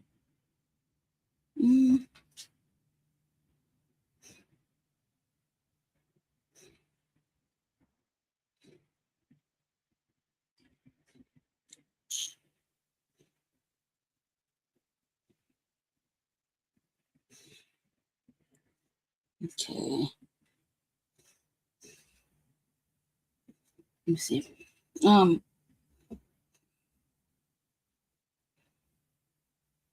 He said, I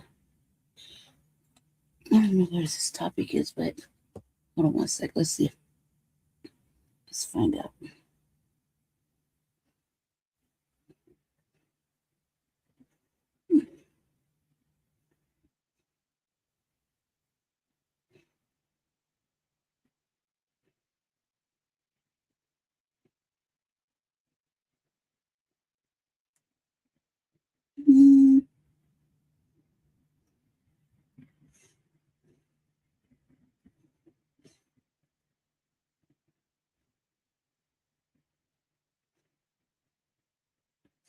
Let's see.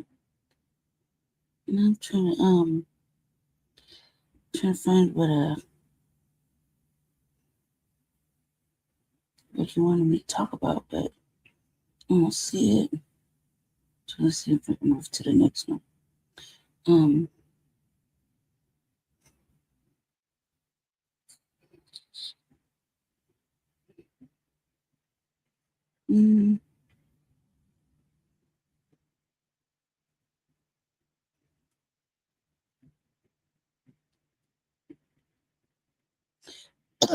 Let's see.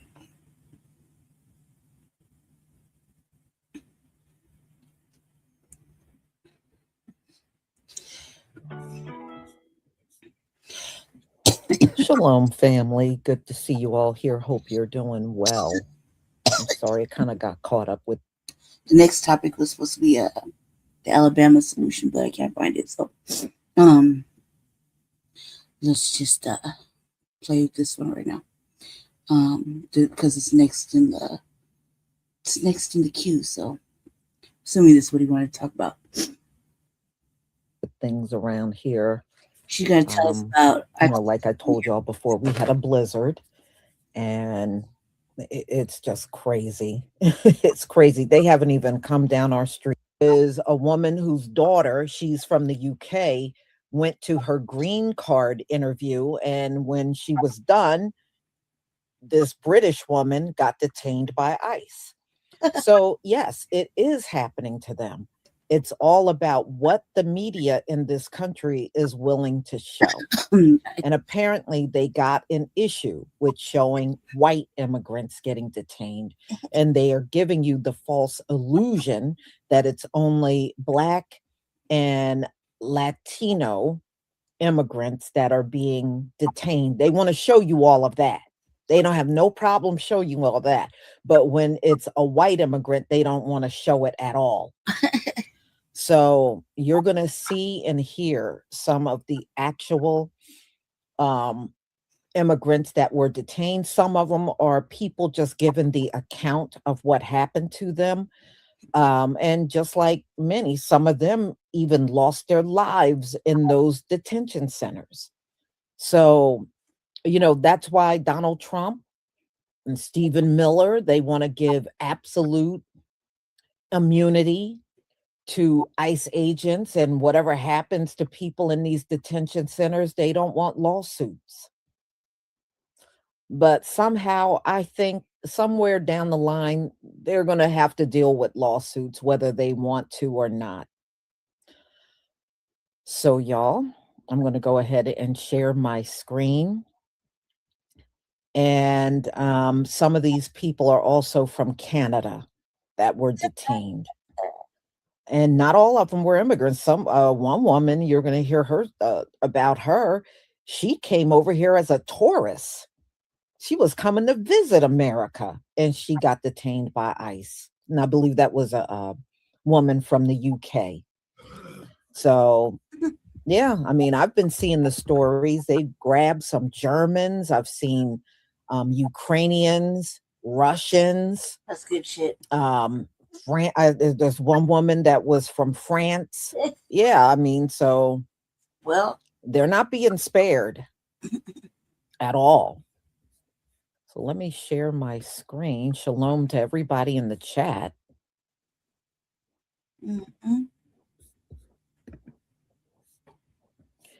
Please give me a 1 if you can see my screen.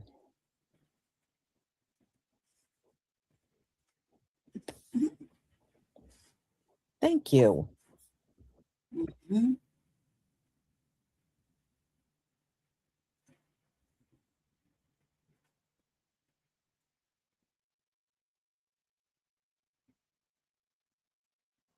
she came out of the meeting, they detained her.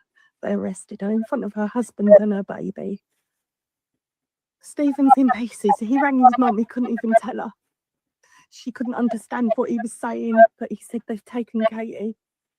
I understand that she was easy pickings, but apparently on these new stricter rules, 41 people were arrested yesterday. When Katie was detained, there was 5 people at the same time detained. 5 people ripped away from their families. Literally, nobody can get to see her. She's locked up like a criminal. This is my little girl. She's 33 years old. You detained my little girl in front of her husband and her baby, and you have locked her up. And I am raging at the injustice of it because she's done everything right. An innocent British grandmother was detained by ICE for 6 weeks in prison in shackles because, oh, wait till you hear this story. This is sickening, guys, what we did and what the Brits did. The British government blew her off and left her alone. Karen Newton, 65-year-old grandmother, decided to take the trip of a lifetime. It's like freaking Westworld, the trip of a lifetime to America and Canada. So she goes with her husband, who's 66. They're retired. They go to the U.S. They go to Yellowstone. They see the geysers. They're so excited. They had so much fun. They decide to go to Canada. They get a car. They get to the border. And the Canadians say, oh, I'm sorry, you didn't fill out the right paperwork to bring a car across. We've got to send you back to America. So they turn around and the Americans say, wait a minute. And they check the husband's visa had expired already, right? Now, bad that his visa expired. And she basically thought, oh, well, you know, she goes, he's a Brit. Hopefully he'll be okay. But her visa was still fine, her tourist visa. Well, they grabbed both of them because she was his accomplice, they said. And she's like, accomplice? What did I do? They take them and imprison them for 6 weeks. Shackles. They put shackles on their wrists, shackles on their waist, shackles on their feet. You know, the things where they're all handcuffed and the chain so you walk like a penguin? British grandmother.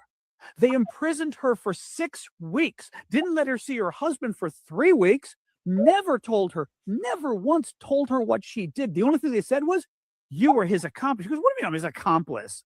She goes, I've got my visa. They goes, you helped him pack his luggage.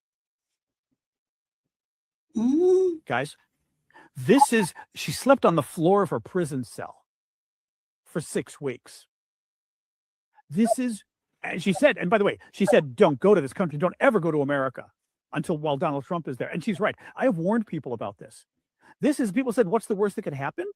Well, the worst that could happen is you get detained for, and by the way, she wasn't arrested, so she doesn't get a lawyer. She didn't have a right to an attorney even because she wasn't arrested. She was just simply detained for a short while by ICE. And the Supreme Court is making this legal.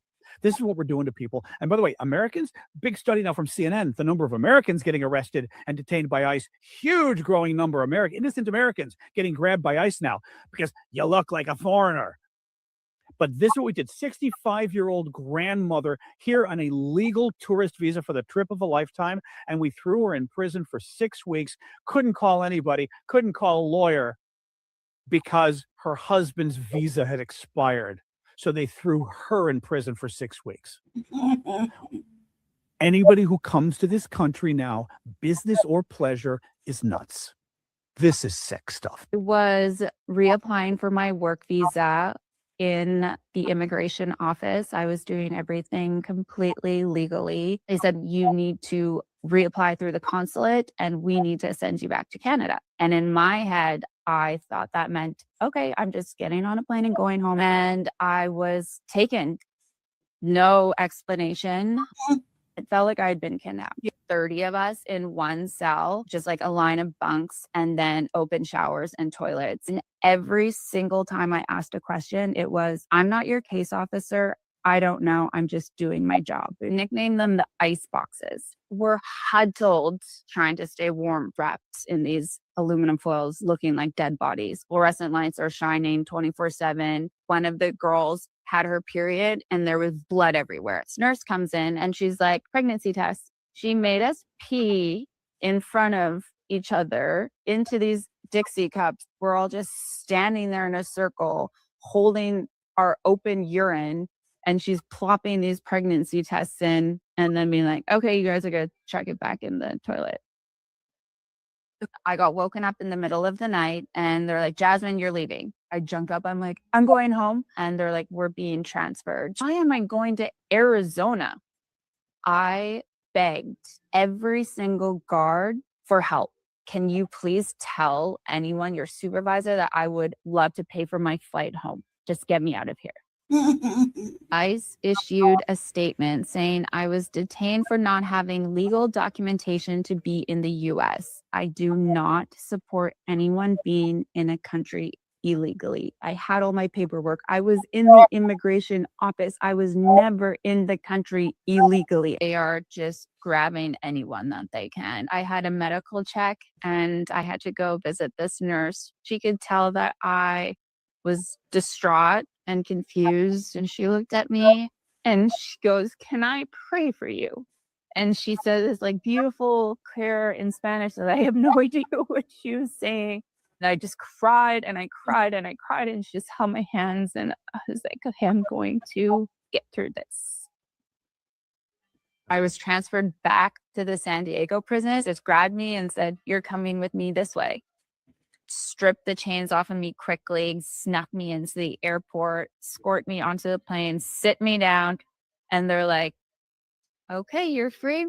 You can use your cell phone now. Take care."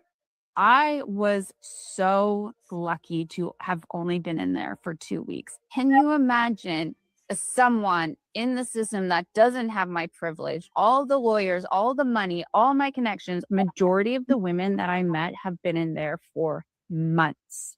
I received a 5-year ban from America. Everyone asked me, they're like, "Well, you're never going to go back, are you?" I'm appealing. I want to go back. I love America. Your government is funding a system that doesn't follow any rules. She's happy to be home. But Victoria Bolavina is shaken. She says that she spent 3 days in the down.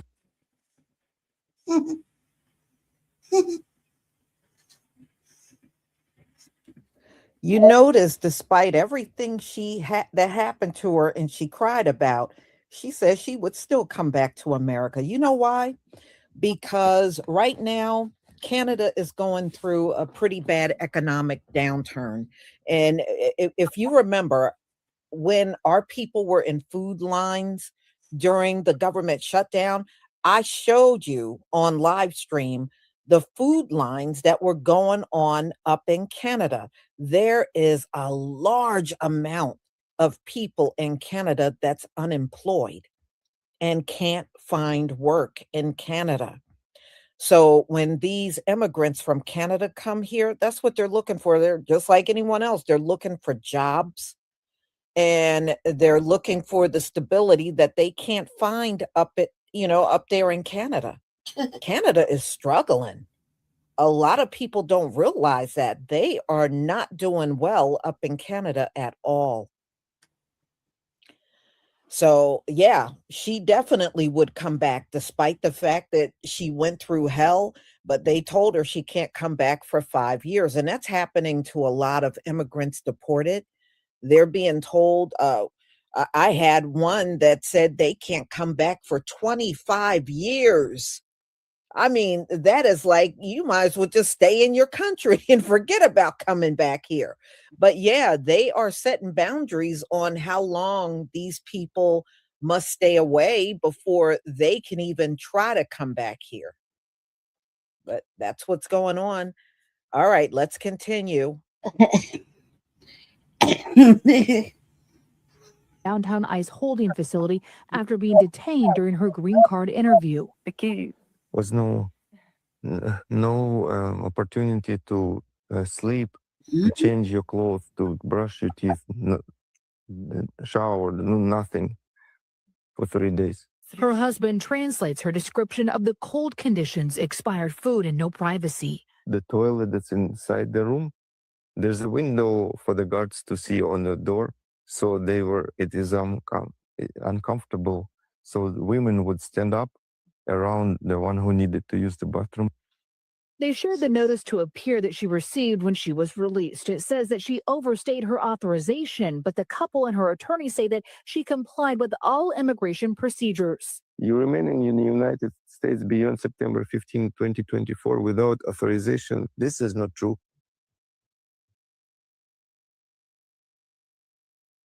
It has been confirmed that approximately 55 Canadians have been detained by U.S. Immigration and Customs Enforcement. ICE operations have been under increased scrutiny since the White House Deputy Chief of Staff announced that ICE officers would target at least 3,000 arrests per day, up from 650 a day during the first 5 months of Trump's second term. And the news comes after a Canadian citizen died in ICE custody on June 23rd, though no details surrounding his death have been shared with the public.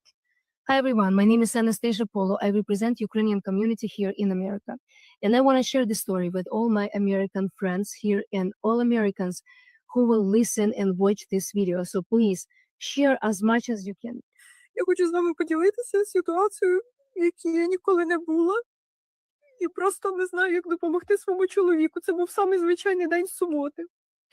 І просто він їхав, це було Сан-Дієго. Він не знав, що там військове місто.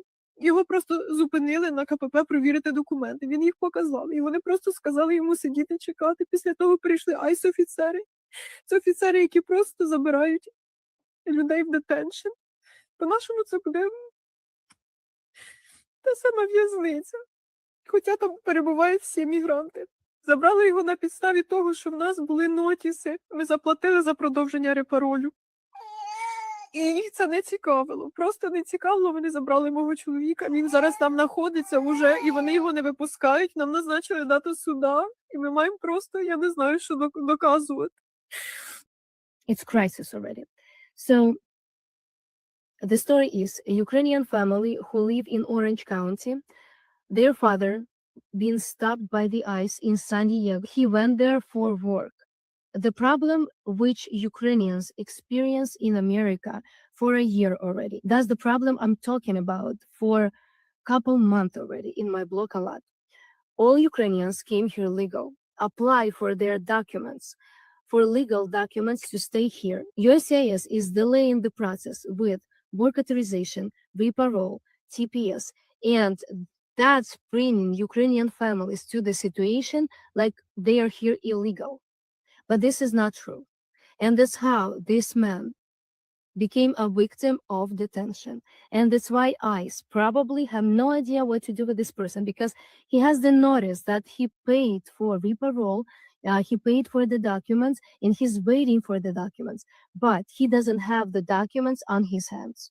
And that's why ICE took him, put him in detention. Right now, family working with a lawyer to take him out. The wife, who is here in Orange County, staying with two daughters, 5 months and 7 years, and experience stress. She doesn't work. Only father was working for the family.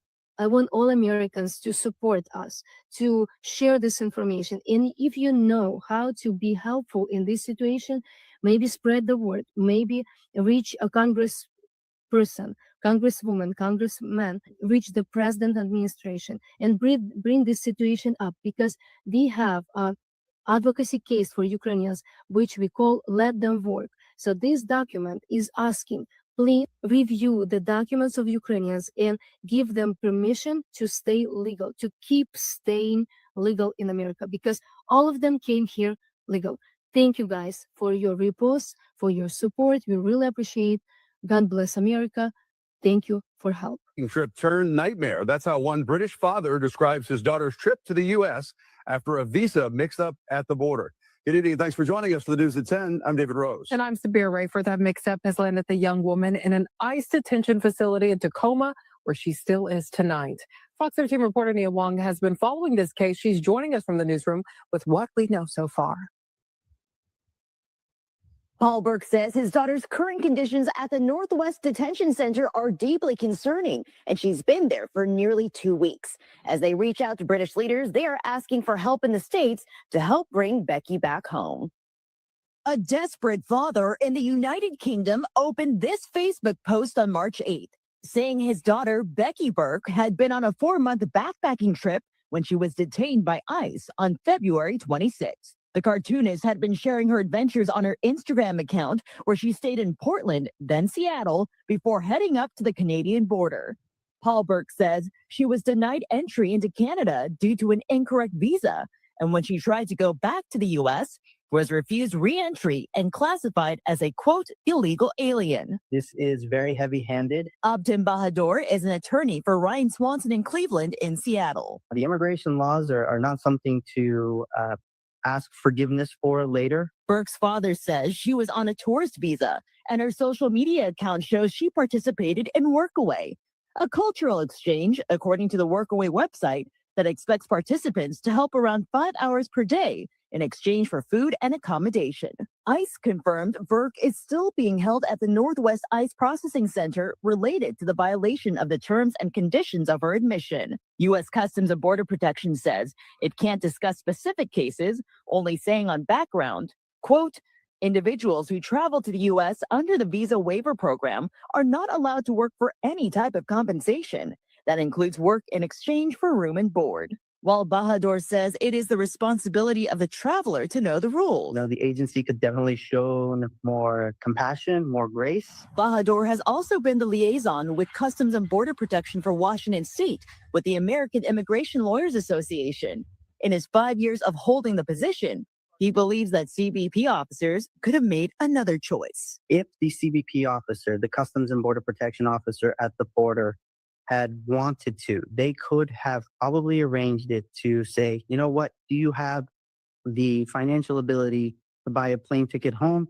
Okay, there's tons of flights every day out of SeaTac to Europe. They could have just placed her on that plane, let her go home, and let her voluntarily depart from the United States. Here's what a man who was detained by ICE at a protest says things are like inside the Minnesota ICE detention center. There was one point they were looking for one particular gentleman for probably about 15, 30 minutes. They kept circling, going, we have no idea where this man is. It's like, it's not a big facility. It's relatively small. You'd be surprised that they would lose an individual in there, and kept coming and asking us if we knew where they were. And then during interrogation, there were questions like, I remember specifically being asked, do you know who detained you? Do you know the arresting officer? That's no, I don't know the arresting officer. Well, what did he look like? I'm like, did he give you his name? No, he didn't give me his name. Everybody's got masks on. I can't see. It's completely obvious that these guys are not set up, not prepared, and have no idea what they're doing in this moment. And it's very chaotic. A Ukrainian family needs your help. This photo of Daniela, this is a baby. She was born just last Thursday. She's named after her father, Daniel, who was not there to witness her birth because he's currently detained in an ICE detention center in Texas. Daniel came to the United States through the U4U program, which is Uniting for Ukraine program. It was a humanitarian parole program that was introduced back in April of 2022 for Ukrainians who are fleeing the war to come safely to the United States. That's how Daniel and his family came to the U.S. So he came here legally, he even had a work permit, and he was working, paying his taxes, except when he went to renew or reapply for that status, there was a pause in all humanitarian parole programs earlier this year that resulted in the delay of his renewal, leaving him undocumented. So when he was pulled over in Texas, because he's a long-haul truck driver, there was a routine check for all commercial vehicles. Authorities down in Texas saw that his parole program had been expired, so he was taken into custody, and that was 7 months ago.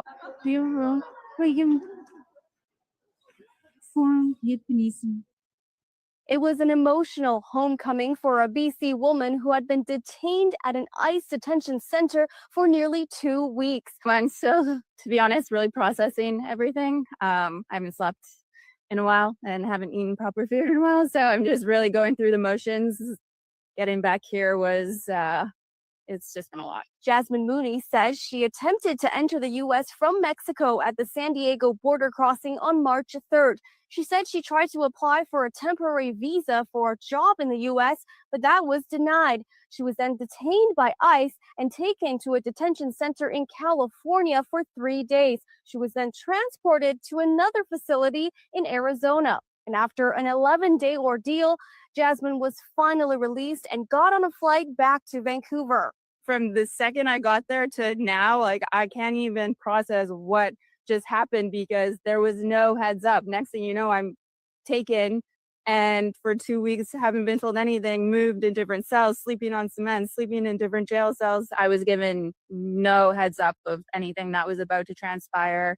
On the way back, I had the guards that brought me, they looked through all my paperwork and they were very confused as well. Mooney also shedding light on what she describes as inhumane conditions inside these ICE detention centers. She said at one point she had to share a cell with 30 other women with no blanket. The lights were on 24/7 and she had limited access to the bathrooms. She also had very little communication with her family and her immigration lawyer. I do not wish it upon anyone. No one deserves to go through that. It was really, really hard the first few days, but then when I got to know everyone else in there and heard all of their stories and how long they were in there, I was like, okay, I'm not allowed to feel sorry for myself at all because every single person in here is in a way worse situation than me. So I just spent the rest of my time trying to console and help as many women as I could because there was one girl that was in there for 10 months. The U.S. Immigration and Customs Enforcement says Mooney was processed in accordance with President Trump's executive order that subjected, quote, all aliens in violation of U.S. immigration law to possible arrest. From YVR Airport, Cecilia Huang, City News.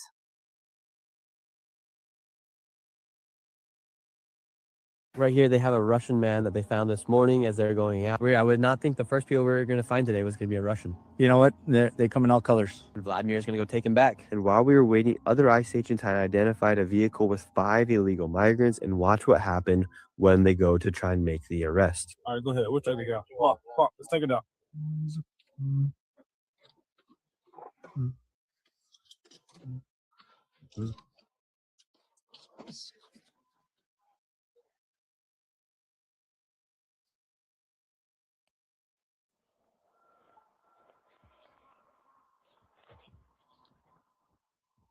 Where all the protesters showed up.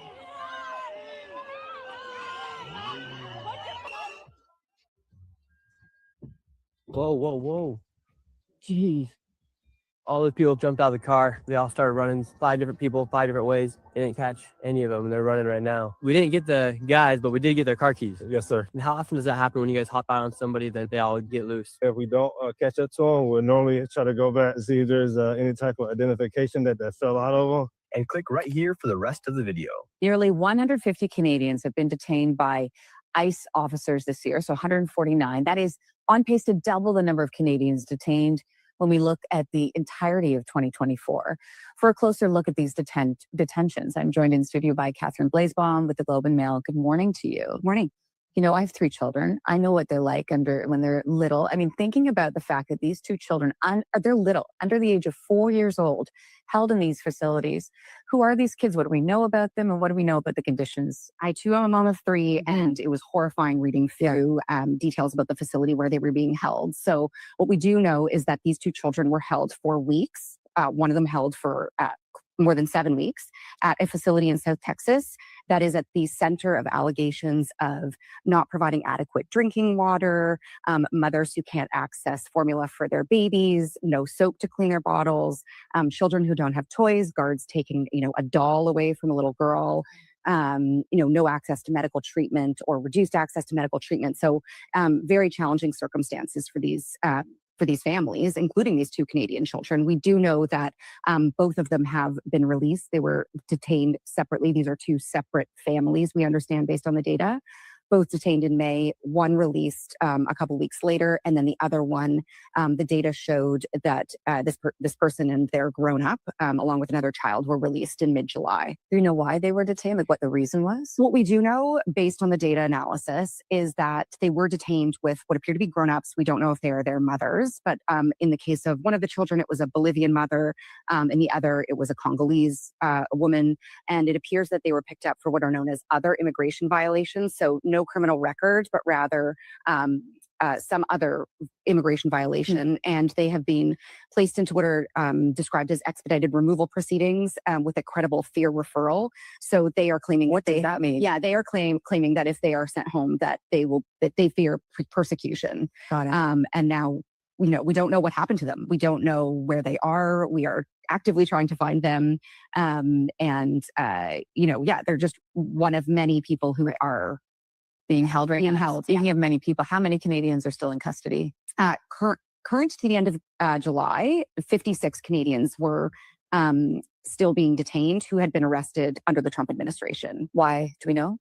Why do we know? Well, a variety of reasons. The most common reason is due to criminal charges. So under American immigration law, if you have a criminal record, even if it's something from the 80s, and it could be possession of a drug, if you are a non-US resident, you are at risk of being removed from the country. And so for 70% of these Canadians, that is some version of what they are being detained for, a criminal record. For the other 30%, it could be things like an overstay of a visa, or perhaps they crossed at between border crossings, sort of an irregular crossing, it's described as. Where are they being held, these Canadians? These Canadians are being held across, it was a lot of data analysis. Shout out to Mahima at the Globe and Mail. It was crazy. As you can see on this map, they are spread across 34 facilities in the United States, concentrated in the South. These include privately run facilities, county jails, state prisons that are not meant to hold immigration detainees, but under the Trump administration have entered into agreements with ICE to hold people like these Canadians. What kind of action has Global Affairs Canada taken? That's a great question, and it is entirely opaque. We have asked them time and time again, ever since a Canadian died in custody at the end of June in Miami. All that they will really say is, we are providing consular assistance. We can't tell you anything else, citing privacy concerns. They wouldn't even give us a snapshot of where these people were located, or a range of age, or anything that might give any indication of who these Canadians are. And that's why it took us going through data that was obtained through freedom of information litigation by people in the United States through litigation to figure out where the Canadians are. Really unbelievable. Thank you for amazing reporting, Catherine Blaisbaum with the Globe and Mail. We appreciate your time. Thanks for having me. Hey team, I want to introduce you to Vika. Vika is a woman that lives here in Plymouth, and she loves dogs. She loves cooking. She's happily married. She loves to travel. She's very goofy and outspoken, and very hardworking. And she is also in a detention center right now because as she was on her way to work, she was surrounded by ICE in a parking lot and detained. She is here from Ukraine and she is an asylum seeker. So she's going through the process of trying to seek refugee status. She was detained, I think, about 4 weeks ago. She went to a detention center in Texas. She got COVID there and got really, really sick. Eventually, it sounds like she's been transferred now to New Mexico. And this is, last I talked to her husband, week 3 or 4 that she's been detained. They are trying to collect funds to help her go through the legal process of being able to be reunited with her husband and come back here to Minnesota. I'm going to post a link to their GoFundMe. If you don't like donating to GoFundMe, because they do take a piece, I will put up on an image of my Venmo, and you can send me money directly and I will send her husband money directly. They are working through the process and I'm really hopeful that she can get out. I can't imagine what it's like to be detained that long. From what I heard from her husband, it's very jail-like, especially where she is in New Mexico. So just one of the many, many stories of asylum seekers, refugee folks that have been taken on their way to work. I know that a lot of my friends that are not in Minnesota have messaged me saying, like, is this really happening? It's really happening. So I just wanted to share this story. If you'd like to donate to their family to help out, that would be awesome. If you're seeing this on TikTok, she also makes TikToks, so I will tag her account. Excuse me, sir, what country are you from? My public culture. How did you get here? Don't answer this question. You don't know how you got there? What's your reaction to ICE detaining you now?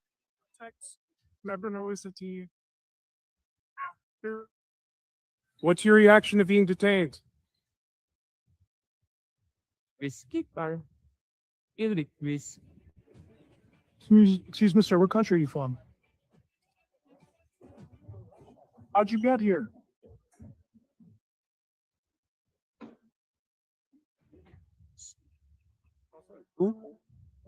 Sir, what country are you from? The country. Where? Georgia. How'd you get here? What's your reaction to being detained now, mister? Uno tiene que responder una pregunta de hijo. Cuando el tipo, oh, pues,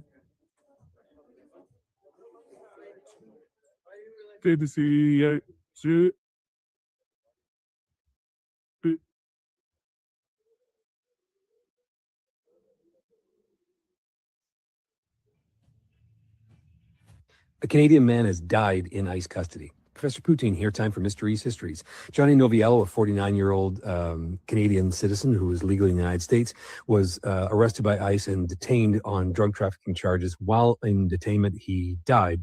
Early reports seem to indicate it was a heart attack, but more reporting on that is to come. This is the sixth death since May in ICE custody, along with over 400 911 calls since January, detailing all sorts of serious medical complications, pregnancies, suicides, assaults, including guard on inmate and inmate on inmate.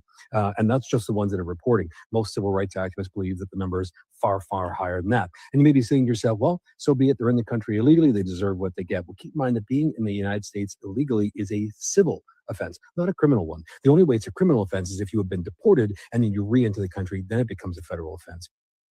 And also, keep in mind that of all the people that have been detained by ICE, less than 10% of them have anything remotely serious in terms of a conviction. The vast majority of them have nothing more serious than a traffic violation or simply being in the country illegally.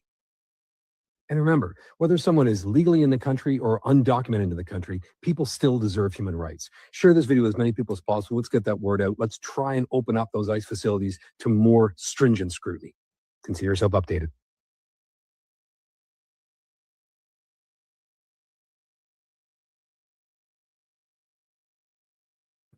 All right. No, those men were from Georgia. You know, it's a little country inside of Russia. So that's where they were from. That's what they were saying with their heavy accents.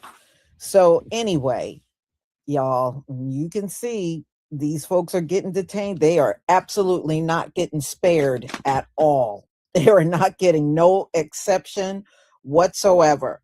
And it should be that way. If you're getting everybody else out, these Europeans and Canadians and anybody else that came here illegally or overstayed their visas, they should go too. It is what it is. Right? That's right. My bad. That's the way I see it. Yes. So, yeah, you know, many of these people wouldn't tell the story unless the people look just like them. You know how it is. So, y'all, I'm going to go ahead and conclude. Thank you so much for being here. I deeply appreciate it. And we'll definitely come back on a whole new topic. Shalom, family.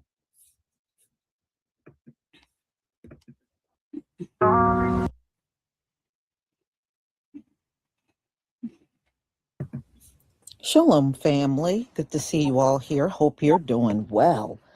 Well, we're going to talk about these immigrants because we know these immigrants all tell these lies. They came over here with $1 in their pocket. And, you know, first of all, I don't believe those stories. I'm just letting you know. I do not believe that I came with $1 in my pocket. I think all these stories are lies. First of all, what can you do with that? You can't buy food. You can't get a hotel room. You can't get, you know, get an apartment to pay rent. I'm just not buying this $1 story. Oh, I came with $2. I came with I'm telling y'all, I believe they're all lying. I really do. There is no way where would you stay with that money? In fact, I would say, where can you go anywhere in the world with just $2? Where could you go anywhere on this planet with nothing but $2? Okay, I mean, I'm sorry, immigrants. I'm not believing your story. I'm not believing you at all. So, you know, we know Americans are going through a lot of hardships. There's a lot of our people that are unemployed. Because I've done the videos. There's not enough jobs to go around anymore. Number two, they're dealing with the same inflation we're dealing with: high rent, high food. They got to pay all of their bills every single month, and grocery prices are crazy. And if we're struggling as Americans, there's no way these immigrants that came from third world countries are here and they're just whizzing through all of this. No, trust me, they are struggling bad too. What inspired me? Oh, they're getting the Russians. They're getting you remember all them Ukrainians that Joe Biden brought over here? Their asses are being detained and sent back to Ukraine. Because Donald Trump likes Putin. He don't care for Zelensky. So he don't care about these Ukrainians that Biden brought over here. He's getting them out of here. He is literally getting these Biden Ukrainians the hell up on out of here. But like I said, the media they won't show you these white foreigners being detained. They only want to show you black and brown people being detained. That's what's going on in the country. Thank you, y'all. Thank you for the ones.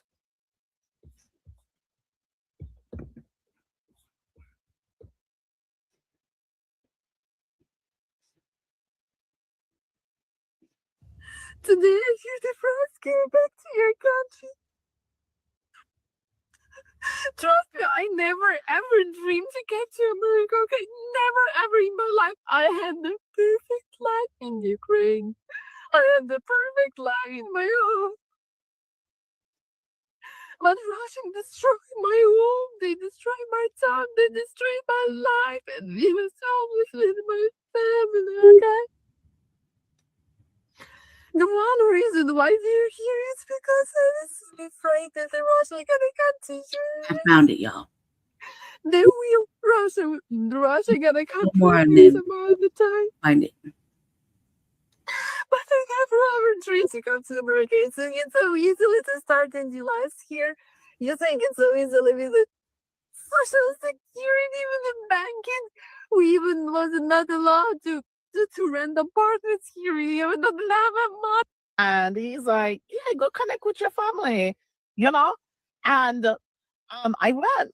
While I was there, it was so good to see everybody because I genuinely was happy to see everyone. My little cousin that I used to change their diapers are all growing up. It was fun to see. And everybody, we had good food, we partied, we had a good time.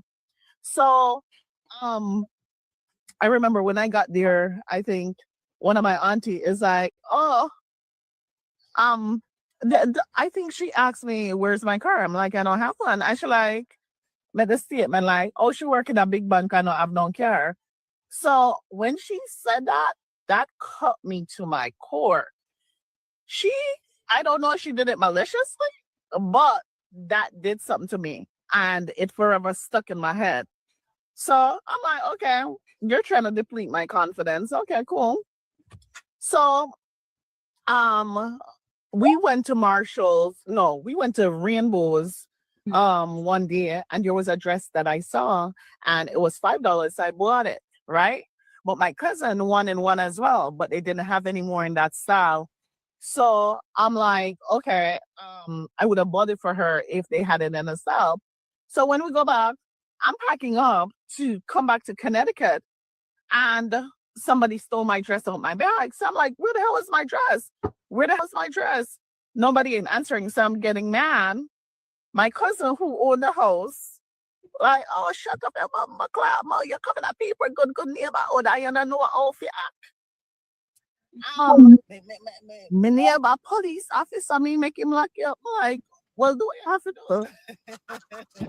What do we have to do? Like, well, what you mean? Like, you're not gonna talk to me like that. And she like, we shut up and all of that. So we face to face. And this girl is thicker than me, taller than me. And she swung and it connect.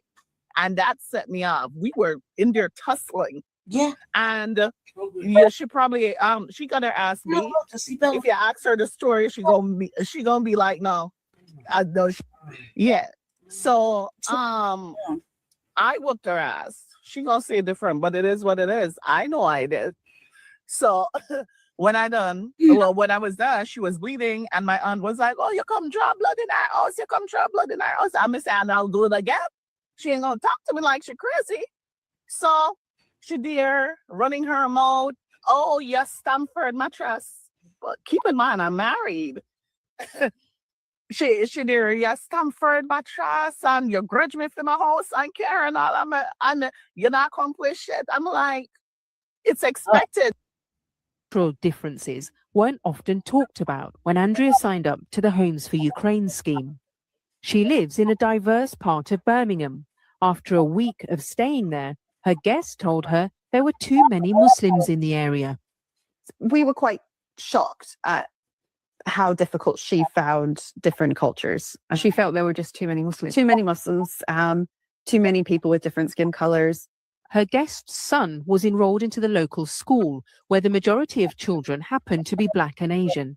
And then to just have her complain about the demographic of the school and going, well, he can't be safe there. There's not enough white kids, essentially. The majority of my neighbors are Muslims. A lot of them are Kashmiris or Pakistanis, Indians, and they're wonderful people. And you just felt if you just would sort of give them the time, perhaps we'd come to the same conclusion. They both agreed to end the placement.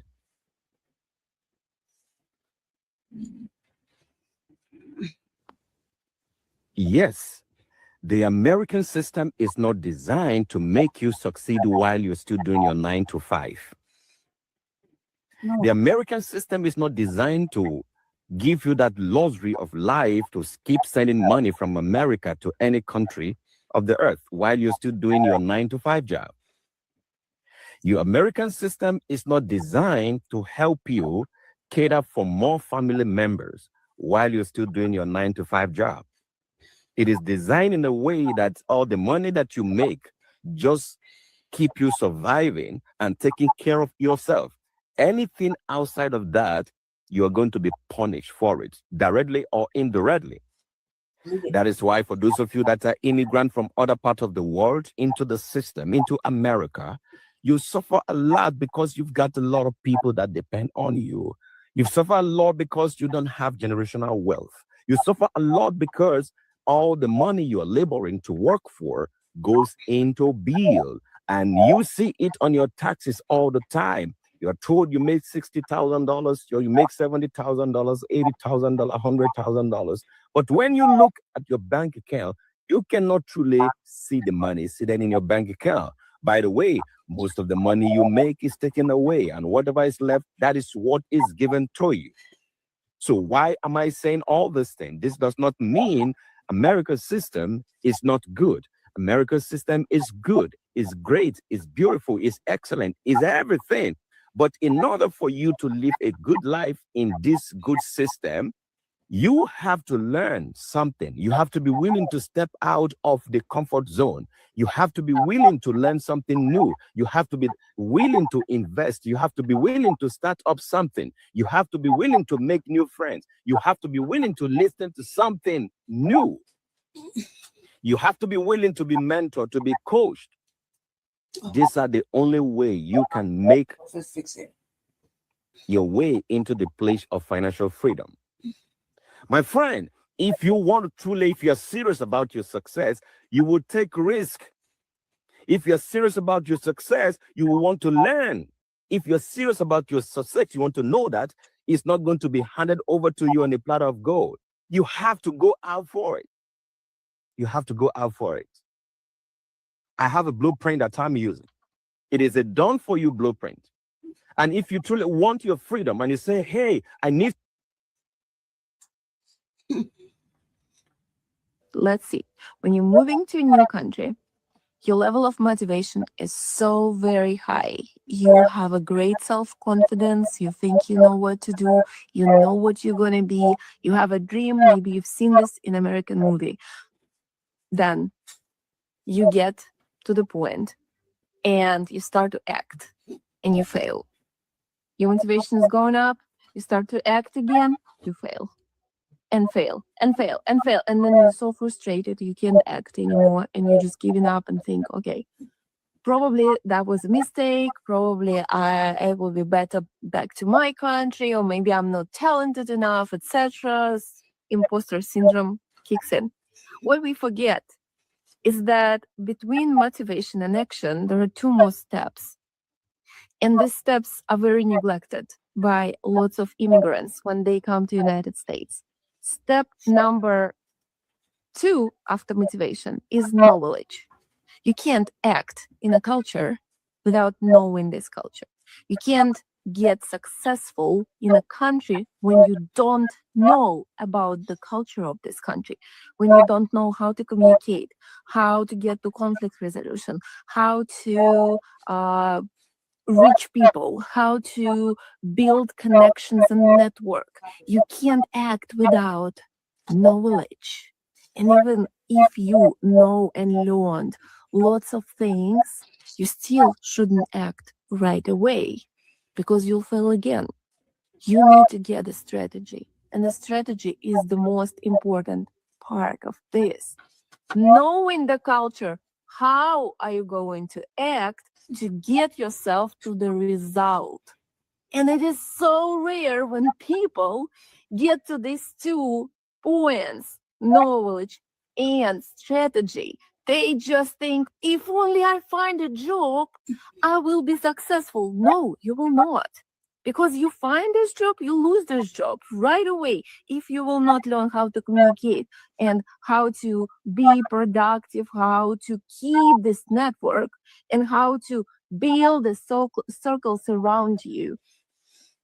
Man, do that video here for the people in the US and you're struggling. You're struggling to the point where you're in a shelter. You're struggling to the point where you're in a family house and things is not okay. Things aren't what you expected.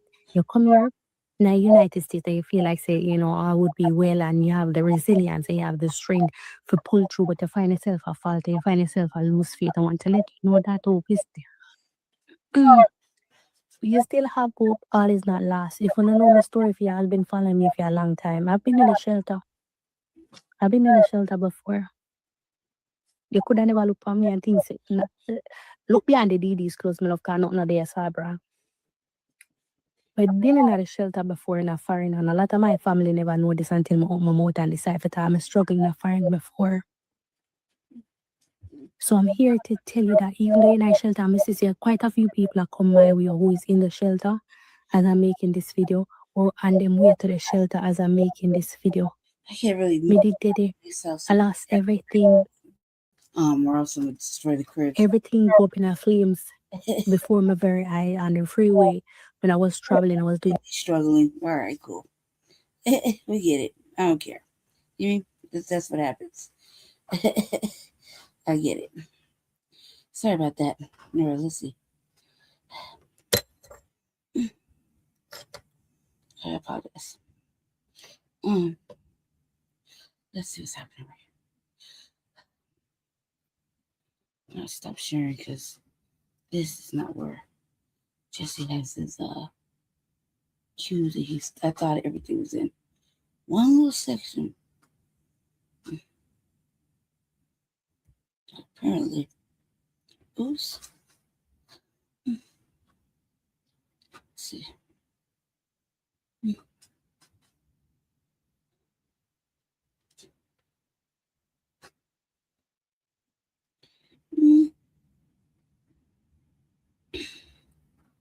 Let's see. One second.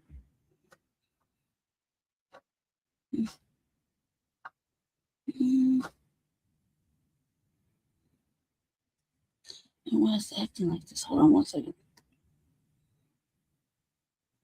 Sounds like acting stupid right now. All right.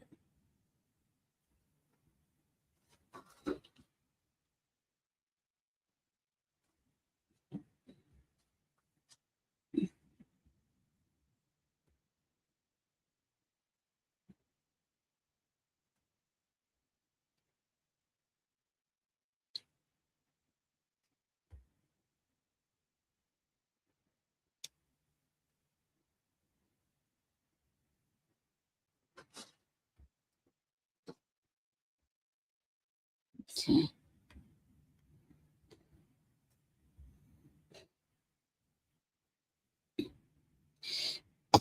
Hold on one second. I had to move the thing because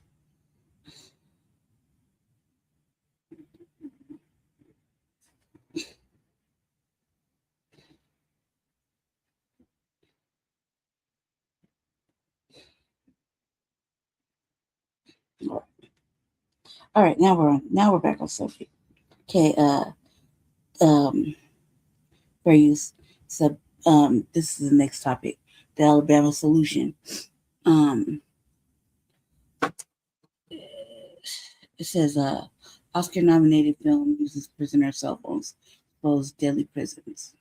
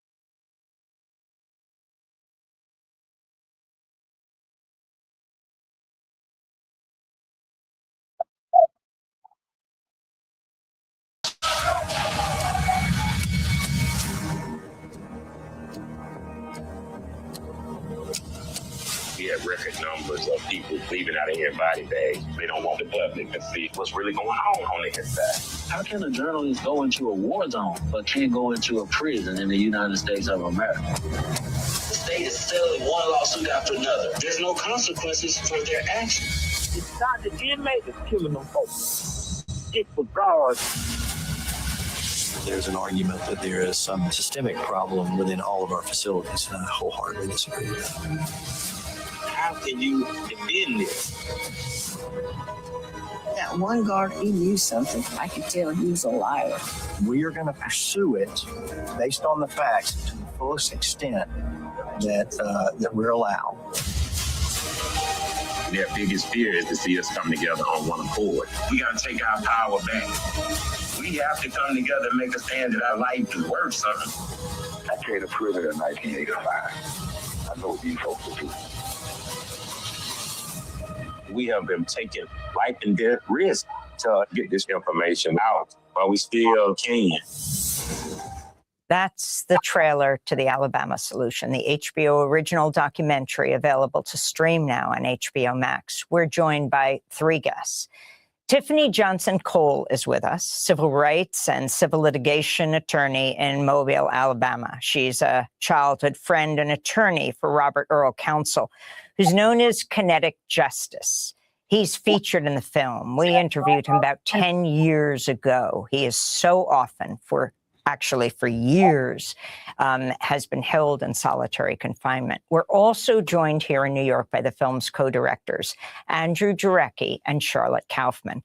The two also worked together on the HBO series The Jinx. Andrew's also the director of the Oscar-nominated documentary Capturing the Freedmans. Welcome all to Democracy Now! Andrew, let's begin with you. Lay out the Alabama Solution, what you found when you went to Alabama, and how did you get in these prisons? Well, it was kind of a miracle that we got access to the prisons, because prisons in the U.S. are kind of black sites. And, you know, we drive by these prisons and we see a little sign at the side of the road and we assume, well, whatever's happening back there, if it was really terrible, I guess I'd hear about it. But because journalists aren't allowed in these prisons, you actually don't hear about it. So I was interested in the Alabama prison system, and I took a sort of road trip to just go down there. And I met this prison chaplain, the first Black prison chaplain in the history of Alabama.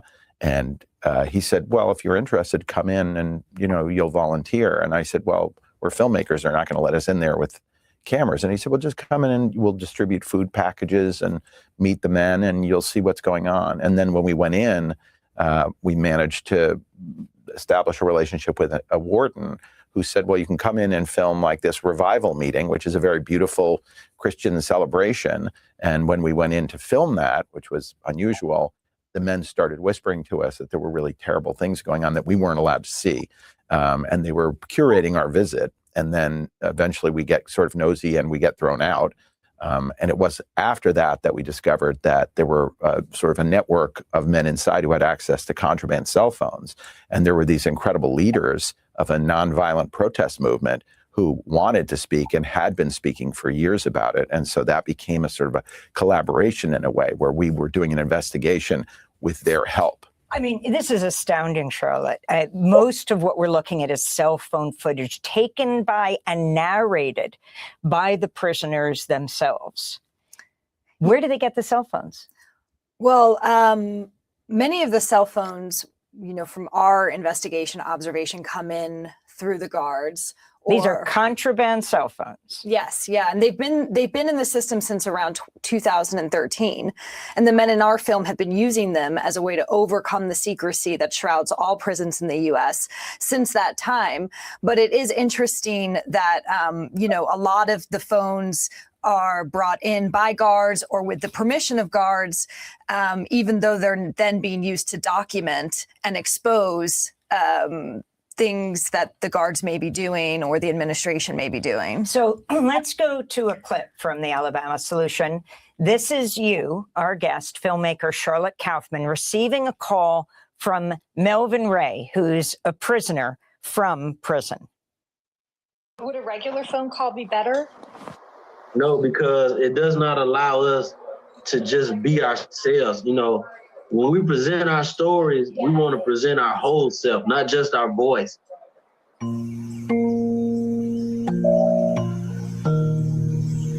We were in these walled-off secret societies. These are state institutions. But it's one of the only state institutions that the public or the media has no access to. How can a journalist go into a war zone but can't go into a prison in the United States of America? The U.S. Supreme Court has ruled that wardens can effectively deny journalists access to prisons by citing safety and security concerns. Like, I can witness a murder. We could be all sitting here and witness a murder. In the media, it can't even come on the state property. That's, again, a clip from the Oscar-nominated Alabama Solution. Andrew Jarecki, what you show with these films, I mean, you have this prisoner saying, I could witness a murder. Journalists cannot come in. It is astounding to think about this. They can go to war, but they can't come into prisons run by the U.S. government. Well, there's no question that any authoritarian administration does not want you to see what's going on inside. That's one of the reasons why Alex Preddy got killed, right? It's because he was using a cell phone, which they then described as a weapon. So when you have a secretive system, they can't really continue to do what they're doing if there's enough public pressure, which is one of the reasons why Alabama is so anxious about this film. The governor didn't come out and say anything about it for around a year.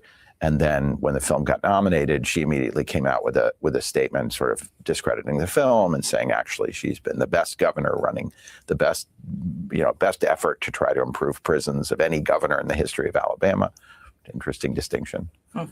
But I would also say it's not just Alabama. It's all across the country. We spend $80 billion a year on prisons and jails and incarcerate 2 million people. And yet the public's not allowed to see in and evaluate whether this system is fulfilling its mandate. And so I think what Melvin is trying to tell us is, we should be demanding transparency and evaluating whether these systems are actually serving us or causing great harm. I want to go to another clip from the Alabama Solution. I will go with the latter, causing great harm. Roll it.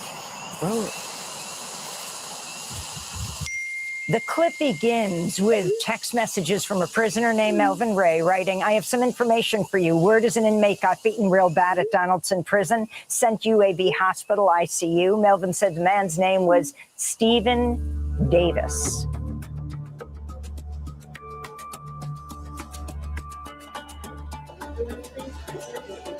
We're looking for Stephen Davis. We think he's in the ICU. We're looking in the hospital right now. Someone has a cell phone, and the elevator doors open, and they're going down the hallway. They're clearly looking for the room where Stephen is. And then they see a room that says Davis, and they look through the curtains. The curtains are closed.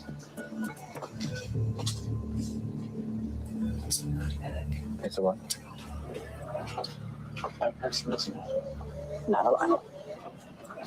If you could go out to the waiting room, or I can help you by calling, but I'd prefer you not stand in front of them. Okay, sure. Thanks. We should find his family. Charlotte, that was you saying you were looking through the curtain and saying it's a body bag? Yes, Andrew and I were both at the hospital that day. And the reason, we got this text message that informed us that someone had been beaten and taken to the hospital. And the reason we immediately went to the hospital is because from our investigation and our research, we knew that often the prison system doesn't tell family members about what happened or doesn't report anything publicly until sometimes weeks later. And that by that point, the story of what actually occurred can be very muddled. So in that scene, we're trying to stay on top of the information and begin an investigation into what we find out is the killing of a man at the hands of a correctional officer. Let's go to another clip from the Alabama Solution. In this clip, an anonymous prison staff member calls Sandy. She's the mother of Stephen Davis, who was killed when incarcerated at Donaldson Correctional Facility. She wears oxygen, and so she has to take some time to get this call. Later that evening, an unidentified staff member from Donaldson Prison calls Sandy. Hello. I'm sorry. I'm on oxygen, so I had to take a minute there. Okay, well, I understand. Who's this? Well, I know you're grieving and mourning, but I want to tell you that your son was beaten to death by an officer. That was a murder. They sweep stuff underneath the rug all the time about this. I called the warden this afternoon. An hour later, there was a statement on the news that he rushed out of his cell with 2 homemade weapons and attacked them. A plastic knife. They always come up with something to justify excess brutality and use of force. Andrew Jarecki, we're watching Sandy Davis's mom, Stephen Davis's mom, get this call. Who is it from? Where she's told her son has been murdered by guards. Yeah, I mean, we know who the call came from, and we were just being discreet in the film because it's very rare to have a whistleblower who's on the staff at the prison tell somebody the truth of what happened. But I think this is a person who has a higher character than a lot of other people who witness things like this in the prison, and he felt compelled to reach out to the mother of somebody who he had learned had been murdered at the hands of corrections officers. So he was seeing the story that the prison was putting out, which was that Stephen had attacked guards, which is absurd, and immediately felt like he had to call the mother and say, look, at least you should know this. I mean, the picture, the photograph, and Charlotte, you can talk about this photograph they have of Stephen Davis's head. Who took it? How horrifying it is. Yeah. So Stephen's brother, Brandon, took a photo when, as he explains, the guards were out back sleeping at the hospital because while Stephen was in ICU, the prison officials made sure there was a presence at the hospital to let the family know and to let Stephen know just in case he woke up that they were watching. And they told Sandy and Stephen's brother, you cannot come into the room with Stephen. But while the guards were away, Stephen's brother snuck a photo. And I'll also say we met Stephen's dad as well. And the dad, when we were initially going to speak to the dad, he said, "Are you from the news? Because the prison told us that if we speak to the news, they won't give us back the body." So this idea of sort of hiding what's happening in the prisons and even hiding bodies, is very striking. You talk about the staff at the hospital. Let's go to another clip of the Alabama Solution where we hear from former correctional officers Stacey George and Quante Cockrell. The clip ends with the prisoners themselves. Correctional officers should be the most reliable, trustworthy. You really want people that'll do the right thing when nobody's watching. But in Alabama, you don't have that. Every day I thought I should be participating in this. There's just so much stuff happening there. So now there's a lot of officers leaving. Sometimes we have one officer for 200-300 inmates. With the low staffing and the mandatory overtime, you've got officers that look like zombies. Now look at this man in the queue sleep.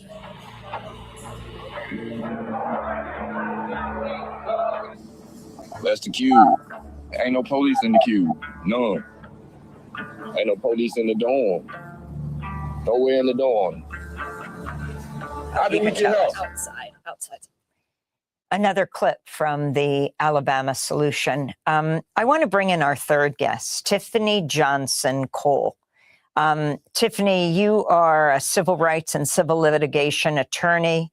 You're also a childhood friend and attorney for Robert Earl Counsel, also known as Kinetic Justice. We spoke to him 10 years ago, and we'll get to him in a minute. But talk about the lawsuit that you have brought. Most recently, well, we had an initial lawsuit in 2021 wherein Robert Earl was assaulted by guards. And we since settled a portion of that lawsuit against the guards and actually went to a jury trial and won in Jefferson County against the medical provider. The most recent lawsuit, though, is a temporary restraining order and preliminary injunction that deals with the transfer of Robert Earl, Raul, and Melvin between January 12th and 13th to the L dorm, which is located at Kilby, which is considered a highly restrictive area, often associated with intimidation.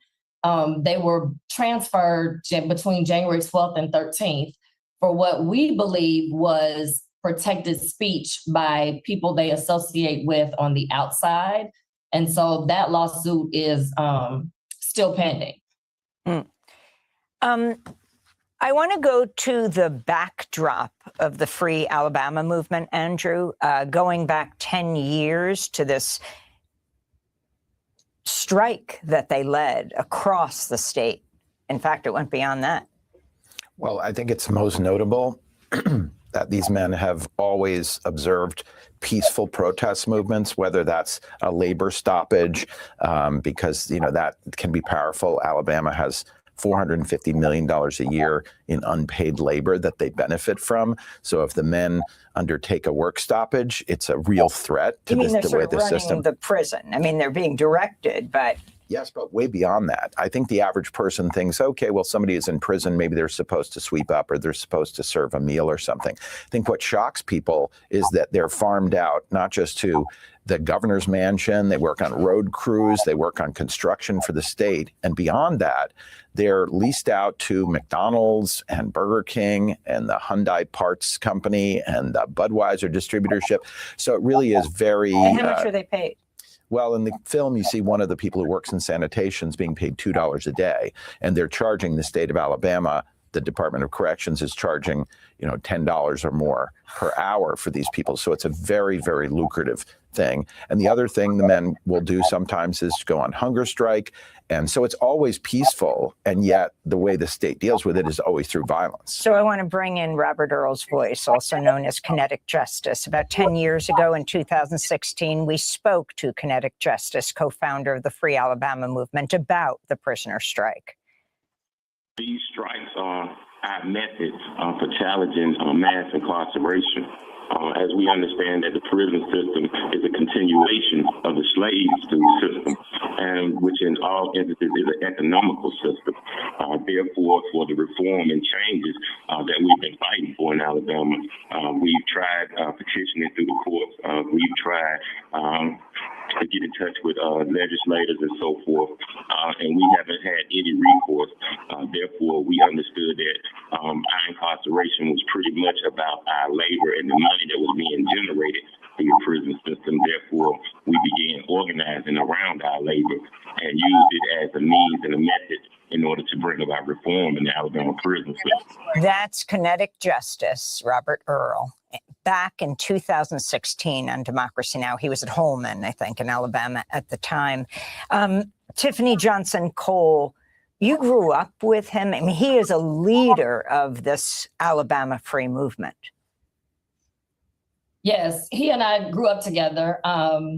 And as a result of what he experienced when he became incarcerated, he and Melvin and other incarcerated persons joined together to create the Free Alabama movement, to basically call attention to the conditions that are inhumane, that are being carried out in the name of the state. And so both Melvin and Robert Earl are extremely intelligent, strategic and legal minds. They have studied the law. It's always interesting to me how we can go back and debate some of the legal theories and some of their pleadings and some of their filings, but they have pretty much put themselves in harm's way in an effort to bring about change in a system that is truly cruel and inhumane. I want to go to the title of the Alabama solution. This is Alabama Governor Kay Ivey.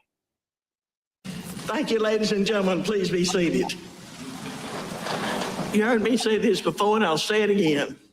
This is an Alabama problem that must have an Alabama solution. I look forward to working with each of you to solve it.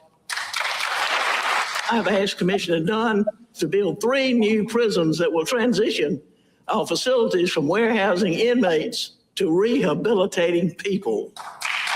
So that's Alabama Governor Kay Ivey. And this, Andrew, is you questioning Alabama Attorney General Steve Marshall. I mean, I think we have a strategic plan in place.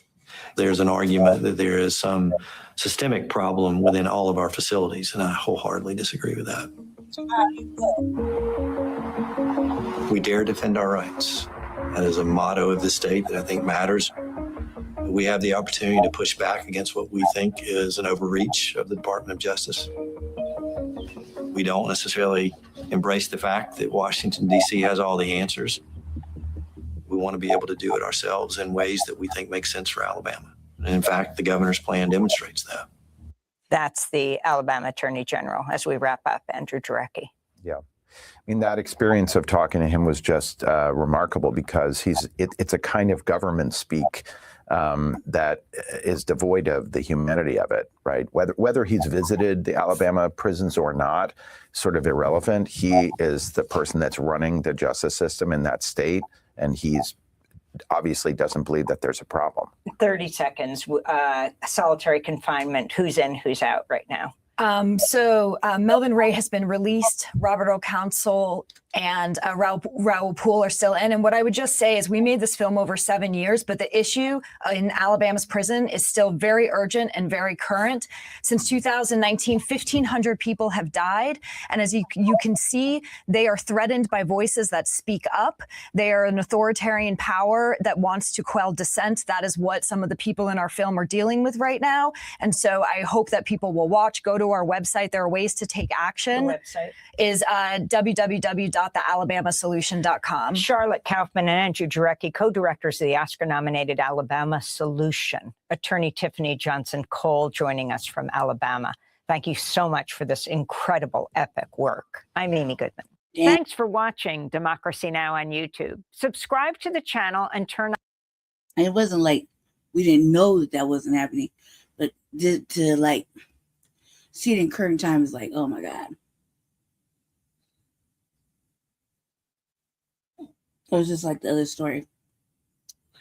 Just same thing. Family, we have this disgusting story, annoying one, I must say, of a Russian guy, or we'll say Russian hunk, going around African countries, particularly Kenya and Ghana, armed with his meta glasses. And what he does is that he lures women. I don't know how he does it, but he just gets his way with women, right? Record what they do. He records the whole process, and then he comes out to say, "Oh, I have done this, I have done that," and then he is free to go on to another African country to do the same. Family, when he does that, according to reports we have here, he goes back on his social media page to upload the result of his experiment. So what he's literally doing is experimenting with African women in Ghana and Kenya. He goes around. We've seen different videos where he goes around, he sees a woman on the street and is like, "Oh, hello, hi, how are you?" Or a woman comes to him and is like, can you come in? Let's check out this video. Hello. What is this? What is this? That's a shop like this one, but in a jar. Ah. Yeah. Okay. Hi. I like how you look. Thank you very much. Okay. You are married? Are you married? No? No? Yeah. I from Russia, but I live here. You live in Kenya? Yeah. When you come back, I'll come to see you. Okay? This place is very interesting. Hello. Hello. This place is very, very interesting. How much is territory? How much is it? You want to buy it? Huh? You want to buy? Mango, bananas. Yeah. Banana. Yeah. Banana there. You live here? No. In Blacc? No. Campbell. Please. The place. This Okay. rent apartment. Okay, no problem. Wow. Hello, how are you? I like how you look. I like how you look. Hi. Okay. Thank you. Good. Thank you. And the funny thing is, these women weren't putting on skimpy clothes. They weren't women of low virtue, the way we would call it. Because some of us would think, oh, maybe they lured him, maybe they seduced him, and da-da-da-da. No. That woman in that video is fully clothed. She is fully covered. And then he still finds his way around. That makes us think that this might not be ordinary. Because not one, not two, not three, not four, family, not 100, not 200, not 300, not 400. He has had his way with hundreds of women.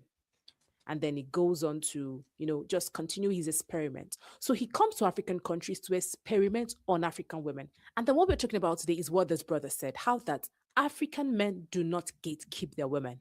Talking about gatekeeping, we mean exercising authority. We mean standing as gods. Let me use the word gods. Standing as lords to exercise authority over their women. I'm not saying control your women, who they marry or not. I'm saying standing to protect the women. So what he's saying is, these guys come to African countries, they act the way they want to. But if any African tries to do what they do in their own country, you know the repercussions. You know what they would do. We've seen examples of what these guys can do to Africans. That African will not go unpunished. I think we're just waking up in this century. We're just waking up to the fact that if you behave in any way that isn't lawful as a white person, European or foreigner in African countries, you would be punished. Because trust me, that wasn't how it was. These guys come to African countries, they do their nonsense, and they go scot-free. We've seen how that some of their soldiers come to African countries, impregnate these women, and then leave them. Leave them hanging. We have women with children and their fathers gone. Trust me, you can't do that as a black person in their own country. Let's watch the story, family. African men, we really need to have a serious conversation, because what essentially has happened is this Russian man has come to Africa to reconquer us as men. This has nothing to do with our women. This has nothing to do with African women. This is all about us. And if you stop being emotional for a minute, you'll see it. See, it starts like this, right? Every group of men on this planet, every race of men, every demographic of men on this planet, one thing that they do is they gatekeep their women. Look at Arab men. Look at white men, European men. Look at Asian men. Look at South America men. Every group of men gatekeep their women. The only men that don't do that is us. I made a video a while ago where I said black men have become universal cuckolds. I referenced, what's his name? Travis Kelce. When Travis Kelce broke up with whatever her name is, last year's NFL season, I guess Travis Kelce didn't perform as good as anybody wanted him to. There were black men in America, black men, making videos on the internet, podcasts. Black men were making podcasts saying that this man who comes from the race of men that enslaved us, that still rule over us in America, would have done better if he was fucking my biological mate. The absurd level of cuckoldry in that conversation. I called out a few men. Some of them came threatening me, this, that. We became cuckolds. And now this Russian man has come to expose the entire continent of African men. So did this brother lie? No, he didn't. He said the absolute truth. We should come to that point where if these guys try to do anything that is unlawful, they should be punished. They shouldn't be let off so easily. Now, what will happen to this guy? Highest, they might just, lock him up and that will be all. Is that all he deserves? I mean, he needs to pay for all this. Not just the women right now. We're going to blame the women, yes. But how about this man? What do we do to him? So do I support what this brother said? 100%. Let's watch the second part. All of us, including you North Africans. Because first things first, why are there no videos? We know universally when it comes to sexual dominance, universally, nobody can fuck with black men, right? So why are there no videos of black men in Europe, in Asia, in South America doing the exact same thing, making hundreds of videos of how easy it is to fuck other races of women? Why are we not doing it? You know why? Because we know what the fuck will happen to us if we did that shit with their women.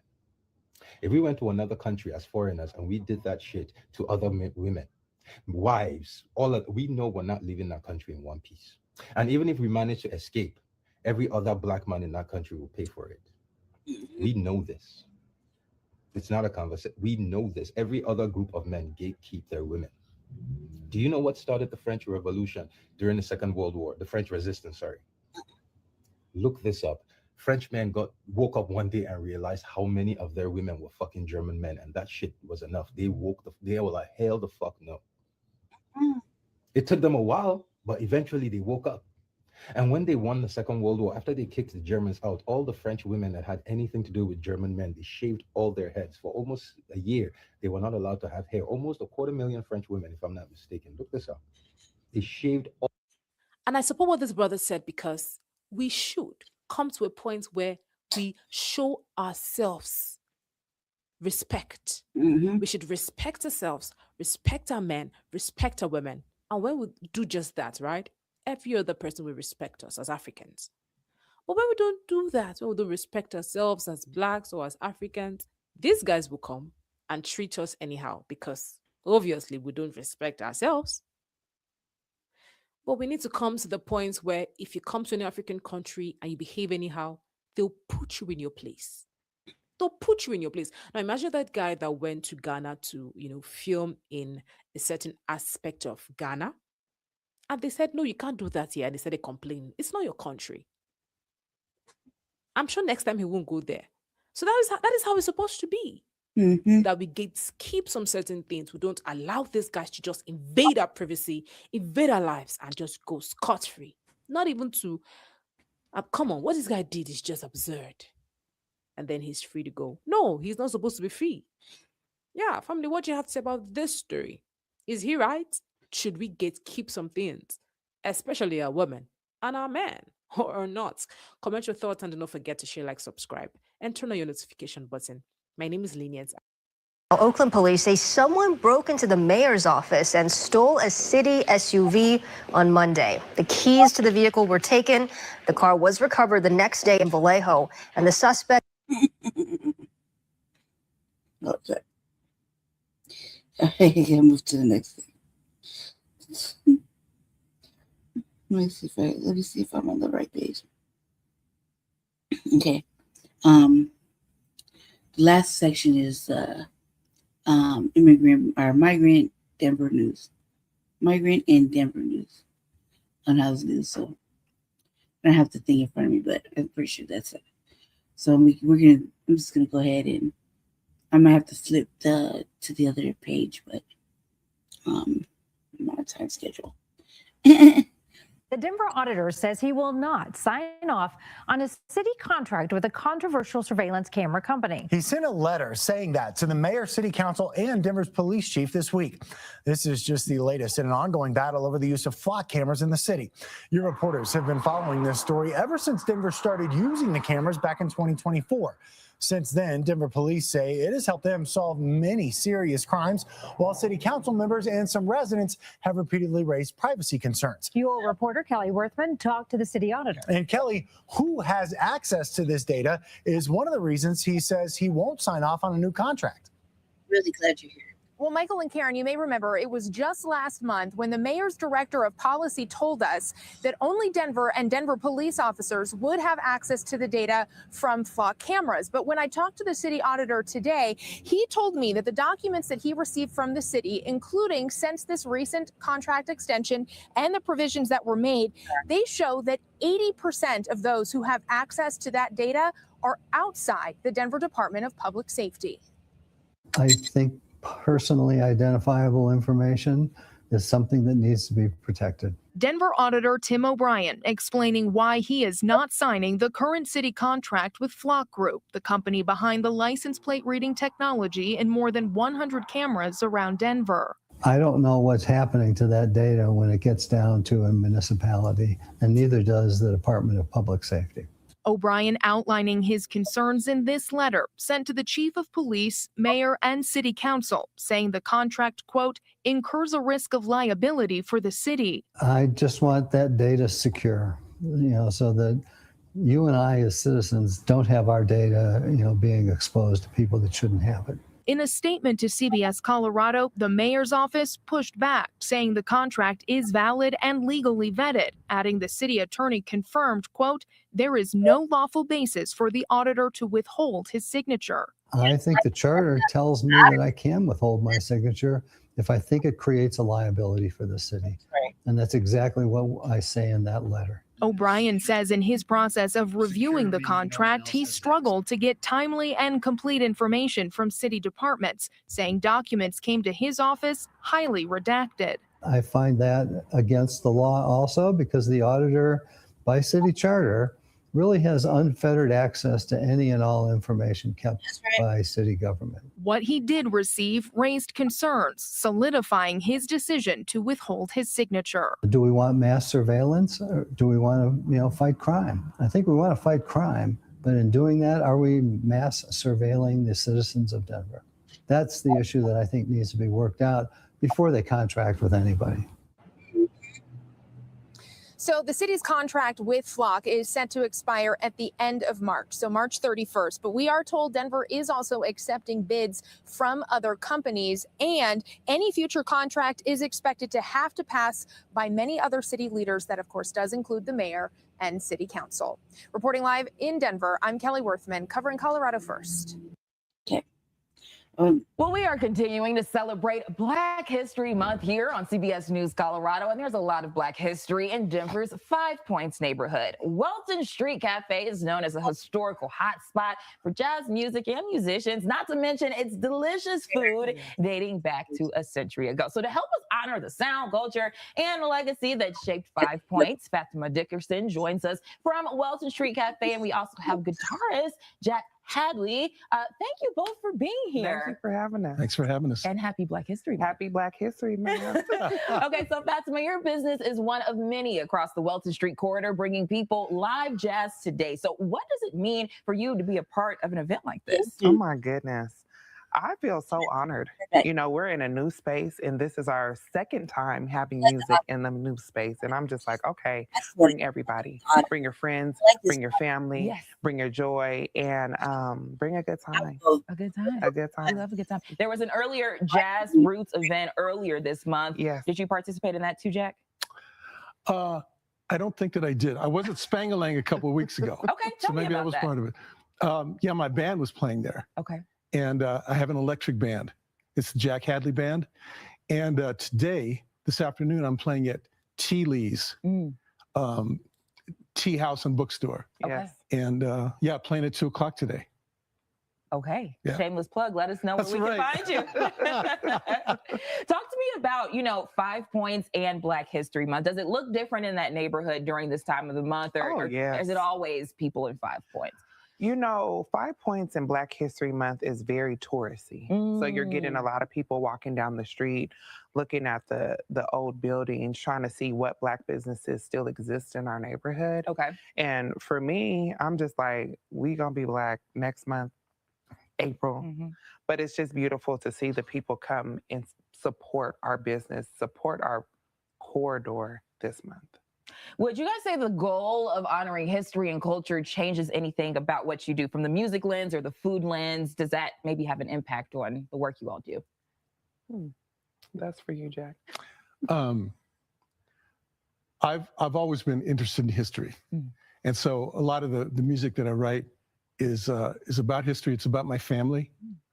And I think one of the things as a musician is that you're trying to please yourself before you please the audience, because that's the only way it's going to be real.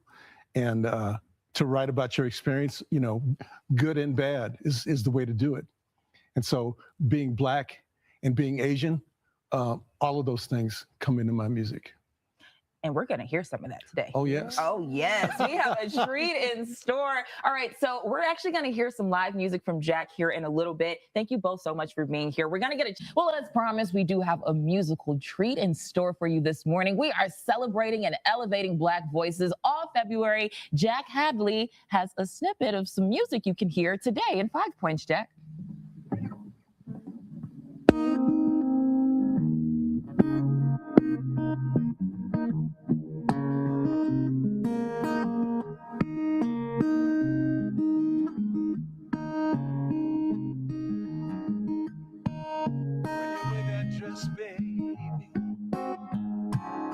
It's like a cold shot in my veins.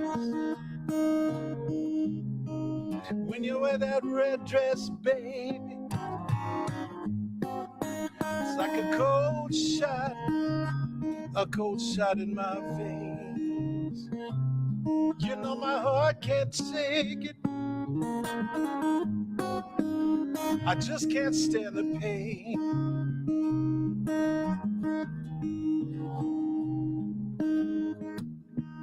I remember the last time, the way it used to be. I remember the last time, baby, the way it used to be.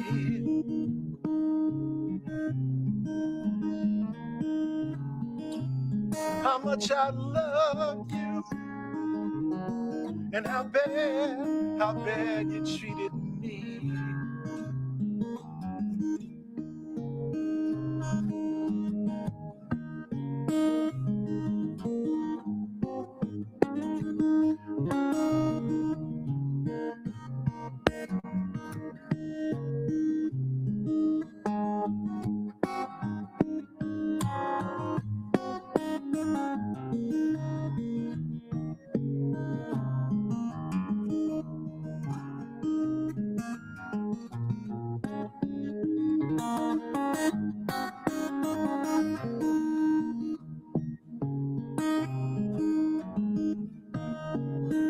When I'm out there running,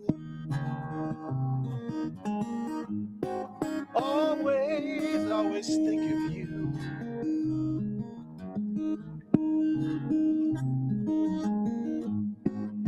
When I'm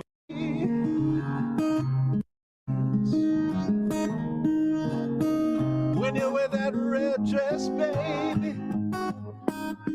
It's like a cold shot in my veins.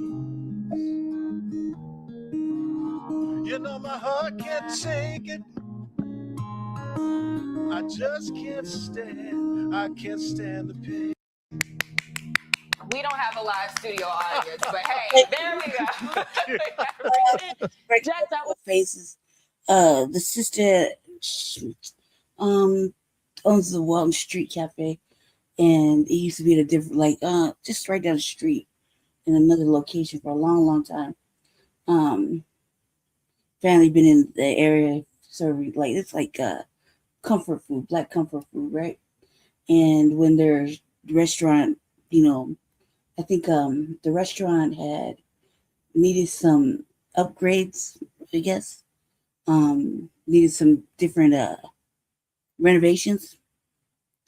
They couldn't afford it, so the community got together and raised the money so they could get this new bigger space, right? And it's a big ass space.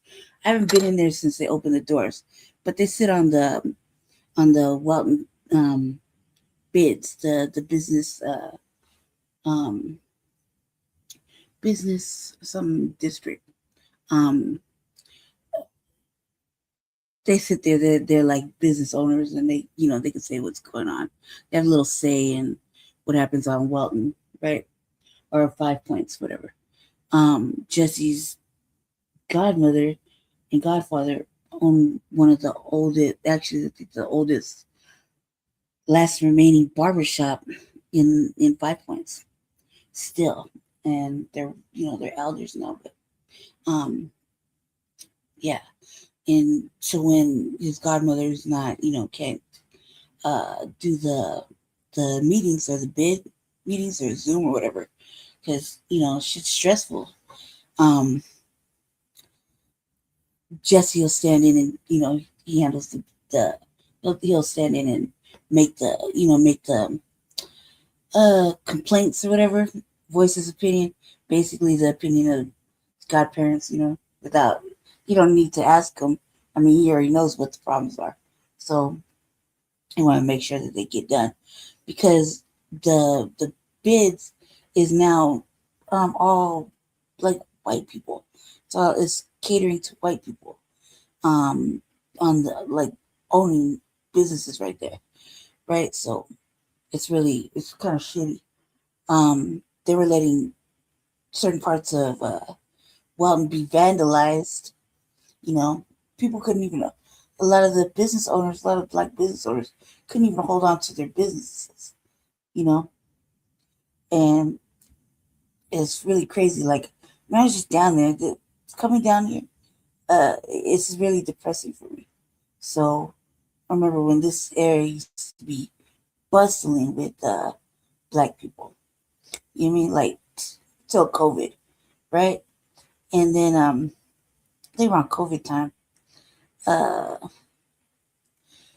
Developers and shit started coming in and buying up the businesses, and all the black people just, I don't want to say they sold out and sold all their businesses to these white developers or whatever and left.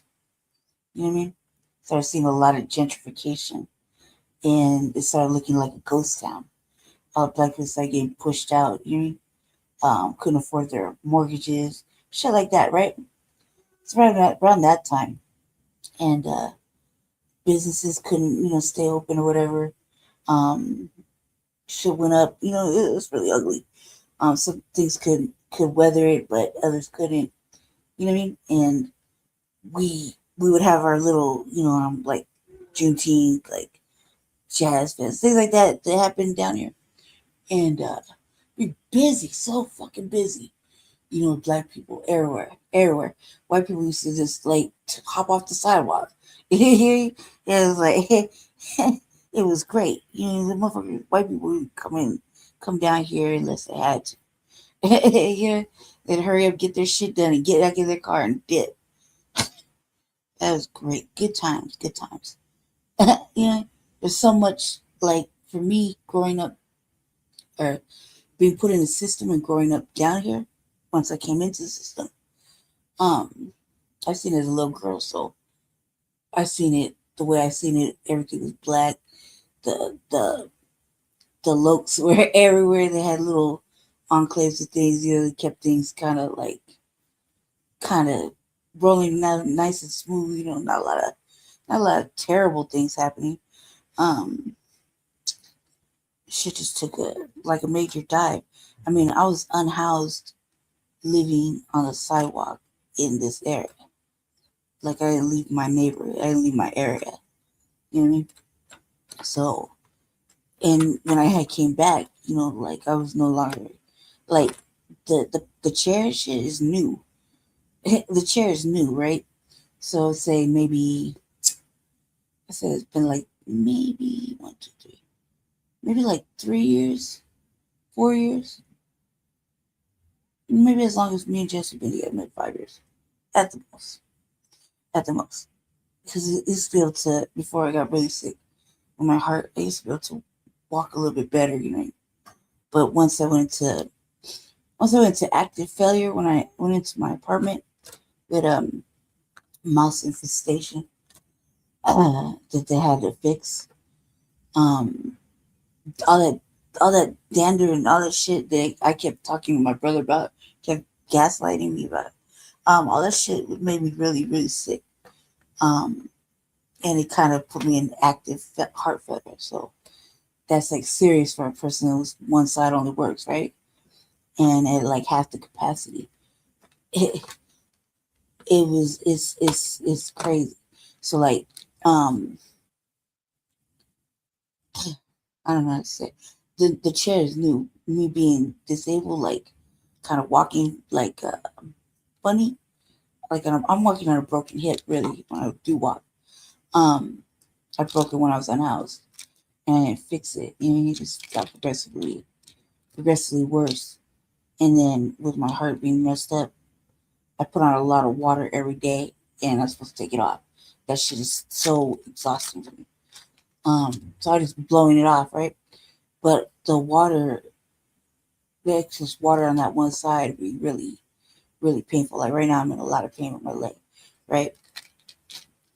But I don't want to do what I'm supposed to do.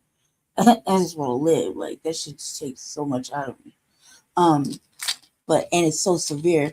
Most people can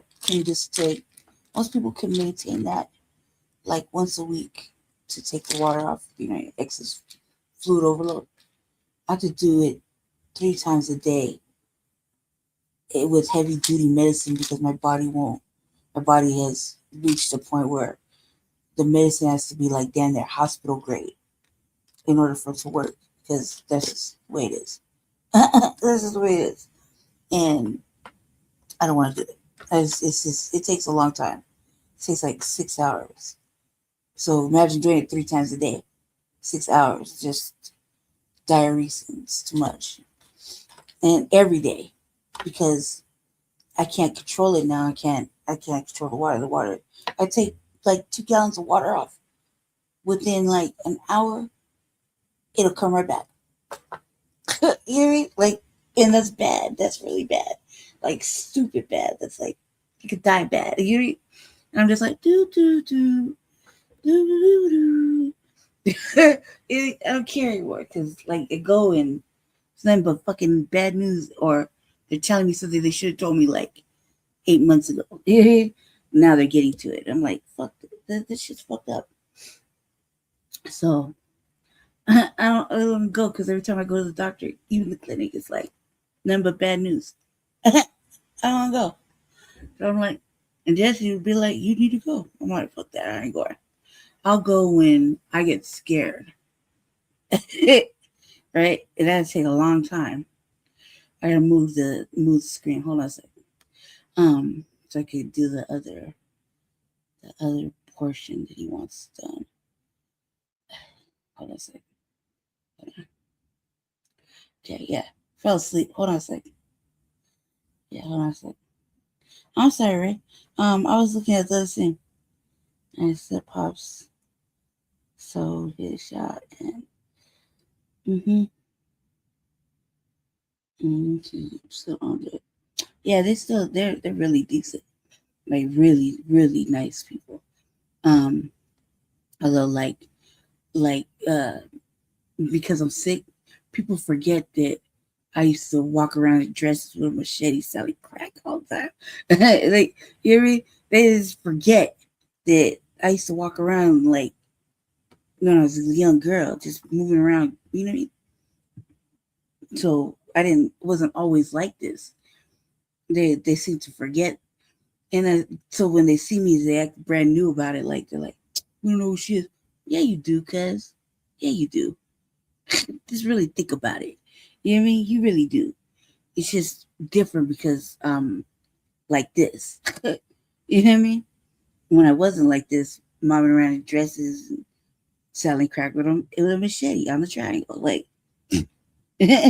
just, I gotta live. You know what I mean? Like, hey, you know, that's what everybody else is doing. I do what I have to do. Yeah, so they're like, oh. But they really thought about it. They'd be like, oh, yeah. That's a little ambiguous, fair-skinned motherfucking pirate that runs like a motherfucker. You hear me? Like, run. Like, it used to run fast. Super fast. Like a mile under 6 minutes and hurdles. Like, in shoes, too. I walk better in dress shoes. So, just to get me wearing little tennis shoes, no wonder I walk all fucked up. I have to put my dress shoes on to see if I walk better. I don't know why. What's that? Pain, weakness, body. I know. Man, I live in a constant state of pain.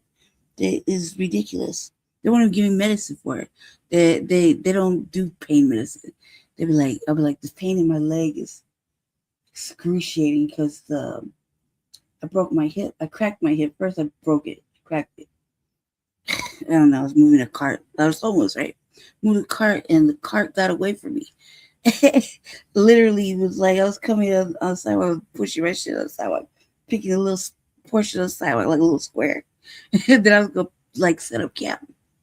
And for some reason, I don't know what happened, but I must have like my knee buckled. I don't know what the fuck happened, but I like all of a sudden I'm like I fall it, and the motherfucking cart like took off and fell off the sidewalk, flipped over and shit. And right when it happened, I'd hit the ground. I was like, like whatever. Like I couldn't figure out how I fell. You know, I got up, I fucking hopped off the thing. I was like, man, this shit hurts really bad. Picked up all my shit in the cart, lifted the cart up, put it back on the sidewalk, walked down 2 fucking actual squares, and then set up camp, right? Only to get sweated by the police like 5 minutes after that. You know what I mean? And they're like, move. I'm like, shit, it's fucking 4:00 in the afternoon. All right. Right? And I just drug my ass and would move like 2 squares. Try again. Right? Other time I'd be like, man, fuck this. I'm not going. It'd be like that. I was tired. I was so fucking tired of them. I didn't want to do it. Police is constantly patrolling because we got a cabin bed. So you can't have anything. After a while, like maybe a couple weeks, we kind of just said, fuck it. Like, just popped up a whole bunch of tents on the sidewalk. Like, literally, I'm on the side where the women's shelter is and looking across where the men's shelter is, the rescue mission. And I was like, man, I'm going over there. I thought only men were over there. I used to go sell. They had a triangle, like a little space before they made it a community garden. So all the older brothers would be over there chilling, waiting to get in the rescue mission late at night. You know, like within reason, like around dinner time. And they'd be chilling. I'd be over there. I'd be right there for like 15, 20 minutes selling crack in the dip. Right?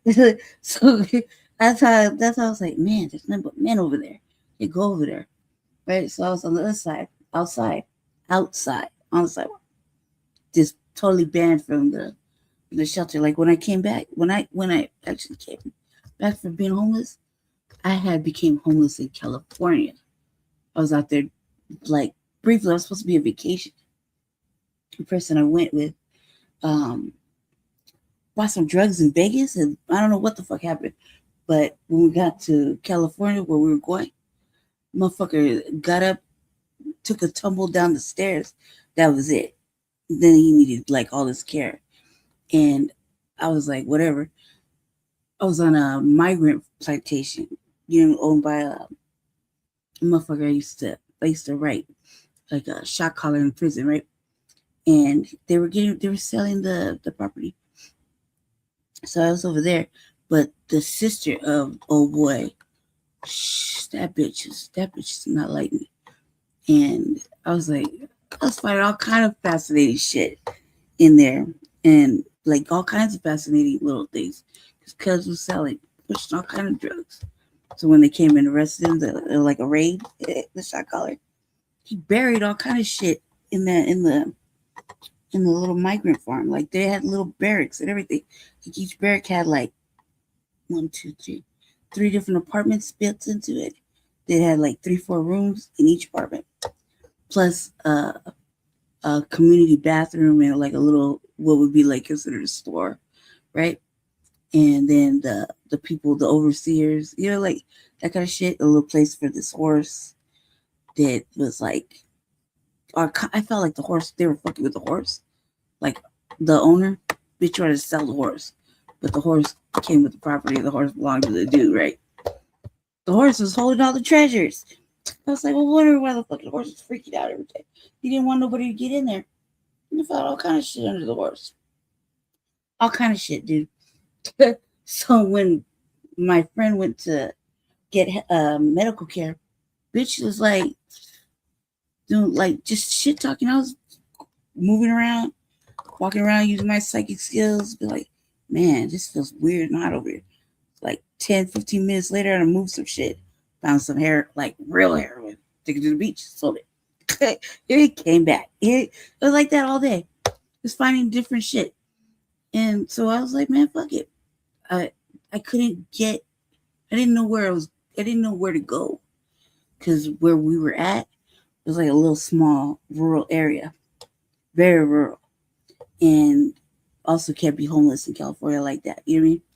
So I would be kicking in like Denny's. You know what I mean? All that drinking coffee and shit because I didn't know where to go like that.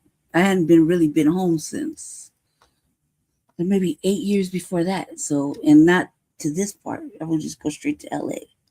You know what I mean? And I was like, man, I didn't have nowhere to go. I didn't know what to do. So I was actually homeless out there, just like avoiding the police, trying to get to, they had a shelter in San Jose. I was trying to get there every day, and you had to be there by a certain time. Because if you got there, it didn't matter if you got there at times. It wasn't guaranteed a spot. Right? So at that point, I was just like, man, made a couple of calls because I didn't have my ID. I had to get back. Got that shit back. Got back to Colorado. I think it was maybe like a week or 2 in a motel, just like get my shit together. And then I already knew I was gonna have to be homeless. Like, you know what I mean? I didn't have, like, I had just come back, so like really homeless. But it's different when you know where you're at being homeless versus going to another state and having to adjust to the being homeless in that state, because that's happened like a couple times. I used to travel all the time, right? I was unhoused in Texas for like, let's say maybe 4 months. I had to adjust to the situation that happened. You mean, it was okay. It was cool. Everything was kind of easy. And then I was unhoused in Florida, but briefly, really briefly, because I lived out there for like 5 years. I lived in Texas for like 5 years, so it was kind of easier.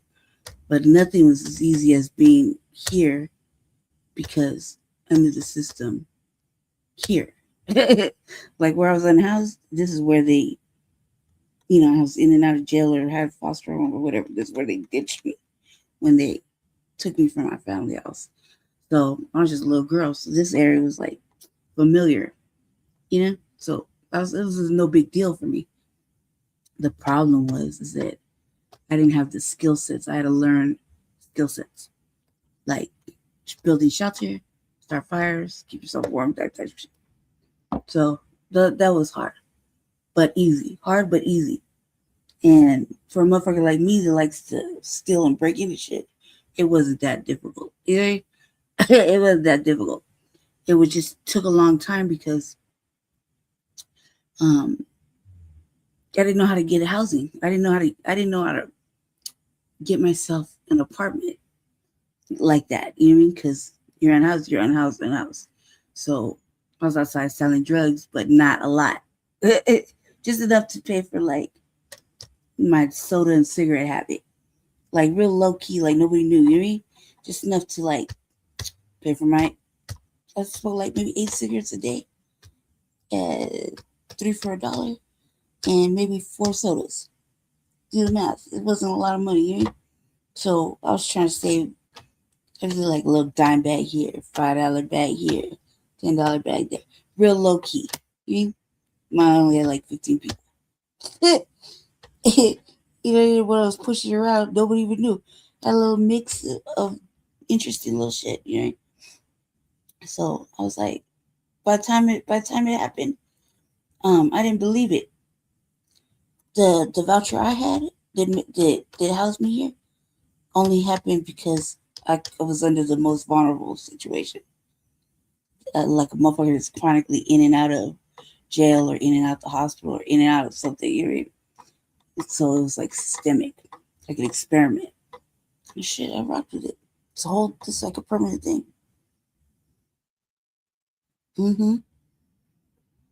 I said, we're moving to the next step. We got like two more. He said, his bad. His right there. Yeah, I believe it. So what is he gonna do? Like, what is he gonna do? How is he gonna make it? How dangerous is it? You know? Like, there's all kinds of factors. Like for me, I was all by myself, so lots of ugly shit happened that I couldn't really control. You know what I mean? Like ugly shit. So there's a lot of little dangers, that you couldn't control. So after a while, motherfuckers just had to remember where they come from and just stay dangerous, you know what I mean? But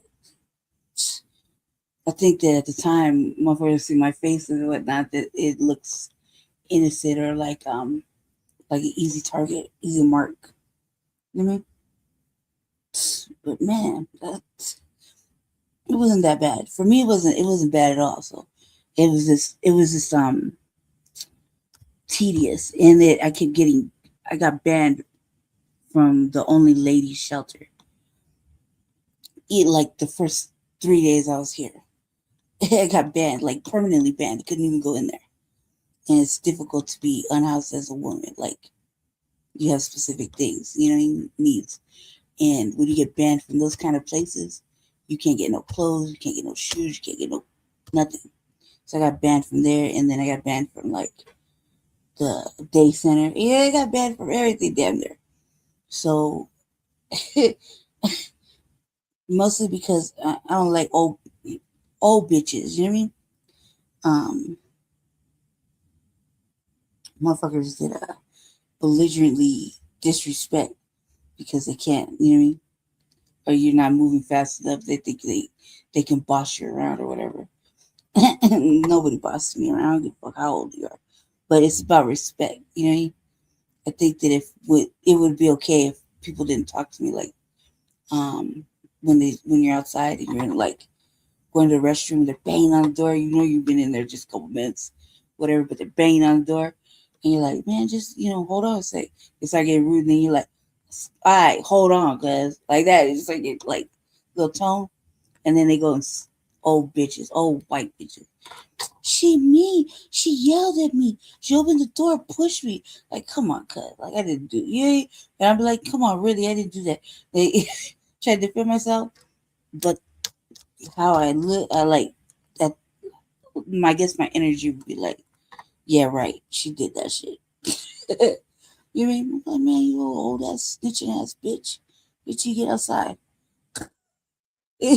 She threatened me. Hey, you won't fucking care over a cot, cuz? Is how you gonna behave? Alright, bitch. I don't give a fuck. You know what I mean? That's like, so the weird time is really fucked. But I learned, man. I learned.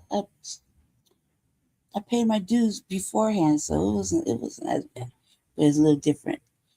I don't know. I'm good now. I'm really good out here, so it'd be okay. Like the skill sets I learned, if they shut shit down, I'll be able to make it easy. You mean easy peasy? Okay, hold on a second. Let me see. He wanted me to do one of these. Let me do the immigrant thing, but hold on a second. Let me find it. Okay, here we go.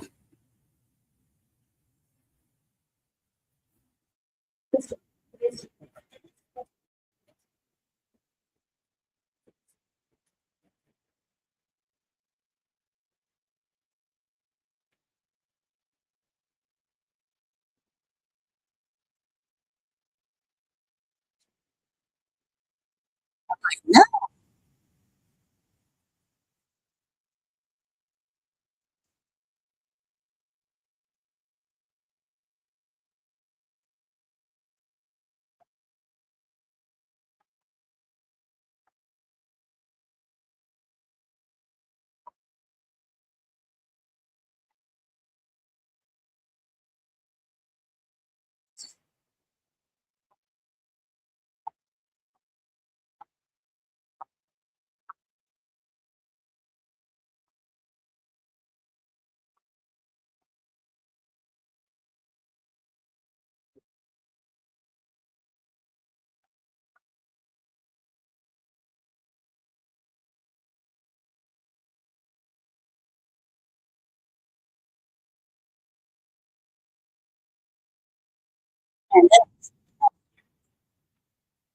That'd be some fuck shit right there. Like, don't do that. Don't do that. You know what I mean? Like, man, you really need to monitor your motherfucking kid. Like, why do people gotta suffer? You know, I like mushrooms. They're selling them in the store. You know what I mean? You can't do this. What the fuck is the point? First, you allow vape shops and smoke shops and shit. Doesn't matter what they're selling in there. They sell glass products. Now you're saying glass products are all off, right? Just because some stupid ass little white kid managed to get their hands on a vape pen and they're smoking cigarettes. That's your fault.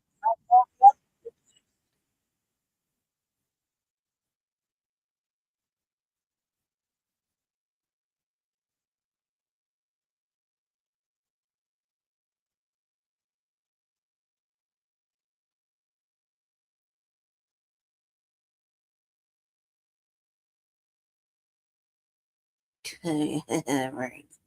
One second. I gotta find the thing.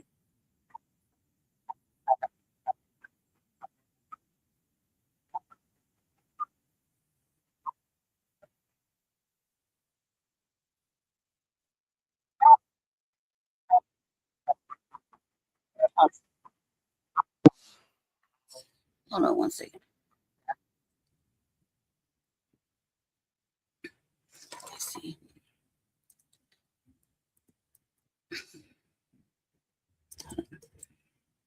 You wanted me to do the thing, but you really didn't leave anything to queue. So hold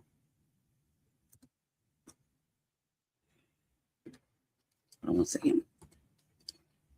So much has happened actually. We got like I have like 3 Zooms in a meeting, and I'm like, I can't go by myself. I want to go talk. I want to go shit talk the motherfucking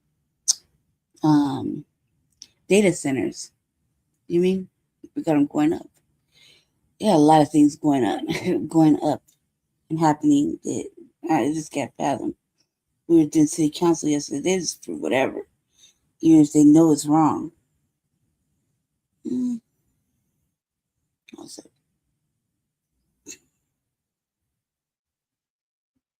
I do Denver news.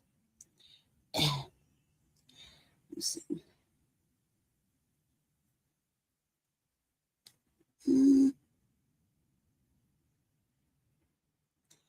Come on, news. Hold on 1 second. No.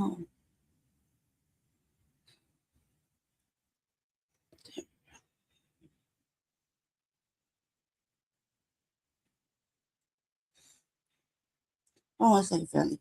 I'm sorry. It's just in what he told me to do, but I gotta actually figure it out because we do got stuff going on out here. It's really important. Really, really important. One second.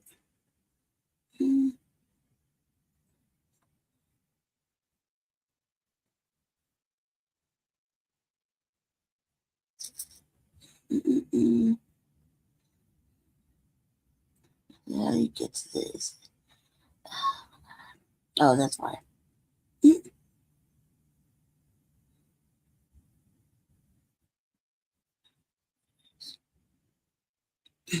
Hold on 1 second. I'm sitting in my chair. The cats literally fucked my shit up. Literally fucked my shit up.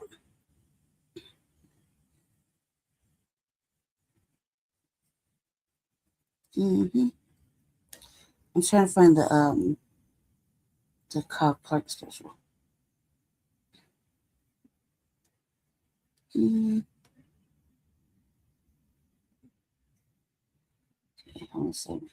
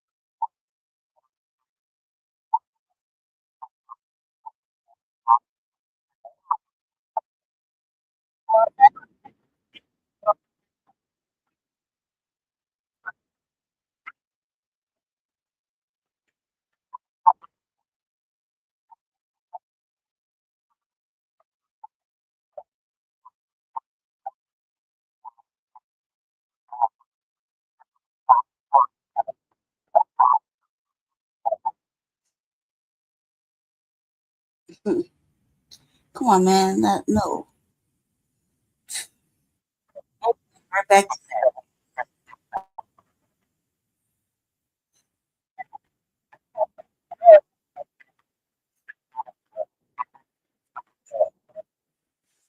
that.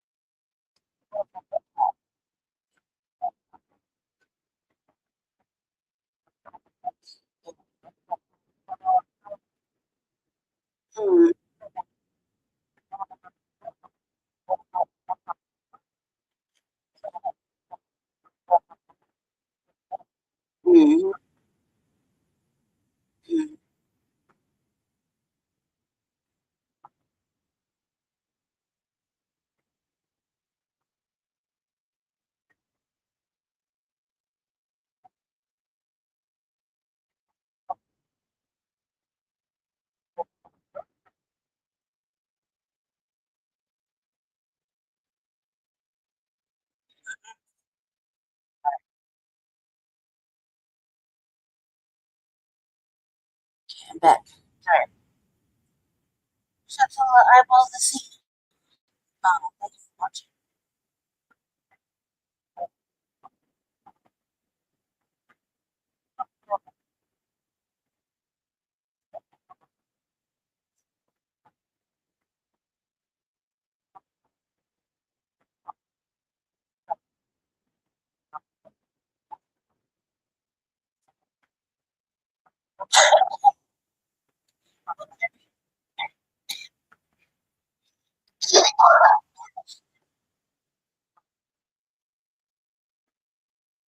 Hold on a second.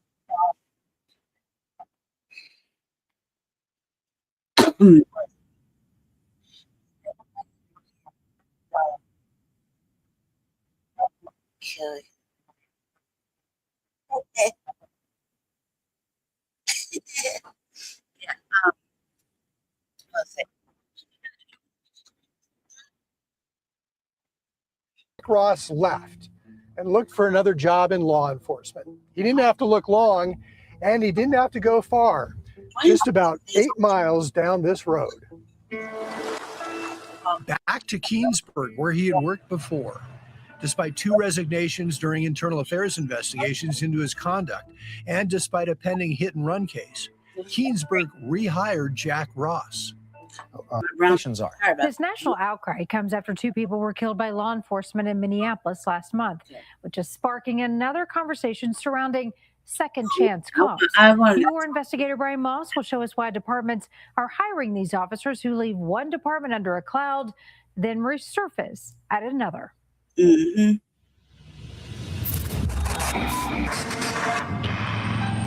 The videos are slick, fast-paced, rock and roll, and designed to sell the job. With fewer people applying to be police officers, departments are competing for a shrinking pool of candidates.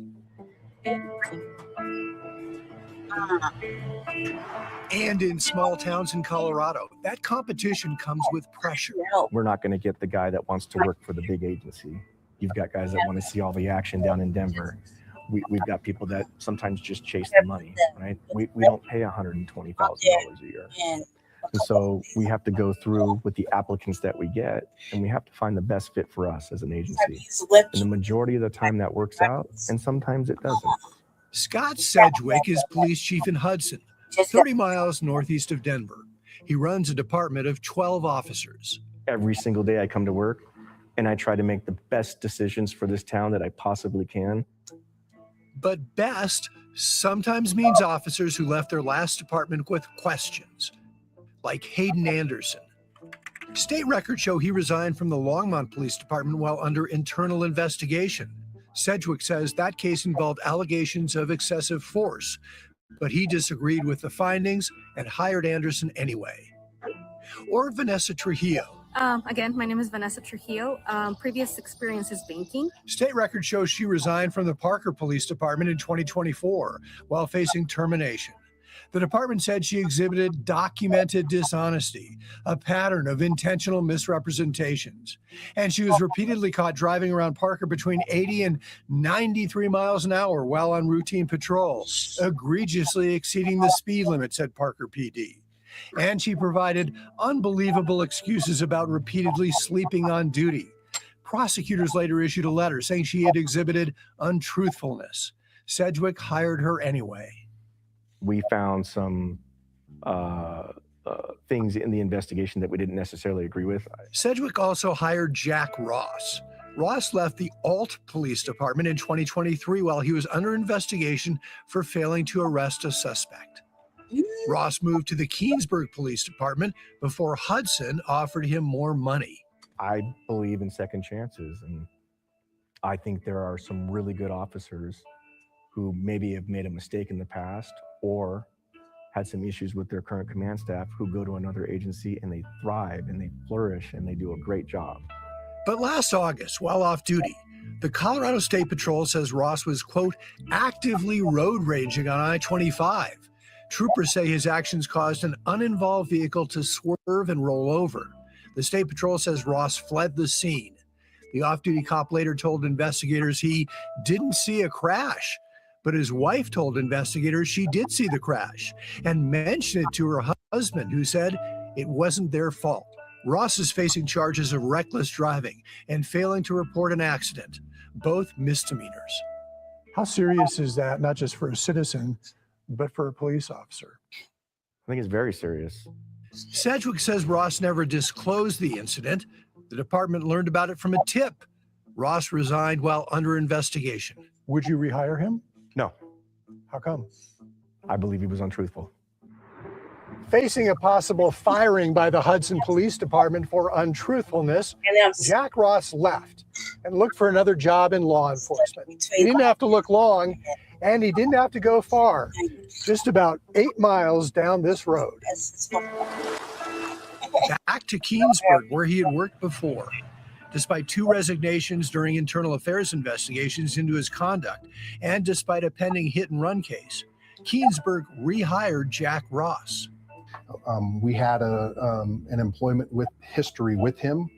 I know what kind of police officer he is. I know how well he integrates into the community here, and I made that decision to bring him back. Was he the best candidate you could find? He was a viable candidate, and in my opinion, a good fit for our town. But if someone else applied today with a similar criminal case? Would you consider a cop that came today with that on his record? With a hit and run pending? A pending hit and run? Yeah, probably not. Jensen says he believes in Ross and believes in redemption. The same philosophy applies to another cop on the force, Scott Persichetti. He was one of 3 officers fired by Denver police in 2024 after joking on a text thread about shooting migrants for target practice. And he made a dumb comment that looks very bad, and it is bad. In quiet corners of Colorado, police departments are staffed with officers getting second and sometimes third chances, a practice that tests public trust. My objective is to give them the best police department that they can afford. And so I hire the best cops that I can find. Do you think that undermines public confidence in policing? I think it can, yes. Sometimes it's easier to have the vacancy than it is to fill the position. I'm Brian Moss, covering Colorado First. Both chiefs told Brian they look at each case individually, adding the cases can be complex and nuanced. As for Jack Ross, he is still on the job in Keensburg and has another court date in that hit and run case next month. You're new at 9. As you likely know, the Supreme Court struck down a bulk of President Trump's sweeping tariffs on imports last Friday, but aluminum is not included. And now many small businesses here in Colorado, they're struggling with fallout from the increased price of it. Fox 31 Shawl Turner is joining us live in Golden tonight to see how one local brewery is coping. Shawl? Yeah, they're really hanging in there. And what these breweries are telling me is that it's come down to community support. A lot of longtime customers are keeping them in business. But one brewery I talked to here in Golden shares the same experience with many across Colorado. They say it's going to be a long road to financial recovery. It is difficult to get aluminum cans in the size and the quantity that we can use. But that's not the only problem facing Golden City Brewery owner Tamara Monroe. The higher cost of aluminum means a halt to her business's growth. We actually had to stop our wholesale distribution program, so we no longer distribute cans to liquor stores. It will take a long time to build up the local supply of aluminum after tariffs rose up to 50% last year, affecting several industries, including aerospace and construction. So these production facilities can't just, you can't just start these up on a dime. So it's important to understand some of the price implications also has to do with supply and demand. For many, finding a way to survive has meant making tough decisions and coping with devastating consequences. We unfortunately had to let those staff members go, which was really sad. I miss them a lot. Yeah, and these brewery owners are saying when it comes to maintaining those jobs or being able even to expand, it really does come down to customer support. And the Golden City Brewery, by the way, even with what they're challenging, they still manage to host charity events for local firefighters and other groups as well. Shawl Turner reporting live in Golden tonight, Fox 31. Police departments and district attorneys from around the area sure did their best to try to kill the surveillance bill on Monday, but it's advancing with some amendments too. It would be akin to if tomorrow everyone in this room was no longer able to have their cell phone in their pocket. It would take you an awfully long time to find a Colorado law enforcement agency in favor of Senate Bill 70, a bill that would require them to get a warrant to search a license plate tracking database like Blacc. It's created a convenience. Take Republican El Paso and Teller County District Attorney Michael Allen's word for it. He's speaking on behalf of all 23 of Colorado's DAs, Republican and Democrat. The effect of this bill would allow criminals to take advantage of modern technology to plan, perpetrate, and hide criminal activity while requiring law enforcement to work in the Stone Age, essentially. 3.3 million years ago, cars, let alone AI-enhanced license plate readers, were not a thing. But concerns about mass surveillance and how private companies are sharing data location in 2026, that's real. Immigrant communities have seen those tools used beyond their original purpose. That history matters. When guardrails are weak, trust erodes. If we have to write a probable cause warrant to access this data, it's going to be very hindering to many investigations where we don't already have probable cause. That point from the Jeff Coast sheriff, not having enough and relying on a flock-type system to create probable cause, is actually why some like this bill. Thank you. Like Christiana Elser, whose story went viral after police in Columbine Valley used flock data to build their case, wrongly accusing her of stealing packages. He told me you can't get a breath of fresh air in or out of town without us knowing. He also told me that he's tracked me over the last month 20 times going in and out of that town. He had a summons already prepared for theft before he even spoke to me.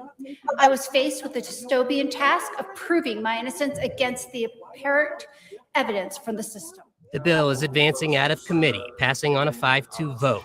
It'll see some changes, like allowing police departments to hold data for up to 30 days, an increase from its original version. There is clearly a huge mass of the public who do not think that you should have this data. Spencer Soysher, 9 News.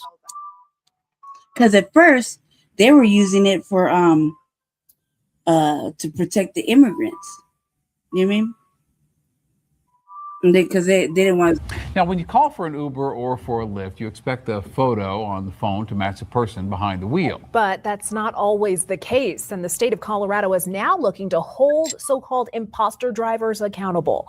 Denver 7's Richard Butler highlights the safety issue and what's being done about it. At Denver's Union Station, requesting a ride share is part of everyday life. So I would say at least once a month. Probably once or twice a week. And while those rides usually go off without a hitch, occasionally the driver pictured on your phone doesn't match who's behind the wheel. Last St. Patrick's Day, there was some guy's wife who was driving under his Uber. So. Oops. What the fuck happened to my queue? Oh my God, oh my God. Hold on a sec, baby. Let's not lose my space, right? So I gotta make sure I put this in the queue because it's really important. No,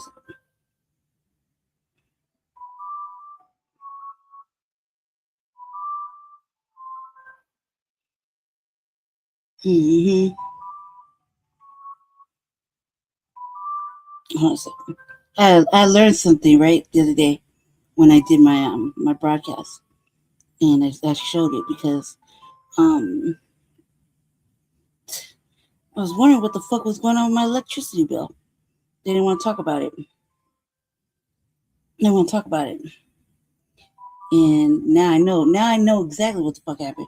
And I didn't know at first because there was no where it's at. I want to know where it's at. So I don't know what to say. No, there was no community dialogue about this. You see what I'm saying?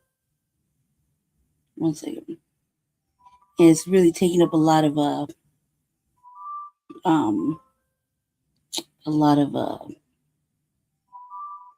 energy.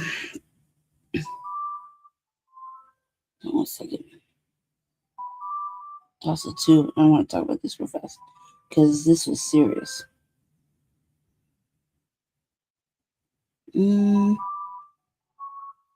Hold on a second. I was wondering what the fuck happened with this too. And now I know. I didn't believe it. It's just, yeah, Jesse said, tell me about it. He said there was an article. I've been looking for the article. Because I was like, what the fuck happened to Palantir? It's right down the street from where Jesse lives. And he said they moved. And I was like, what?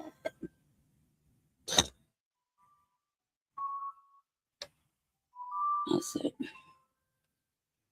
now I don't know. So this one right here. We got one coming up that they're gonna build like literally right down the road. I wouldn't say right down the road, but on the other side of this area where Jesse lives. And they said they halted it or they paused it, and they're having a town hall about it, right? And I'm informed, and I think like, what? How come we're just barely finding out, right?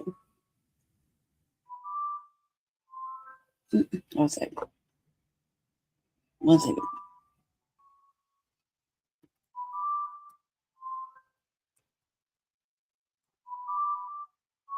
This is important too, because it's happening right now. Anyway, Tether Watson, he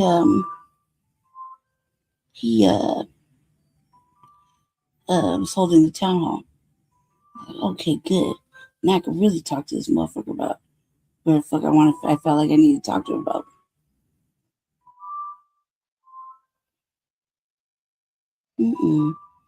They're going up everywhere, right? But there's so much wrong with this that they're not informing people. But that's okay. I got the information, so I got the information. I'll inform everybody. Don't you worry about that. I love shit. I love telling the truth. You hear me? Because I don't think anybody's really hip to what's really going on. There's all kinds of issues with this. One second. No, I can't move, so shit. This is gonna go off on its own. One second. It's really bad because it's utilizing clean water. It has to utilize clean water and clean energy. So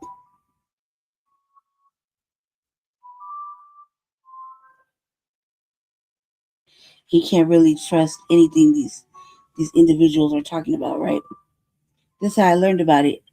I had to learn about it this way. That it was happening literally right down the street because there's no engagement. They act like they told people.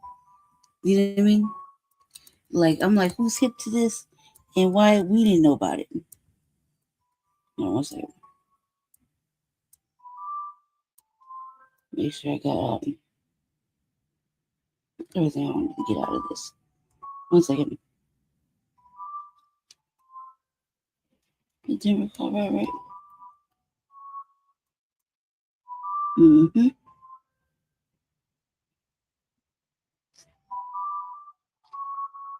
Okay, yeah. This is the one that's going up. And the fucked up part about it was that they were putting them up and no one told anybody. So there's no articles, there's no nothing. There's all kinds of problems with this. Like all kinds of problems. Like you can get brain damage, there's all kinds of shit going on. It's like living right under right at the airport. There's all kinds of ugly shit going on with it.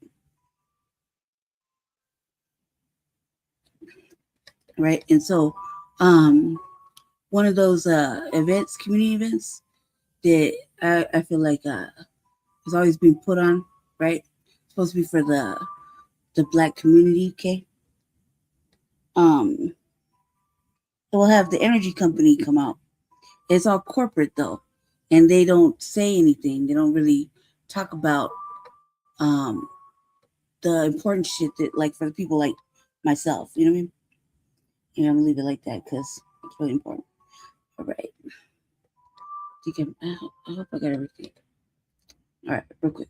There's plenty of discussion as the Aurora City Council looks into a temporary moratorium on any new data centers here in the suburb. We were told years ago when they first brought this here that we would never notice them, that they would be great neighbors.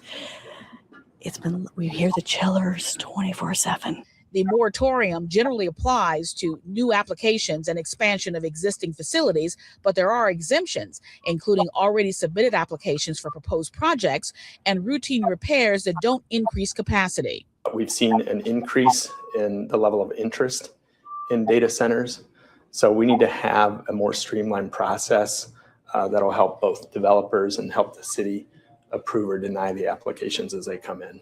City leaders say Aurora currently has 4 data centers with at least another 5 in the works. Right now, Aurora City Code classifies data centers as a type of warehouse and doesn't address noise, emissions, energy consumption, or water use. Noise was the biggest concern, and then there was some vibration too. So, but noise is the biggest concern, especially if it is after office hours and over the weekends when people want to be outside. Trying to tell you, gotta watch the last broadcast I did on my personal channel on the seduction doll part. Cover all this in that. The whole thing is about data centers. The whole 2 hour and 36 minutes. I show you the cost. There's like what's happening, the pollution, the risks, all kinds of shit. Thorough. In addition to the noise and traffic concerns, some residents complain about increasing utility bills they say have been caused by large amounts of electricity they say a data center needs to operate. City officials say during peak demand, a single data center building can use the equivalent of energy for 15,000 households. It's definitely not an anti-data center moratorium at all. In fact, we're just trying to get an understanding of some of the potential impacts because we've had some concerns raised, both from a community impact standpoint, things like noise, but then also some environmental concerns. Attempts to reach owners of data center buildings in Aurora were not successful. Any moratorium would last until March of 2026 and could be extended 30 days after that.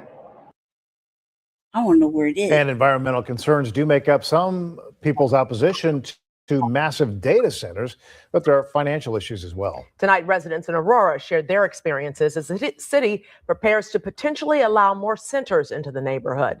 WGN's Dana Rebick reports on that. At this town hall, we heard from residents who live near the 4 existing data centers in Aurora. They tell us their utility bills have gone up between 30 to 40% over the last year. But what they are most upset about is the noise. We have constant noise, vibrations. My wife can't sleep at night. We feel our property values are going to be tanking. Aurora residents in the Stonebridge subdivision near Eola and Deal Road outraged. You should know what they're talking about. You work for the city. Over the Cyrus One data center. It is very loud. There's been times when the generators are running, and not all of the generators, a very small amount of them, like of the 36 that are on the ground closest to my house, maybe 6 of them were running, and my house was shaking. The city holding a town hall Thursday night. The top concerns are noise, energy consumption, and how that impacts their utility. Wrong area. They're telling me about Chicago. Wrong spot. That's how I believe I put it right. Wrong spot. Oops. Okay, let me get back over here. Denver city leaders have announced their intentions to file a moratorium on new data centers in the city. The office for Mayor Mike Johnston says this process is expected to last several months. It will allow the city to review and strengthen regulations around sites. If approved, the city will review additional data center specific regulations targeting land, energy, water use, and zoning. The city plans to bring in community members, client experts, even industry leaders to clarify guidance and help create policy. The city says existing data centers and projects currently permitted or under construction would not be impacted. I think they're an environmental concern. They do require an insane amount of energy.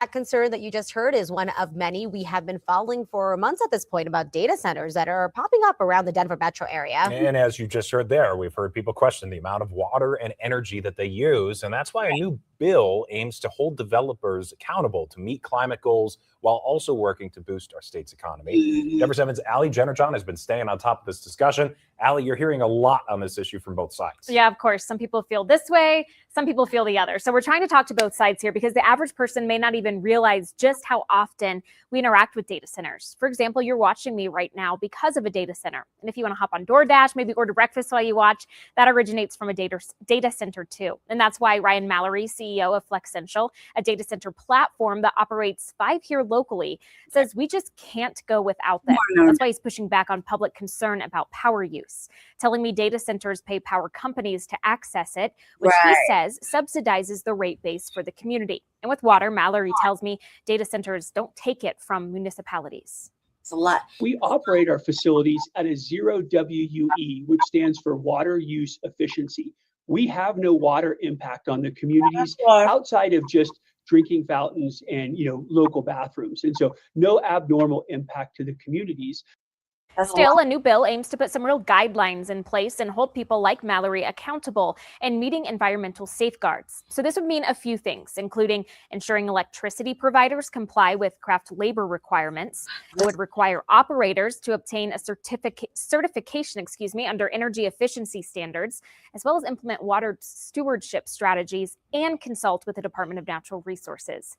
Now, this bill is set to be discussed in the House Energy and Environment Committee on February 12th. You can also view a full statement from Majority Leader Monica Duran and Representative Alex Valdez. That's in this story on our website, denver7.com.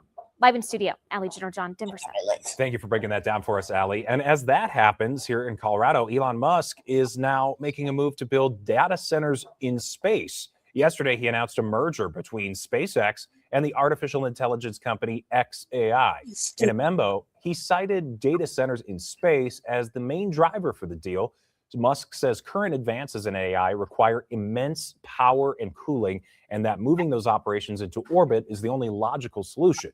SpaceX is already seeking FCC permission to launch a constellation of 1 million satellites into orbit.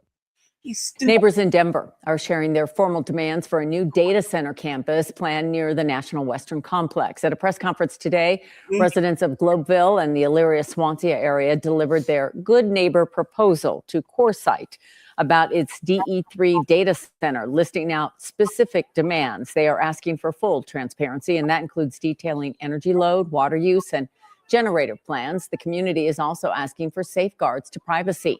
They want limits to prevent the facility from supporting mass surveillance and deportation systems. The community is concerned about the increased energy demand and high water use that could impact the environment. Neighbors say this was necessary as this is, quote, not a trust situation and cannot be handled in private. If CoreSite wants to be a good neighbor, well, here's a proposal that's going to allow them to be a good neighbor in this neighborhood. And this proposal is really the only way that CoreSite can be here without adding to this cumulative harm.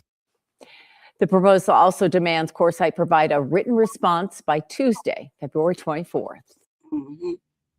The data center boom is coming to Colorado. We're seeing states around the country as well as Colorado really grappling with how do we accommodate data center growth. Alana Miller is the Colorado Climate Policy Director for the National Resource Defense Council. She says it's unclear how large AI data centers will impact our state. The growth will be rapid. This legislative session, Democratic lawmakers seem split on how to handle this. A House bill would offer a state sales and use tax exemption to companies investing more than $250 million to build a data center here. But Alana supports a bill with a different goal. A Senate bill, if passed, would require data center operators to generate or purchase enough renewable energy to match their annual electricity use. We want to ensure that these massive new energy users don't derail Colorado's transition to clean energy. Heidi Leithwood with the environmental nonprofit 350 Colorado supports the Senate bill requiring more clean energy. We are concerned about data centers being wooed without sufficient guardrails to protect communities and protect our climate. Weld County Commissioner Kevin Ross feels what Senate Bill 102 is asking is too much. I think this is a personal backhanded way of saying we don't want data centers here because we're going to make it essentially impossible to power those up here in Colorado. Different ideas for Colorado's future and how to handle AI. Amanda Gilbert, 9 News. You gotta watch it. There's all kinds of what's it? David Muir, ABC's World News Tonight, America's most watched newscast. Now streaming same day with all the breaking news of the day on Disney Plus. Most watched, most trusted. Now on Disney Plus every night. Tonight, the breaking news, the historic blizzard burying the... Welcome to the 9 News Business Buzz. I'm Ryan Fraser, 9 News business expert. Just 6 years ago, Colorado celebrated a major win when Palantir moved its headquarters from Silicon Valley to Denver. Now, the state's largest publicly traded company has packed up again, this time for the Miami area. The sudden departure has business leaders and policymakers asking hard questions about Colorado's competitiveness. Joining me to discuss what this means for our business climate is JJ Ament, President and CEO of the Denver Metro Chamber of Commerce. JJ, great to have you, my friend. Ryan, nice to see you. Glad to be here. JJ, the announcement that Palantir is moving to Florida caught a lot of local leaders by surprise. You've called losing the state's top company by market cap a wake-up call for Colorado policymakers. What is the immediate read from the chamber on why we lost them? Well, you never want to overreact in circumstances like this. Companies have 1,000 reasons they might move a headquarter location, but I think it is a wake-up call for Colorado. And are we trending in the right direction? Are we making it easier to do business here? Are we making it less expensive? Can we still attract the talent we need? Can they afford a place to live? Those are all the things that go into decision-making on where headquarters are located. So when one chooses another location, whether it's Palantir, who was really only here for a short period of time, or whether it's Teletech or Molson Coors, if Coors can move the headquarters, anybody can. We need to make sure Colorado's competitive among those other states who would love to have our businesses move to their home. Yeah. Now, some of the reasons that they cited were things like the 2024 AI, legislation or rules, as well as they even brought up climate change, which I thought was pretty interesting given their location in the state. Look, I have a sneaking suspicion. Maybe there's more to it. And I'm curious if you have any thoughts on the other types of policies or economic environment that may have driven their decision to relocate. Well, there's always more to it. But Colorado has been a top 10 competitive state for a generation. And now we're sort of middle of the pack because of some of the public policy choices we've made. The artificial intelligence bill, which was the first of its kind in the country, something the Chamber of Commerce opposed, something we need to think really carefully about how this is going to impact not just large companies like Palantir, but small businesses who are 80% of the Denver Metro Chamber of Commerce membership. These kind of choices that we've made in public policy have hurt Colorado's competitiveness. We've made it really hard to build houses. Colorado's more expensive than it's ever been. We're 47 in the nation in terms of cost of living. So again, whether you're a big company or whether you're a small business just getting started out, we're not trending in the right direction in terms of our economic competitiveness. And when we see somebody make a choice to say the headquarters is going to move from here to somewhere else, and climate, I don't quite buy because it's going to Miami. So I'll take Colorado's climate risk before that of the coastal cities. Right. But whenever that happens, we need to start really taking an assessment of, is this a friendly place to do business? Is it welcoming? Is it easy? Is it affordable? And if we're trending in the wrong direction, we need to make the choices that restore Colorado's competitiveness. Related to that, right? And I know the chamber has spoken about this, on many occasions, right? Is the regulatory burden in Colorado just become too heavy for cutting edge tech firms to operate here? Yes. So we're a top 10 regulated state now. We're one of the most complicated public policy environments anywhere and frankly in the world. The pieces of legislation that are coming through our Capitol building are dozens, if not hundreds of pages long. It's impossible for any small business or large business to manage that regulatory environment in an affordable way. So yes. Now, can we still recover? Is this still a great place for businesses to start and do business? For sure. It's my whole job, travel around the U.S. and the world and promote Colorado and the Denver metro region. But we're making some choices that are making that sales pitch much more difficult than it's been in the past. I want to play on that, JJ, because you're right. I mean, that's your stick, man. You're known as an economic developer, someone whose job it is to help bring and keep companies in our state. Florida has aggressively recruited tech leaders with a business-friendly environment and no personal income tax. Yeah. How can Denver and Colorado adjust their economic development strategies to compete with the aggressive pitches coming from Florida and even Texas? Yeah, two huge competitors of the 10 states that we really compete with regularly. Utah, Texas, Florida come right to the top. And then on aerospace, even Alabama. Look at the move of Space Command from Colorado Springs to Huntsville, Alabama. So I think, one, we have to recognize that if we want to compete, we have to be competitive, and that there are other states and other markets in the U.S. and around the world who would love to have what Colorado has had. So if we neglect a business-friendly environment, if we're too regulatorily burdensome, if we continue to change tax policy and fee policy to be very, very expensive, ruining, I've joked, how much more expensive do we have to make it before it becomes affordable? We're going in the wrong direction on those choices. So it's not irreversible. They are choices. So if we can go to the legislature, go to our city councils and say, is the legislation or the rule or regulation you're passing going to make it easier and more affordable to do business in Colorado and have employees be able to afford a place to live, be able to afford buy their first house, be able to, maybe that house is a condo, which we don't even build in Colorado anymore because of the regulatory and litigious environment. That's what it'll take to get us back on track. JJ Ament with the Denver Metro Chamber of Commerce. Thank you so much for joining us and sharing your insights. The takeaway is, as far as I can... I'm glad. Bye. Peace out. Colorado's most valuable publicly traded company just up and left the state. Palantir, the tech company known for building government surveillance, really stayed under the radar in Colorado, and its departure was equally quiet. Governor says he didn't know. Same with Denver's mayor. Even the people who regularly protest outside Palantir's offices were surprised. Here's Marshall Zellinger. I'm cool with it.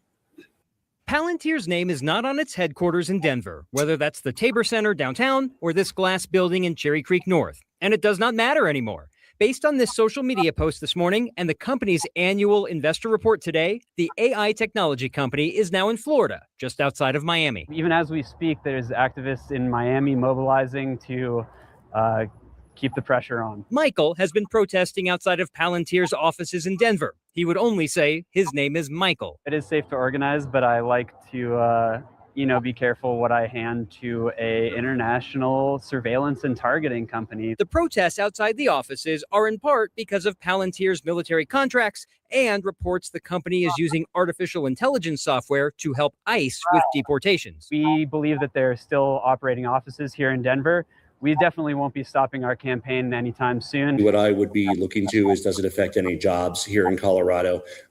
It's not clear whether a headquarters move would or wouldn't affect that. Neither Democratic Governor Jared Polis nor Denver Mayor Mike Johnston received advance notice. Polis believes more than 500 employees are based in Colorado. I have requested a meeting with executives at the company to see if we can learn more. According to Palantir's annual investor filing today, the company more than tripled its annual revenue to $1.6 billion.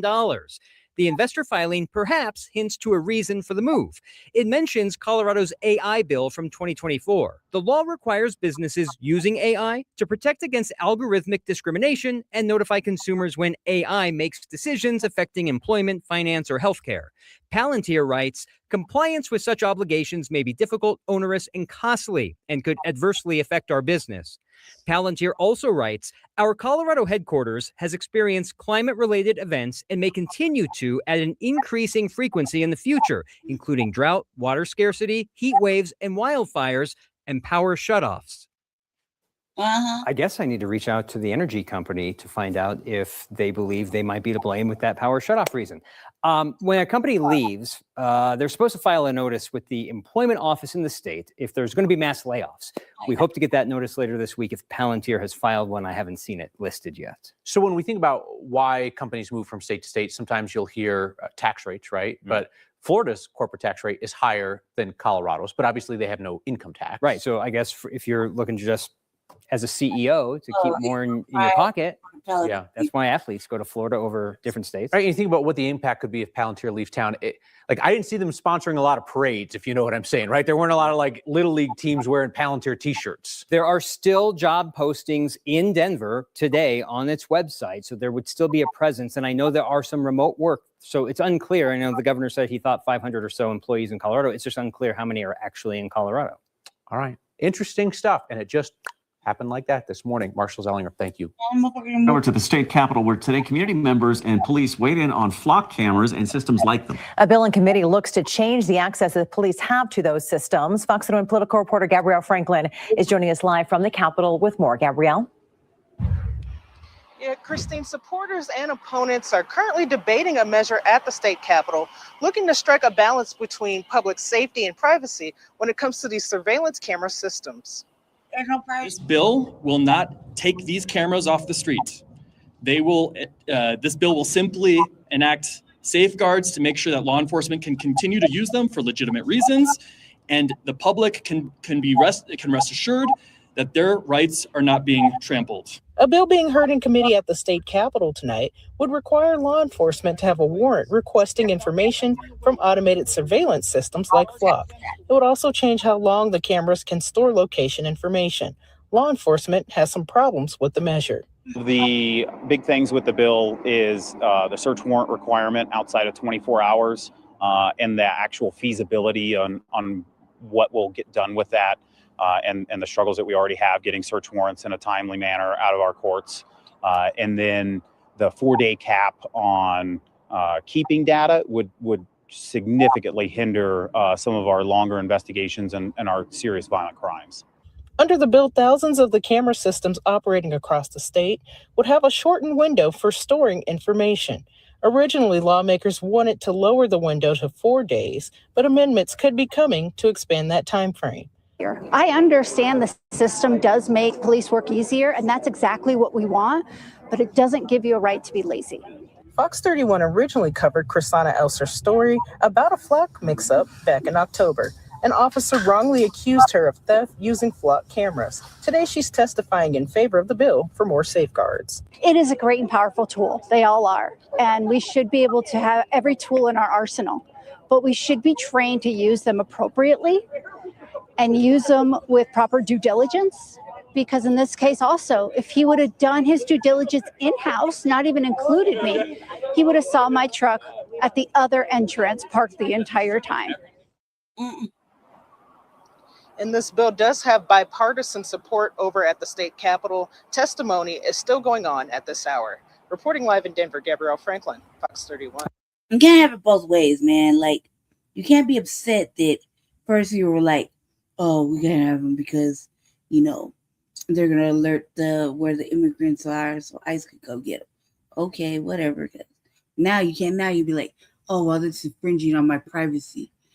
You can't have it both ways. Like, pick a fucking struggle. Pick something to really be mad about. Like, this is ridiculous. With the Flock cameras, they're everywhere, and like, thought is as soon as you leave your house, and like me leaving my house to go to Jesse's, every camera in the fucking city see me. Like, at least 50, 60 fucking cameras, not to mention the drones flying over, has spotted me, recognized me, or whatever, right? Allegedly. It doesn't matter. If those cameras are like designed, they're like designed to have facial recognition or body, you know, like it's designed to pick you up, recognize you, like, you know what I mean? It's your name is such and such, such as you live right there. You know what I mean? Like it, everywhere. Like, I can look out my apartment. I walk out my apartment door. I can look straight ahead. There's like a camera directly facing my motherfucking apartment 2 blocks over on a light. Right? It's facing my direction.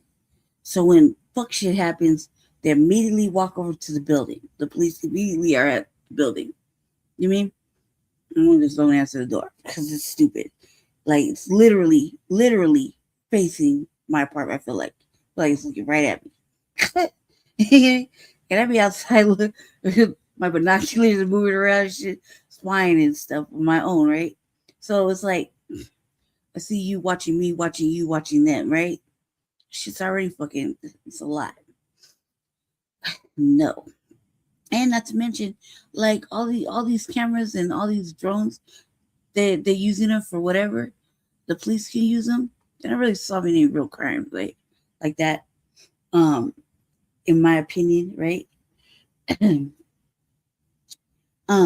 They could just put whatever on you. They can just make up whatever. that lady was having a hard time. Cuz accused her of he accused her of stealing packages. She looked like she would do such shit like that. You know what I mean? Like, you know, she has that white and like innocent look, but she looked like she probably get down like that. You know what I mean? I recognize a thief when I see one. You know, they're like, due diligence. Yeah, go ahead and park your car the other end. That doesn't mean you didn't leave and walk somewhere else. You know what I mean? Crazy. Right. And then be upset about it. Like, oh my God, Palantir left. Man, let him go. What you talking about? This motherfucker has no scruples. He has contracts with all the agencies. You don't work for just like the CIA or the DEA or he's for everybody and anybody. And his whole goal is to fucking strike up fear, and you live in fear so you can feel safe because they're watching. Come on now, cuz it's diabolical. Let him go. What are you really worried about? So what if he left? Maybe he took his 50 remote motherfucking hackers with him. They're working remotely. You know what I mean? It's like 50 layoffs. People in Colorado are losing their jobs. From what? An office building? He's not even in the office building. You don't even know. You don't know. You're just collecting his bread, and his bread left. Now you're upset. Hey, it's just another fucking way to menace the people. Stupid. Hi, family. Listen, I gotta go. Hopefully it covered everything he wanted me to cover. Ray, are you gonna be around at like, I don't know, 5 p.m. Mountain Standard Time? Question mark. I need your help. I need your help. I gotta put that upgrade on my computer, the Windows 11. I'm trying to pay for that shit, but bootleg that shit. I'm looking for it, and like one or two other things that would enhance my little studio production at the house. I like to make music, personally, just for my own entertainment. You know what I mean? So, like, there's a couple things like I need help with. That way I can turn my webcam on, because it needs an upgrade. It won't even let me turn my webcam on for the StreamYard or anything. Can't even access it. So, yeah, they want me to upgrade my desktop. I'm not feeling it. I don't want to. I like my desktop. It's all like in one piece, you know. So, and I got all my shit on it. I'm not trying to do all that. I like 100,000 books on PDF. No, I'm not trying to do none of that. Plus, I need help doing it because I gotta download certain new apps, I guess, so I can make my little opening clips and whatnot. Because we used to have them, you know. I actually gotta find the one that Keezy worked on, so that we used to use, you know what I mean? So the little opening clips or shit like that. It's really serious. I can't do it. And this is like me using my actual channel, like the Seduction Doll channel. That's just for me to chop it up in different chats or whatever, different podcasts. It wasn't meant for like doing lives and whatnot. The channel just got all the channels that got struck, except for this one that you're on. And so when I did my broadcast the other night on the data centers, I had to do it to the personal channel, and then I couldn't even see where it was. Like, there's something going on with, like, I'm either being shadow banned all over the internet or what, like in real life, because I couldn't renew my my membership for TBA at all, right? I couldn't edit the. I couldn't give you a wrench if you wanted me to for the RVA. I couldn't even access the RVA. The Church of Black Power. Cuz was live, and I couldn't even see his channel at all. He was live. I mean, like I was listening to it with Jesse, and I couldn't access it. So I had to do like 3 things. It took me like 20 minutes to figure it out, and then I had access to it, and I could see the stream. Same thing with Breeze's channel. I wasn't getting any notifications. Like all of a sudden, it just unsubbed me to everything. TBA. Like I couldn't believe they wouldn't accept my money to renew my membership. Right? I'm like, what? This is ridiculous. I couldn't see anything. I couldn't see like Alpha. I couldn't see Afro Elite. I couldn't see For the Culture. I couldn't see any of the New Blacc Media podcasts at all. Nothing at all. Really. And then just to put my phone into like a landscape or portrait or some crazy shit like that, and then all of a sudden I can see everything. It's weird, and I have to resub, and then it keeps kicking me out. It won't let me do that. It won't let me see anybody's podcast, let alone share it for like the last couple of days. I don't know. It's a miracle how I've been sharing like, I think I shared like 6 or maybe 6. I'll be generous on Facebook that I was able to see, like TBA. You know what I mean? Professor Black Truth. Just whatever I was able to see. I couldn't. It was ridiculous. I couldn't even see or access my own broadcast that I actually shot. I actually did on the Selection Dog channel. It's fucking weird. And I couldn't give you a wrench if you wanted me to. Especially over here, because I'm over here. It just said I had to go home today, so I don't know how that's gonna be possible. But he said, I was thinking like, you have time later this evening that you can help me remotely? Question mark. Because I actually need help.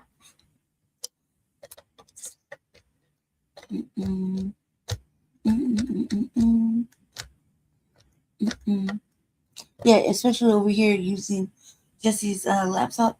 I don't have any like I could, like if I wanted to switch over and just have my avatar up, there's nothing here. There's no pictures, nothing. You know what I mean? It's weird. Everything's weird. And then all our channels, mine, Chewbacca's, Jesse's, all got struck. Like, can't do anything for like a week, allegedly. Right? Allegedly. And I can't even fix that. I can't edit it. I can't fight it. I can't do nothing. At all. It's like it kicked me out of everything. My own shit. I understand the unsubbing and resubbing. You know what I mean? But to know that you actually looked up the channel that you're supposed to be watching, actually resub to it, put the notifications on, but you still can't see it, is crazy. It's diabolical. And YouTube won't accept your money to pay for a membership. Diabolical. It's just like the Twitter thing when they banned me for life. It's weird. I couldn't figure out what I did wrong. Still, to this day, that anybody else doesn't do. We're gonna do it retweeting. You ain't like, come on now. That's feel like it's kind of. I don't know. I'm not gonna say I'm paranoid. It's actually happening. That's just, you don't lie. Like they shadow banned me outside. Now it's inside. It's weird. I don't think I'm saying anything or doing anything that's not unusual, not my usual stuff. You know what? Calling motherfucking white people crackers, that's usual. That's the usual brand new experience. But I don't know what's happening. But the shadow banning is real, apparently, with the new Blacc Media right now going on. It's just me though, not Jesse or Shabaka, which is really crazy.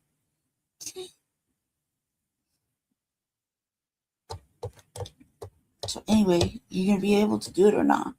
Because I'm about to get off the computer. I have to wake him up, and I'm kind of like stuck in between whatever this is, the desk, and whatever he has behind the desk. And the cats fucked my shit up. They literally fucked my chair up. Like, it's making all kinds of weird noises, acting all funny.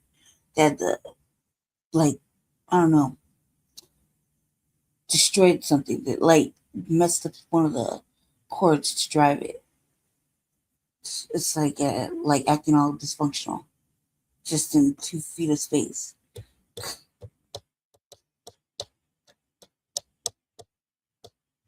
Are you there? You gonna answer me or not? I'm gonna act like you went to sleep because you're not answering me. Hit me up on Google Meets or some shit. I don't know. I'll message you on the phone or whatever. But let me know, because 7, I think, we're streaming Shabaka's Black Experience Enhanced, and I think we're streaming the State of the Union address. I'm not sure where anybody's gonna be at. I know that I have to be at my house or whatever, or I'm supposed to be at an event, but we're supposed to be doing that too. Can't do both and be at an event. I don't know.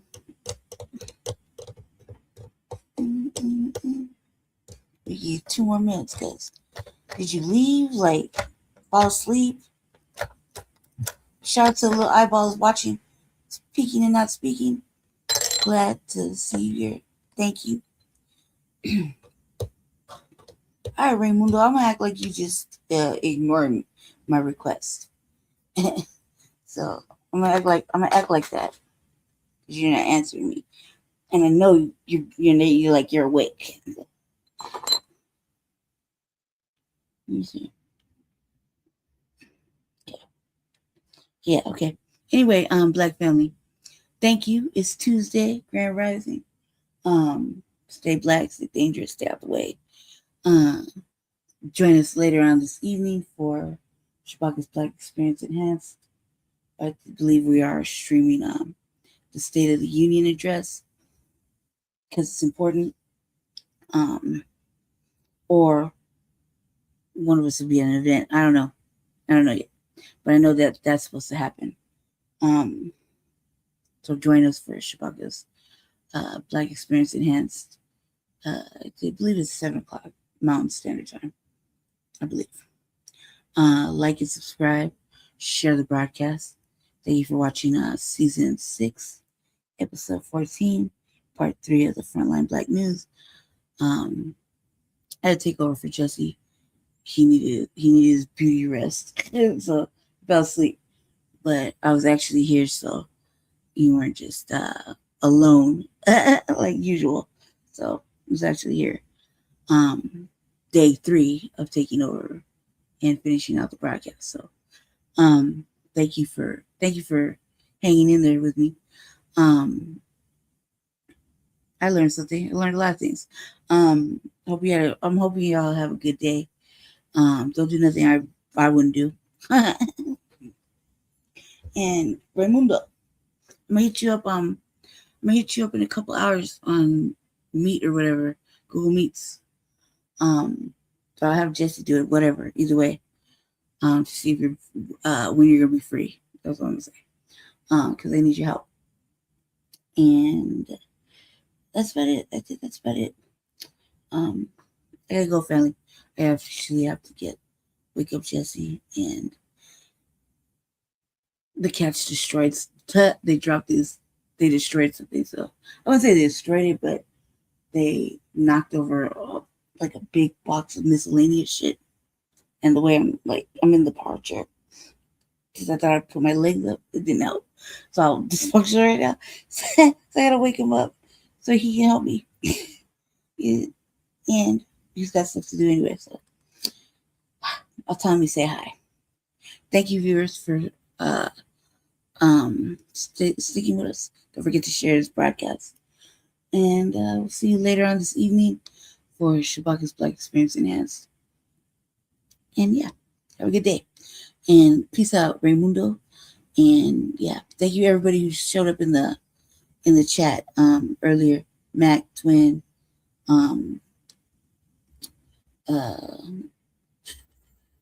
Goddess Navi. Who else is in here?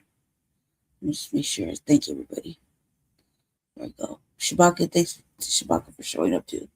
He was busy. And that was it. I think that was it. So I thought everyone said hi. Anyway, thank you for watching. Have a good day. And yeah. And